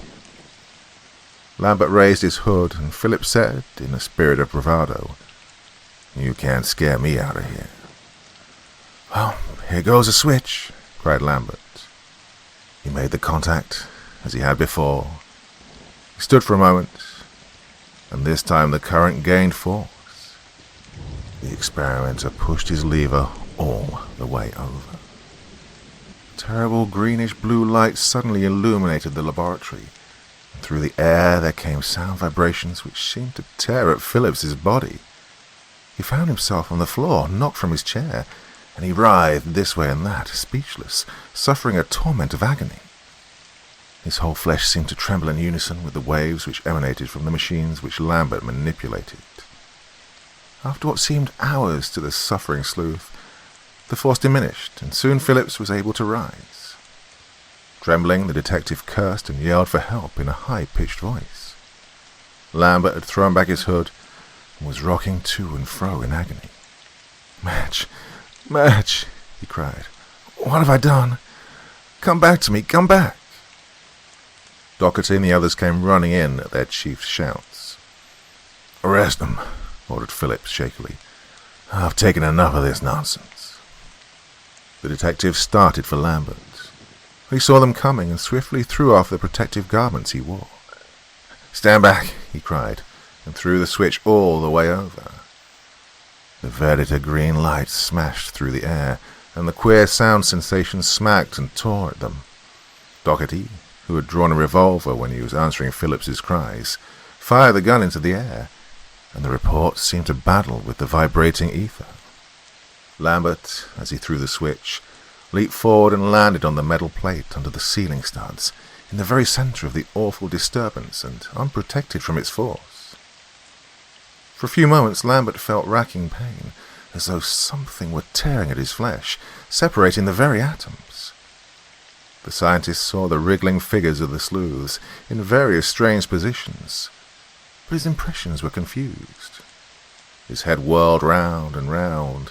He swayed to and fro, and finally he thought he'd fallen down, or rather that he'd melted, as a lump of sugar dissolves in water. He's gone. Gone! In the heart of nothingness was Lambert, his body torn and racked in a shrieking chaos of sound and a blinding glare of iridescent light, which seemed too much to bear.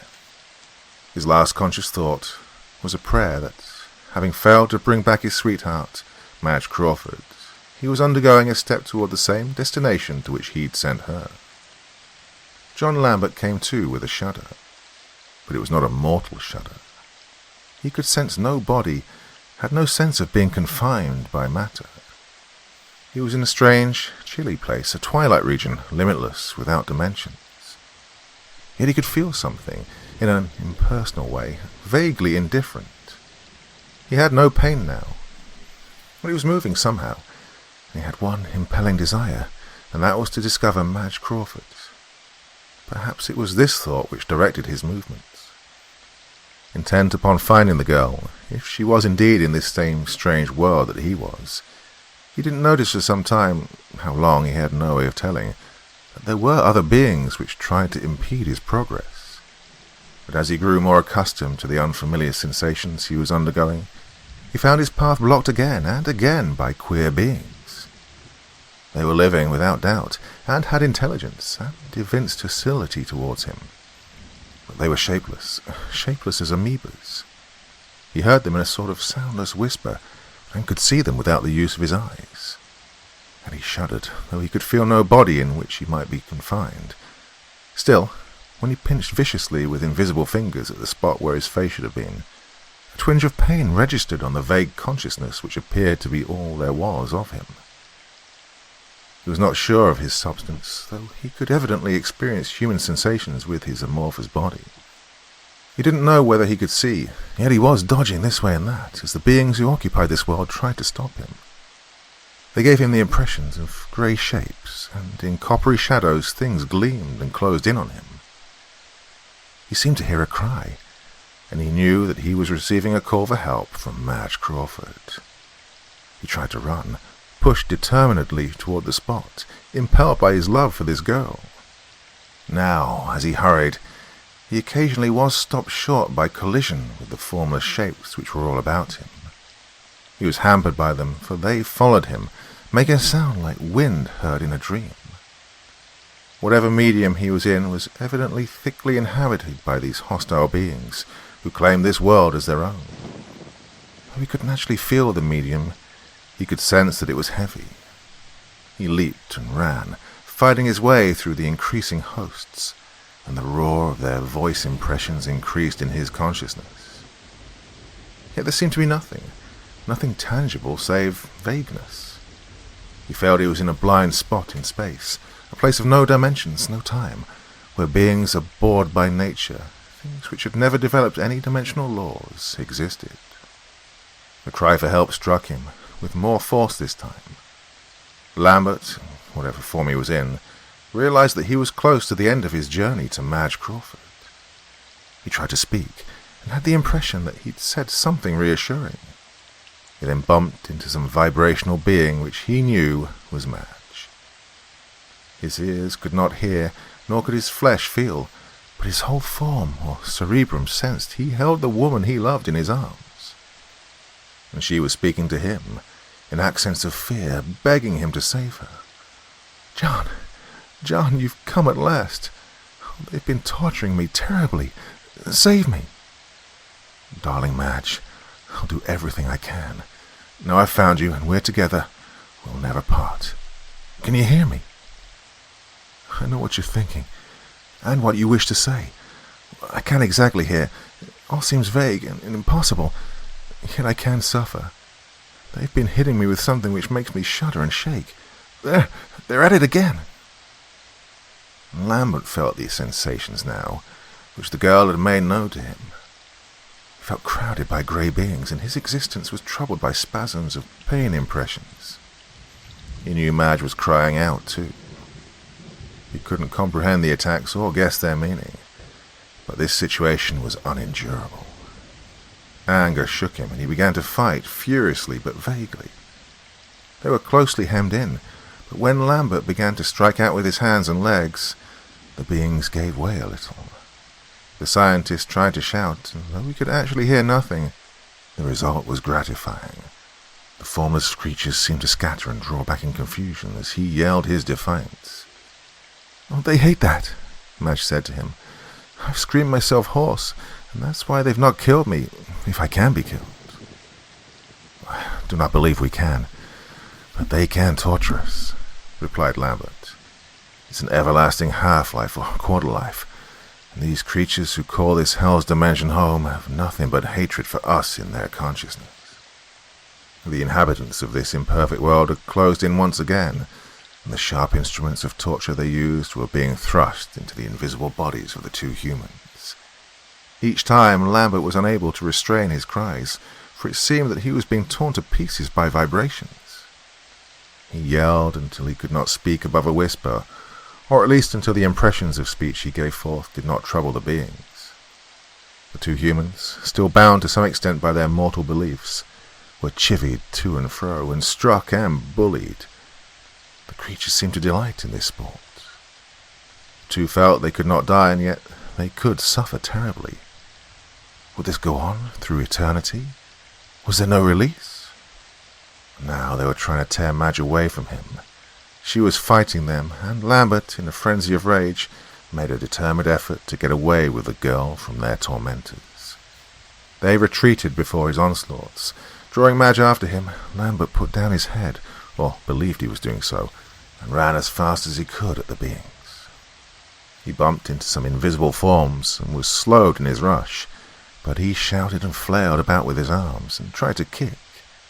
Madge helped by screaming and striking out. They made some distance in this way, or so they thought, and the horrid creatures gave way before them. All about them was the coppery sensation of the medium in which they moved. Lambert, as he became more used to the form he was inhabiting, began to think he could discern dreadful eyes which stared unblinkingly at the couple. He fought on, and believed they'd come to a spot where the beings did not molest them, though they still sensed the things glaring at them. Were they on some invisible eminence, above the reach of these queer creatures? "Oh, we might as well stop here. If we try to go further, we may come to a worse place," said Lambert. And so they rested there, in temporary peace, together at last. "I seem to be happy now," said Madge, clinging close. "I feared I would never see you again. Oh, John dear. I ran to you when you called out that day, and when I crossed the plate, I was torn and racked and knocked down. When I next experienced sensation, it was in this terrible form. I'm becoming more used to it, but I kept crying out for you. The beings, as soon as they discovered my presence, began to torment me. More and more have been collecting, and I have a sensation of seeing them as horrible, revolting beasts. Oh, John, I don't think I could have stood it much longer if you hadn't come to me. They were driving me on and on and on, ceaselessly torturing me." "Ah, curse them," said Lambert. "I wish I could really get hold of some of them. Or perhaps, Madge, we'll be able to think of some escape for us from this hell's dimension." "Yes, darling. I couldn't bear to think we're eternally damned to exist among these beings, hurt by them and unable to get away. Oh, how I wish we were back in the laboratory at the tea table. How happy we were there." "And we will be again, Madge." Well, Lambert was far from feeling hopeful, but he tried to encourage the girl into thinking they might get away. However, he was unable to dissimulate, and she felt his anguish for her safety. "But I know now that you love me. I can feel it stronger than ever before, John. It seems like a great rock to which I can always cling. Your love protects me from the hatred that these beasts pour out against us." Since they had no sense of time, they couldn't tell how long they were allowed to remain unmolested, but in each other's company they were happy, though each one was afraid for the safety of the other. and they spoke of the mortal life they'd lived, and their love. They felt no need for food or water. They just clung together in a dimensionless universe, held up by love. Well, the lull came to an end at last. There was no change in the coppery vagueness about them which they sensed as the surrounding ether, but all was changeless, boundless. Lambert, close to Madge Crawford, felt that they were about to be attacked. He had swift, temporary impressions of seeing saucer-like, unblinking eyes, and then hordes of bizarre inhabitants starting to climb up to their perch. For a short while, Lambert and Madge fought them off, thrusting at them, seeming to push them backward down this untangible slope. The cries which the dematerialized humans uttered also helped to hold the leaders of the attacking army partially in check, but the vast number of beings swept forward. The thrusts of the torture fields they emanated became more and more racking as the two unfortunates shuddered in horror and pain. The power to demonstrate loud noise was evidently impossible to the creatures, for their sounds came to Madge Crawford and John Lambert as long, drawn-out, almost unbearable squeaks, mouse-like in character. Perhaps they'd never had the faculty of speech, since they did not need it to communicate with one another. Perhaps they realized that the racket they could make would hurt them as much as it did their enemies. Lambert, Madge clinging to him, was forced backward down the slope, and the beings had the advantage of height. He could not again reach the eminence, but the way behind seemed to clear quickly enough, though thrusts were made at him innumerable times with the torture fields. And the hordes pushed them backward, ever back. They were forced on for some distance, and as they retreated the way became easier, and fewer of the beings impeded the channel along which they moved, though in front of them and on all sides, above, beneath, and below, they were pressed by the hordes. "They're forcing us to some place they want us to go," said Lambert desperately. "We can't do anything more," replied the girl. Lambert felt her quiet confidence in him, and that, as long as they were together, all was well. "Maybe they can kill us somehow," he said. And now Lambert felt the way was clear to the rear. There was a sudden rush of the creatures, and needle-like fields were impelled viciously into the spaces the two humans occupied. Madge cried out in pain, and Lambert shouted. The throng drew away from them as suddenly as it had surged forward, and in an instant later the pair, clinging together, felt like they were falling.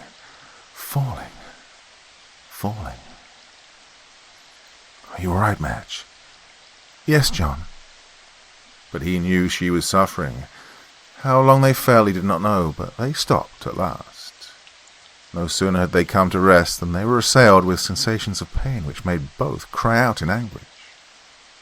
There, in the spot where they'd been thrust by the hordes, they felt that there was some terrific vibration which racked and tore at their invisible forms continuously, sending them into spasms of sharp misery.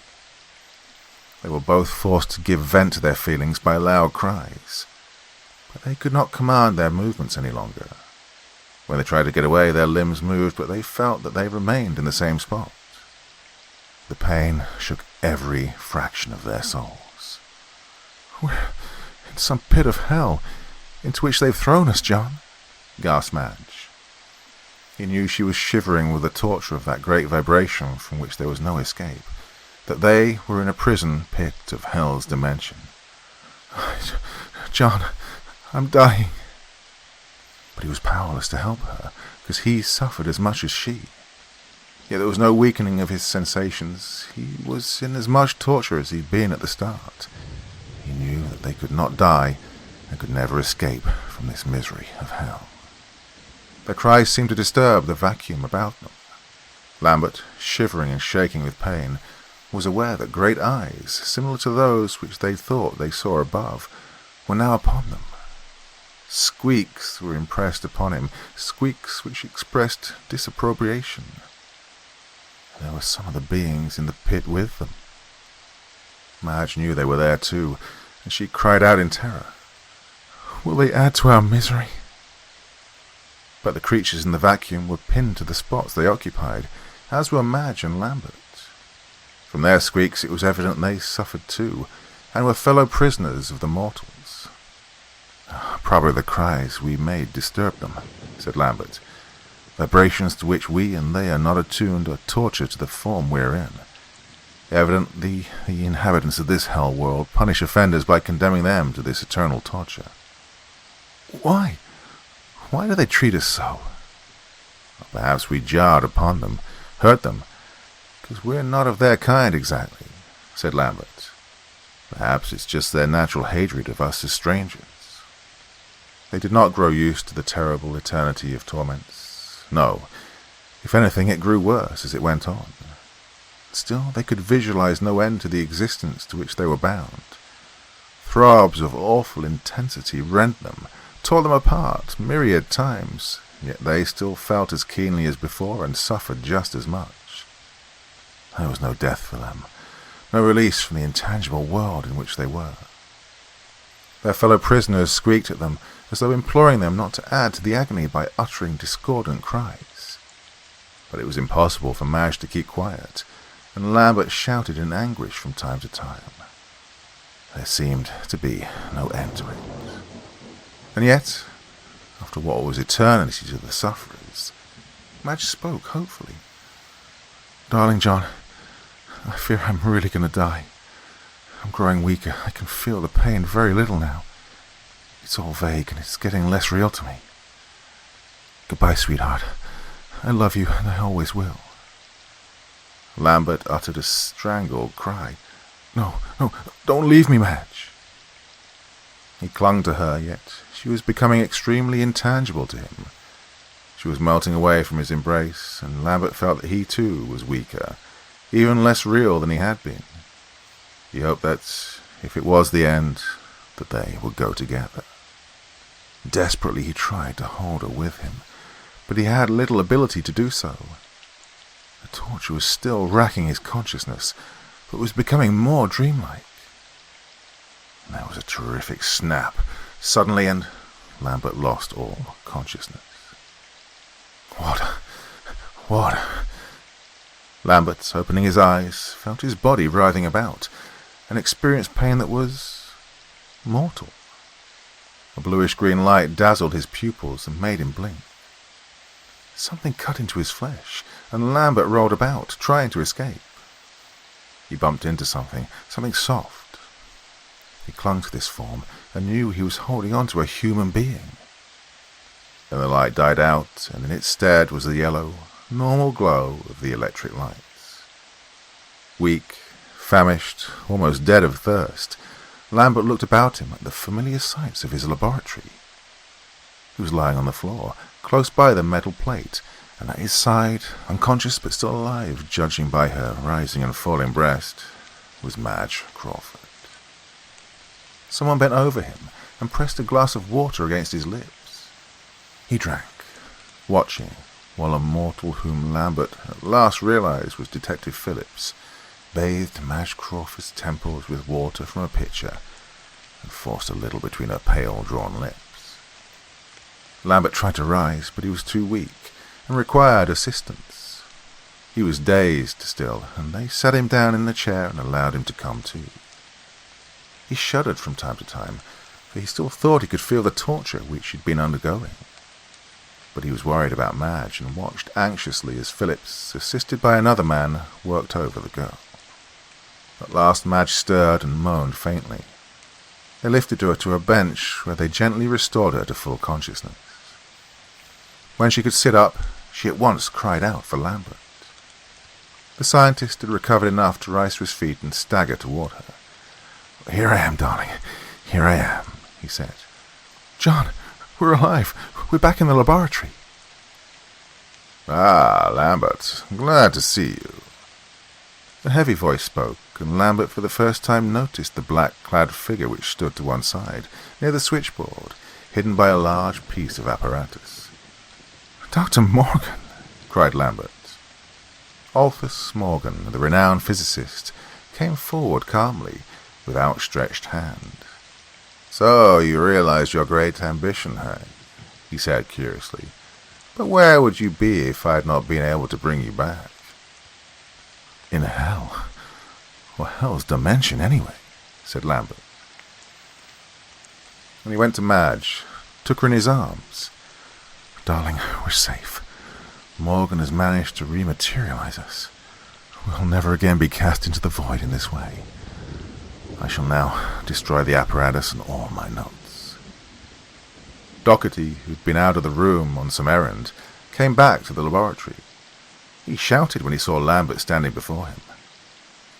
"You got him!" he cried. "Hey, where was he hiding?" His eyes fell upon Madge Crawford then, and he exclaimed in satisfaction, "Ah, you found her, eh?" "No," said Phillips. "They came back. They suddenly appeared out of nothing, Doherty." "Ah, don't kid me," growled Doherty. "They were hiding in the closet somewhere. Maybe they can fool you guys, but not me." Lambert spoke to Phillips. "Oh, I'm starving. I think Miss Crawford must be too. Will you tell Felix to bring us some food? Plenty of it." One of the sleuths went to the kitchen to give the order. And then Lambert turned to Morgan. "How did you manage to bring us back?" he asked. Well, Morgan shrugged. "It's all guesswork at the last. I first could check the apparatus by your notes, and this took some time.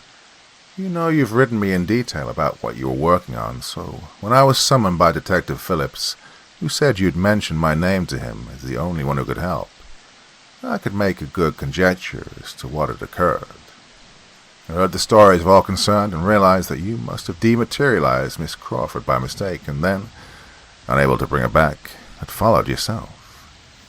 Well, I put on your insulation outfit and went to work. I've not left here for a moment, but have snatched an hour or two of sleep from time to time. Detective Phillips has been very good and helpful. Well, finally, I had everything in shape, but I reversed the apparatus in vital spots and tried each combination until, suddenly, a few minutes ago, you were rematerialized. It was a desperate chance, but I was forced to take it in an endeavor to save you." Lambert held out his hand to his friend. "I can never thank you enough," he said gratefully. "You saved us from a horrible fate. You speak as though we'd been gone for a long while. Was it many hours?" "Hours," repeated Morgan, his lips parting under his black beard. "Man, it was 8 days. You've been gone since a week ago last night." Lambert turned to Phillips. "Look, I must ask you not to release this story to the newspapers," he begged. Phillips smiled and turned up his hands in a gesture of frank wonder.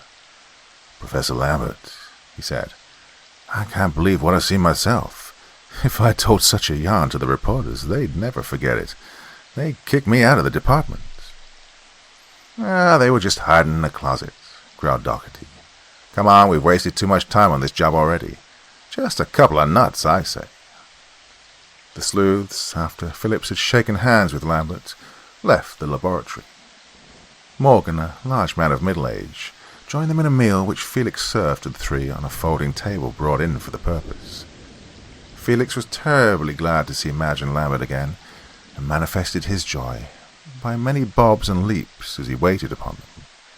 A grin spread across his face from ear to ear. Morgan asked innumerable questions. They described as best what they could recall of the strange dominion in which they'd been, and the physicist listened intently. "Well, it is some hell's dimension, as you call it," he said at last. "Where it is, or exactly, I cannot say," said Lambert. "And I surely have no desire to return to that world of hate." Madge, happy now, smiled at him, and he leaned over and kissed her tenderly. "We've come from hell together," said Lambert. "And now we're in heaven."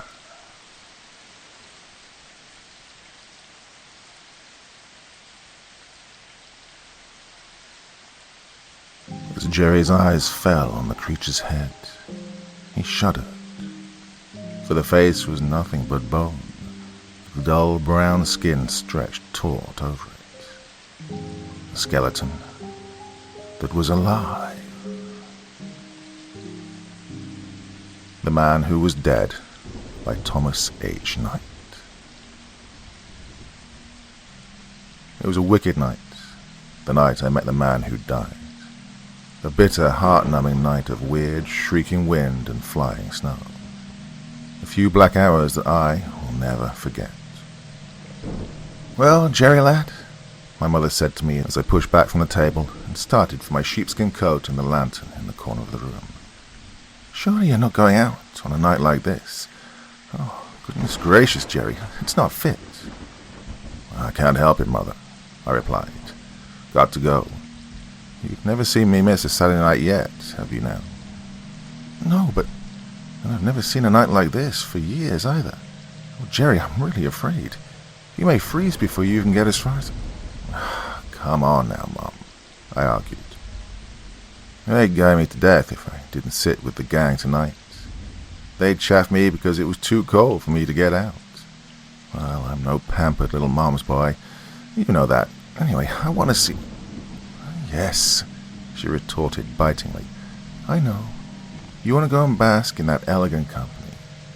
Our stove's just as good as the one down at that dirty old store," continued my persistent and anxious parent.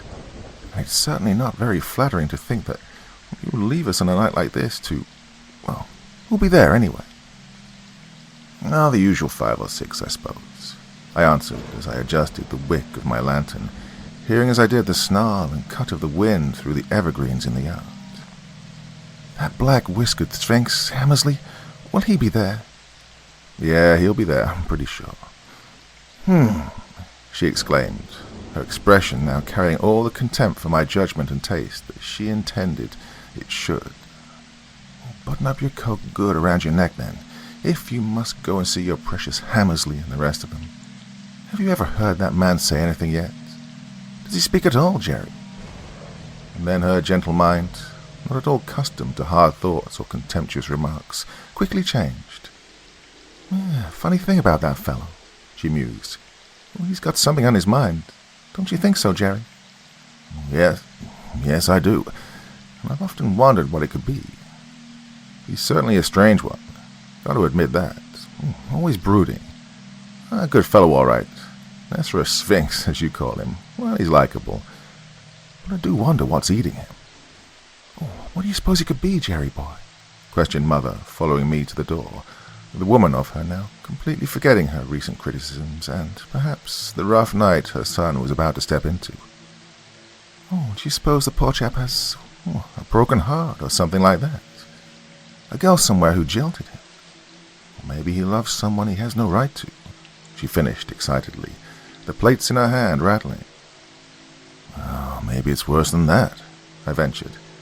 "Perhaps, I've no right to say it, but perhaps, and I've often thought it, there's a killing he wants to forget and can't."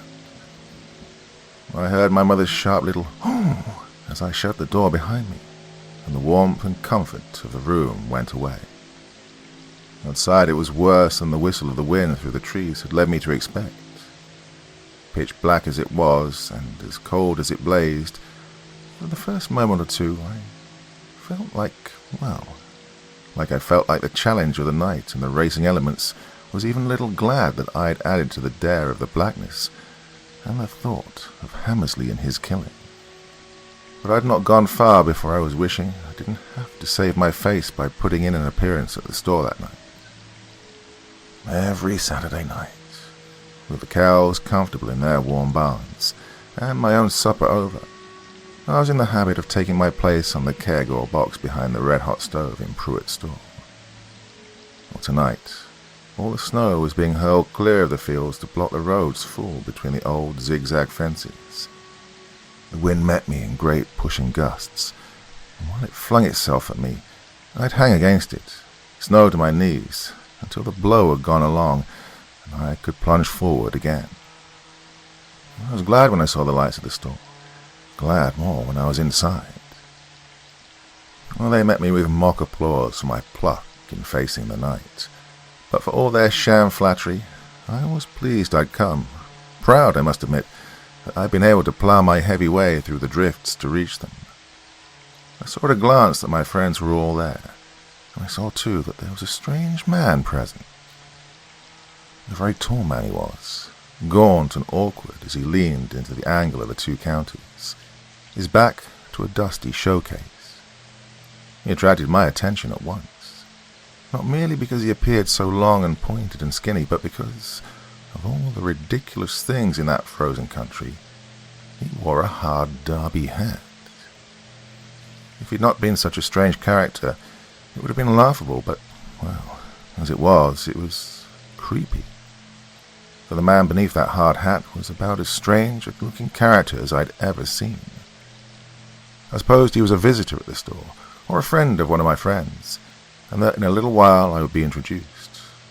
But I wasn't.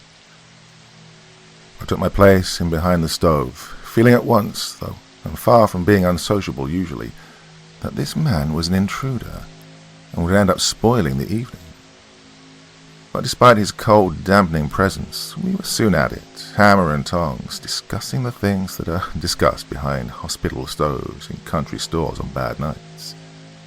But I could never lose sight of the fact that the stranger was standing there, silent as the grave, and was, to say the least, a very strange one. Before long I was sure he was no friend or guest of anyone there, and that not only had he cast a pall over me, but over all of us. I didn't like it, nor did I like him. Perhaps it would have been just as well after all, I thought, had I heeded my mother's advice and stayed home. Jed Counsell was the one who, innocently enough, started the thing that changed the evening, that had begun so badly, into a nightmare. "Jerry," he said, leaning across to me, "thinking of you this afternoon. Reading an article about reincarnation. Remember what we was arguing last week?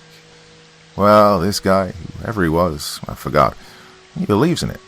Says it's so. That people do come back." With his opening shot, Jed sat back to await my answer. I like these arguments, and I tried to bear my share in them, but now, instead of immediately answering the challenge, I looked round to see if any of our circle were going to answer Jed. Then, deciding that it was up to me, I shrugged off the strange feeling the man in the corner had cast over me, and prepared to view my opinions. "Well, that's just a fellow's belief, Jed," I said. "Just as he's got his, so I have mine. And on this subject, at least, I claim my opinion is as good as anybody's." Well, I was just getting nicely started, and a little forgetting my distaste for the man in the corner, when the fellow himself interrupted. He left his leaning place and came creaking across the floor to our circle around the store. I say he came creaking, for, well, he did creak when he came. Shoes, I naturally, almost unconsciously decided, though the crazy notion was in my mind that the cracking I heard did sound like bones and joints and sinews badly in need of oil. The stranger sat his groaning self down among us, on a board lying across a nail keg in an old chair. Only from the corner of my eye did I see his movements, being friendly enough, despite my dislike, not to allow too marked notice of his attempt to be sociable and seem inhospitable on my part. I was about to start again with my argument when Seth Spears, sitting closest to the newcomer, deliberately got up from the bench and went to the counter, telling Pruitt as he went that he had to have some sugar. Well, it was all a farce, a pretext, I knew. I've known Seth for years, and have never known him before to take upon himself the buying for his wife's kitchen. Seth simply would not sit beside this man. At that, I could keep my eyes from the stranger no longer, and the next moment I felt my heart turn over within me, and then lie still. Well, I've seen walking skeletons in circuses, but never such a man as the one who was sitting then at my right-hand side. Those sideshow men, well, they were just lean in comparison to the fellow who'd invaded our Saturday nightclub. Oh, his thighs and his legs and his knees, sticking sharply into his trousers, looked like pieces of an inch board. His shoulders and his chest seemed as flat and as sharp as his legs. Well, the sight of the man shocked me. I sprang to my feet, thoroughly frightened. I couldn't see much of his face, sitting there in the dark as he was, with his back to the yellow light, but I could make out enough of it to know that it was in keeping with the rest of him. In a moment or two, realizing my childishness, I'd fought down my fear and pretending that a scorching of my leg had caused my hurried movement, I sat down again. None of the others said a word, each waiting for me to continue and to break the embarrassing silence. Hammersley, black-whiskered the Sphinx, as my mother had called him, watched me closely, hating myself not a little bit for actually being the idiot who I'd boasted I was not. Well, I spoke hurriedly, loudly, to cover my confusion. No, sir, Jed, I said, taking up my argument. When a man's dead, he's dead. There's no bringing him back like that highbrow claims. The old heart may be only hitting about once in every 100 times, and if they catch it right at the last stroke, they may bring it back then, but, well, once she's stopped, Jed, she's stopped for good. Once the pulse is gone and the life is flickered out, it's out. It doesn't come back in any form at all. No, not in this world. Well, I was glad when I'd said it, thereby asserting myself and downing my foolish fear of the man whose eyes I felt burning into me. I didn't turn to look at him, but all the while I felt his gimlety eyes digging into my brain. And then he spoke. And though he sat right next to me, his voice sounded like a moan from afar off. It was the first time we'd heard this thing that once may have been a voice and that now sounded like a groan from a closely nailed coffin. I reached a hand toward my knee to enforce his words, but I jerked away. So, you don't believe a man can come back from the grave, eh? He grated. Believe that once a man's heart is stilled, it's stopped for good, eh? Well, you're all wrong, Sonny. All wrong. You believe these things, but I know them. Well, his interference, his condescension, his whole hatefulness angered me. I could now no longer control my feeling. Oh, you know, do you? I sneered. On such a subject as this, you're entitled to know, are you? Don't make me laugh, I finished insultingly. Well, I was intrigued. I'm a big fellow with no reason to fear ordinary men. Yes, I know, came back his echoing, scratching voice. How do you know? I mean, maybe you've been... Yes, I have, he answered, his voice breaking to a squeak. Take a good look at me, gentlemen. A good look. He knew now that he held the center of the stage, and that the moment was his. Slowly he raised an arm to remove that ridiculous hat. And again, I jumped to my feet, for as his coat sleeve slipped down his forearm, I saw nothing but bone supporting his hand. And the hand that then bared his head was a skeleton hand. Slowly, the hat was lifted. But as quickly as light, 6 able-bodied men were on their feet and halfway to the door before we realized the cowardliness of it. We forced ourselves back inside the store, very slowly, all of us rather ashamed of our ridiculous and childlike fear. But it was all enough to make the blood curdle, with that living but dead thing sitting there by our fire. His face and skull were nothing but bone, the eyes deeply sunk into their sockets, the dull brown skin like parchment in its tautness, drawn and shriveled down onto the nose and jaw. There were no cheeks, just hollows. The mouth was a sharp slit beneath the flat nose. My God, he was hideous. I'll come back and I'll tell you my yarn, he mocked, the slit that was his mouth opening a little to show us the empty, blackened gums. Well, I've been dead once, he went on, getting a lot of satisfaction from the weirdness of the lie and from our fear. And I came back. Come and sit down and I'll explain why I'm this living skeleton. Well, we came back slowly, and as I did, I slipped my hand into my outside pocket where I had a revolver. put my finger in on the trigger and got ready to use the vicious little thing. I was on edge and torn to pieces completely by the sight of this man, and I doubt not that, had he made a move towards me, my frayed nerves would have plugged him full of lead. I eyed my friends. They were in no better way than I was. Fright and horror stood on each face. Hammersley was the worst. His hands were twitching, his eyes were bright like glass, and his face bleached and drawn. "Oh, I've quite a yarn to tell," went on the skeleton in his awful voice. "I've had quite a life, a full life. I've taken my fun and my pleasure wherever I could. Maybe you'll call me selfish and greedy, but I always used to believe that a man only passed this way once. Just like you believe." He nodded to me, his neck muscles and jaws creaking. "6 years ago I came up into this country and got a job on a farm." He went on now, settling into his story. "Just an ordinary job, but I liked it because the farmer had a pretty little daughter of about 16 or 17, and as easy as could be. You may not believe it, but you can still find dames green enough to fall for the right story. And this one did. I told her I was only out there for a time for my health. That I was rich back in the city, with a fine home and everything. She believed me, a little fool."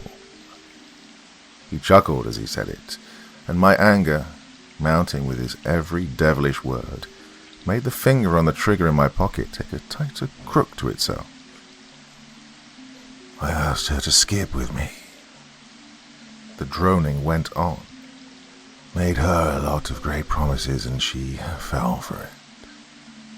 His dry jawbones clanked and chattered, as if he enjoyed the beastly recital of his achievement, while we sat gaping at him, believing either that the man must be mad, or that we were the mad ones, or we were dreaming.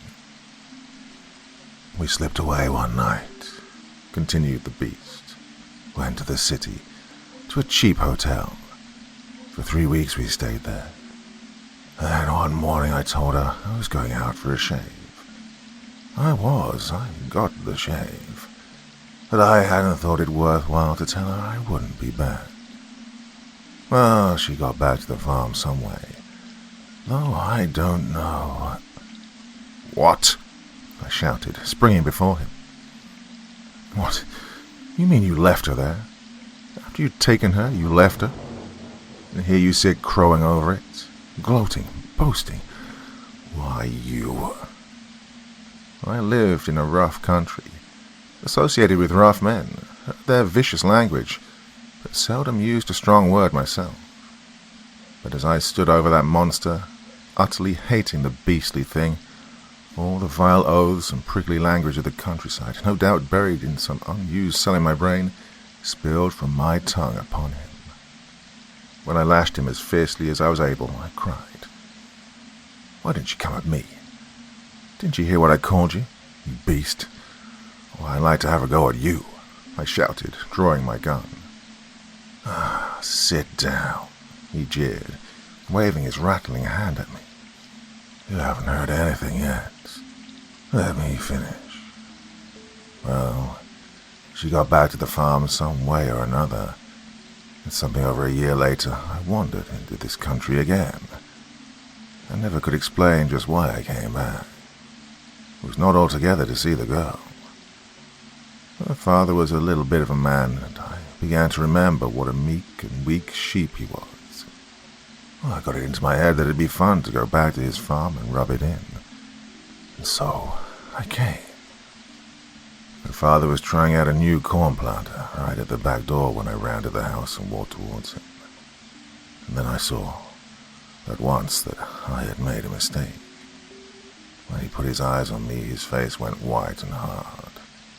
He came down from the seat of that machine like a flash, and took hurried steps in the direction of a double-barreled gun leaning against the woodshed. Well, they were always troubled with hawks, and kept a gun handy. But there was an axe nearer to me than the gun was to him. I had to work fast, but I made it all right.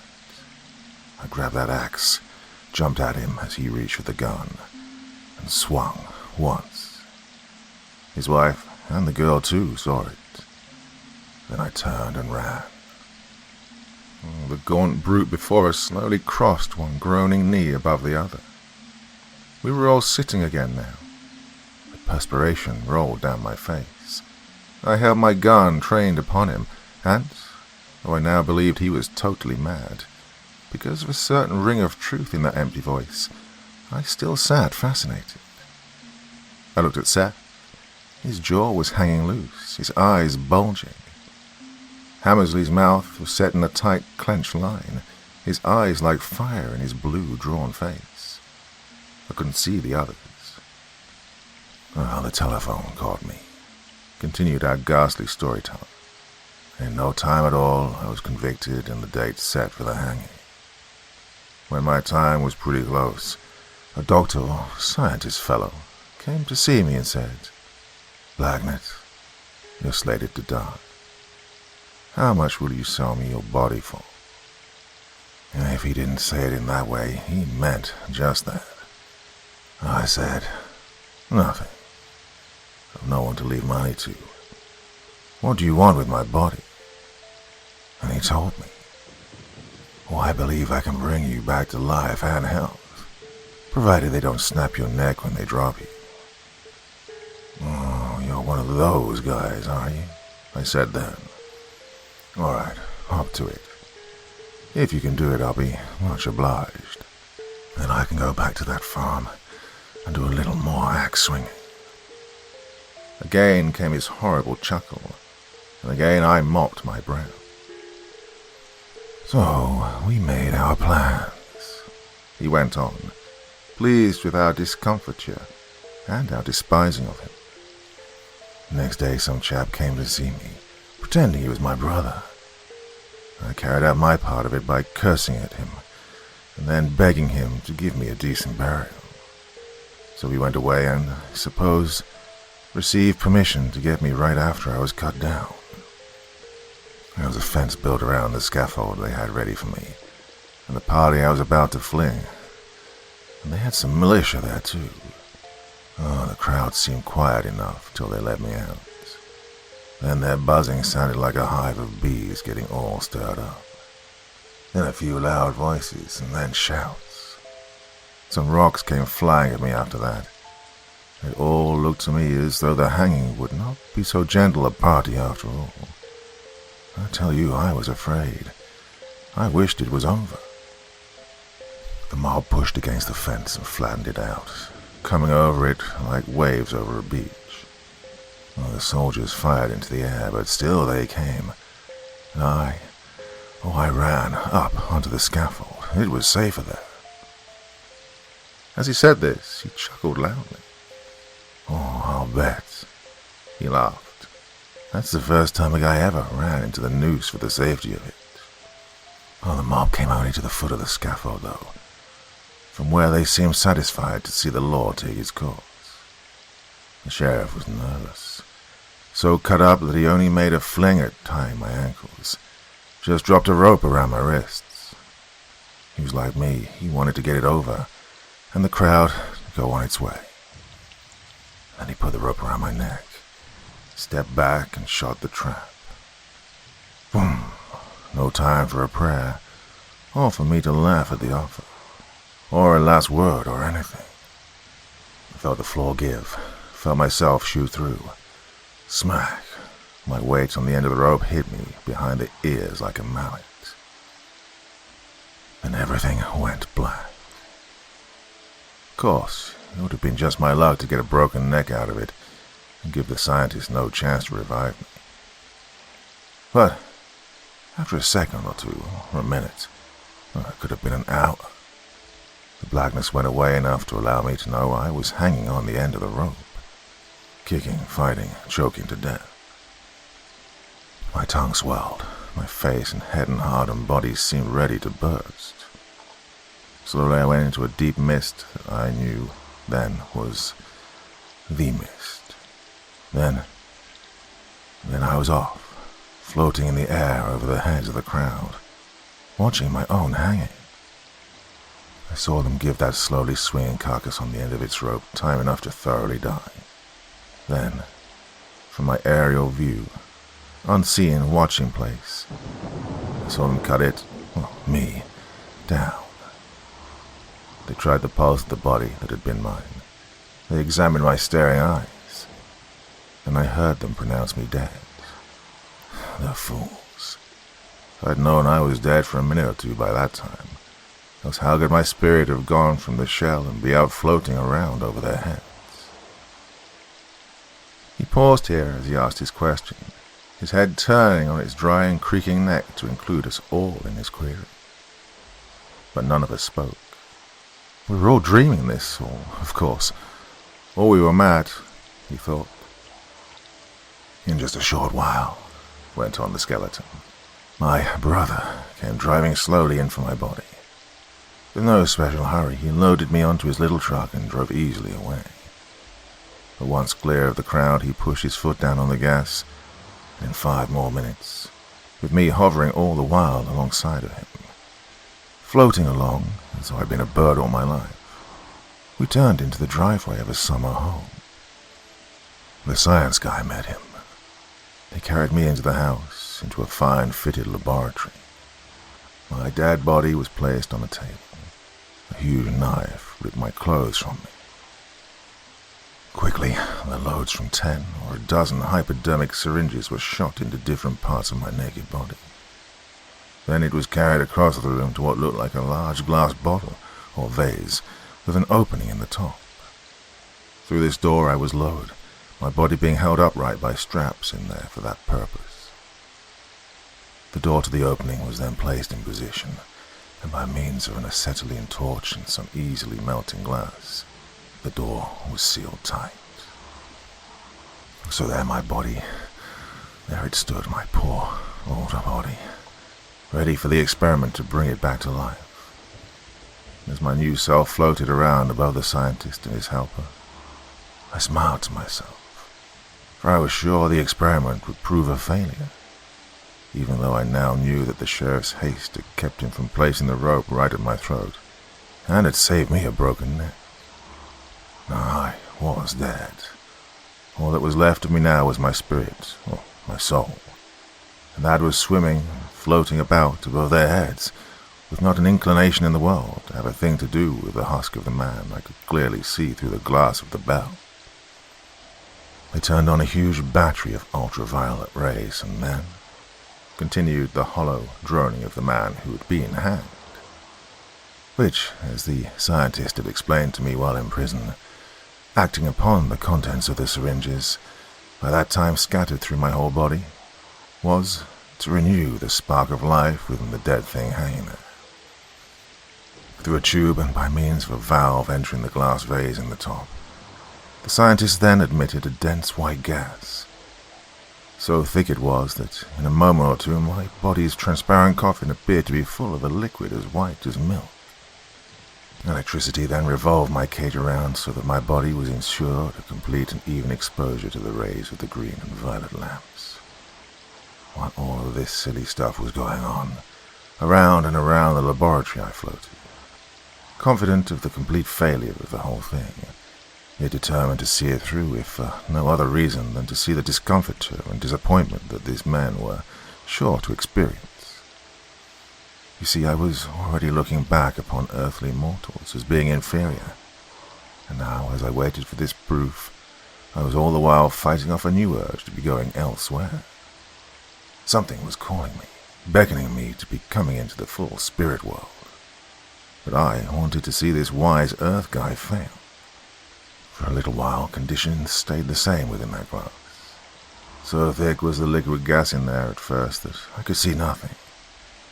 Then it began to clear, and I saw to my surprise that the milky gas was disappearing because it was being forced in by the rays from the lights in through the pores into the body itself, as though my form was sucking it in like a sponge. The scientist and his helper were tense and taut with excitement, and suddenly my comfortable feeling left me. Till then it had seemed so smooth and velvety and peaceful, drifting around over their heads as though lying on a soft, fleecy cloud. Now I felt a sudden squeezing of my spirit body. And then I was in agony. Before I knew what I was doing, my spirit was clinging to the outside of that twisting glass bell, clawing to get into the body that was coming back to life. The glass now was perfectly clear of the gas, though as yet there was no sign of life from the body inside, to hint that the scientists might be successful. But I knew it, for I fought desperately to break in through the glass to get back into my discarded shell of a body again. I must get in or die a worse death than I had before. Then my sharper eyes noted a slight shiver passing over the white thing before me. The scientist must have seen it too, for in the next second he sprang forward with a choking cry of delight. Then the lolling head inside lifted a bit.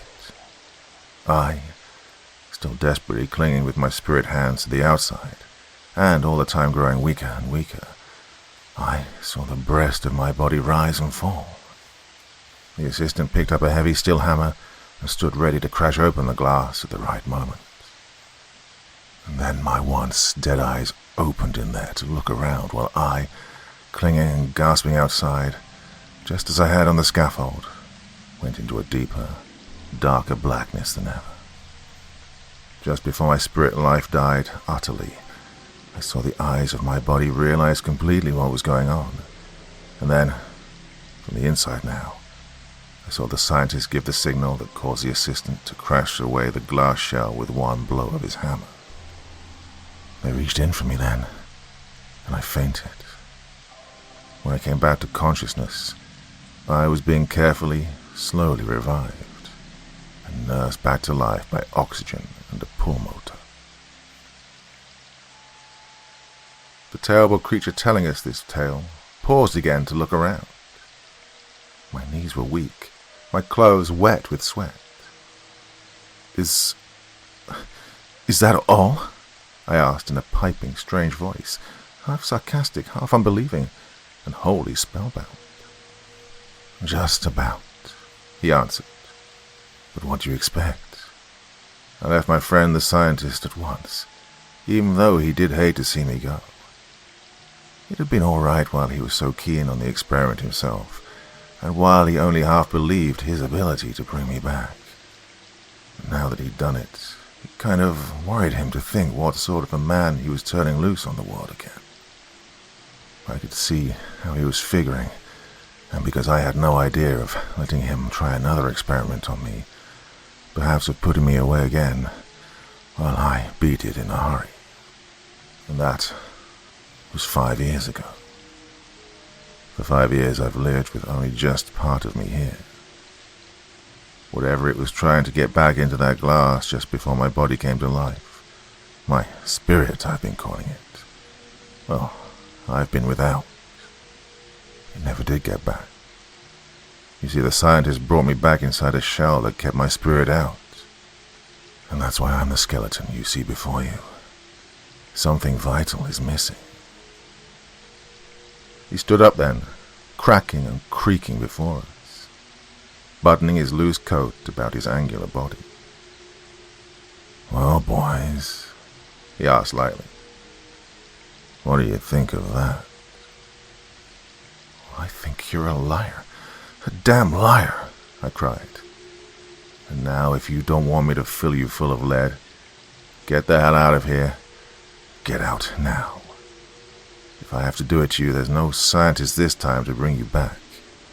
When you go out, you'll stay out. Oh, don't worry, he grimaced back to me, waving a mass of bones that should have been a hand contemptuously at me. I'm going. I'm headed for Shelton. He then stalked the length of the floor and shut the door behind him. The beast had gone. The dirty liar, I cried. I wish I'd had an excuse to kill him. Just think of that being loose, will you? A brute who would think up such a yarn. Oh, of course it's all absurd, all crazy, all a lie. No, it's not a lie. I turned to see who'd spoken. Hammersley's voice was so unfamiliar, and now so torn that I could not have thought he'd spoken, had he not been looking right at me, his glittering eyes challenging my assertion. Would wonders never cease? I asked myself.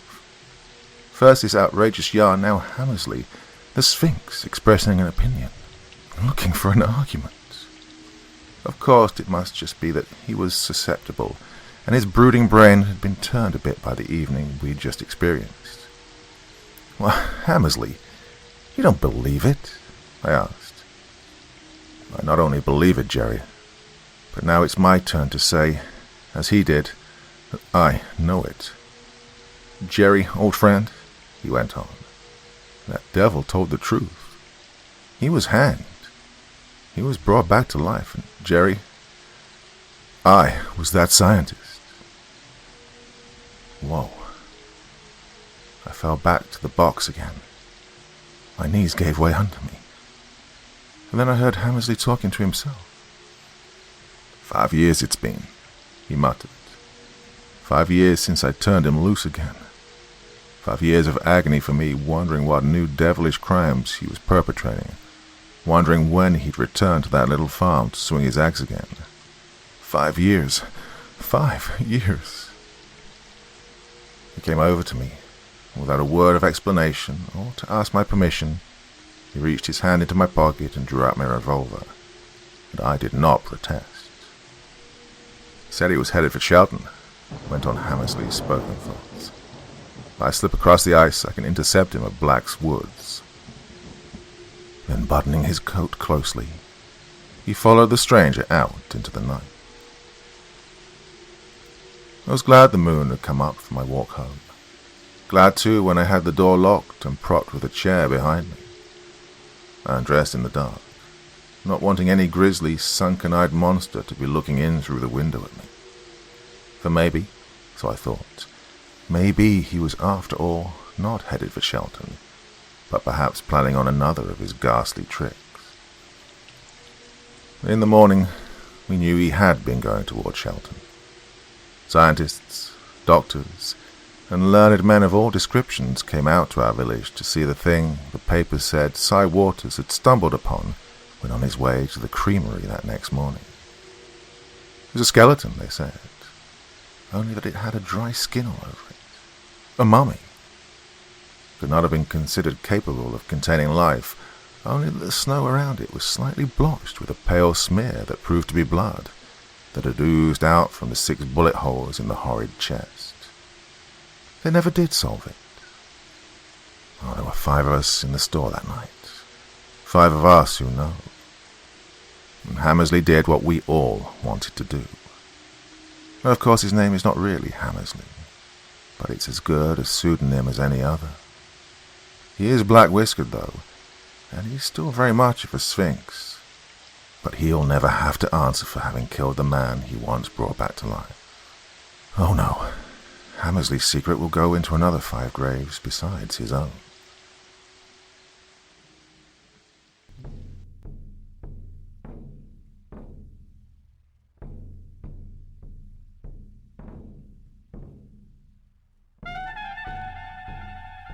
And so once again, we reach the end of tonight's podcast. My thanks as always to the authors of those wonderful stories, and to you for taking the time to listen. Now, I'd ask one small favor of you. Wherever you get your podcast from, please write a few nice words and leave a 5-star review, as it really helps the podcast. That's it for this week, but I'll be back again same time, same place, and I do so hope you'll join me once more. Until next time, sweet dreams and bye-bye.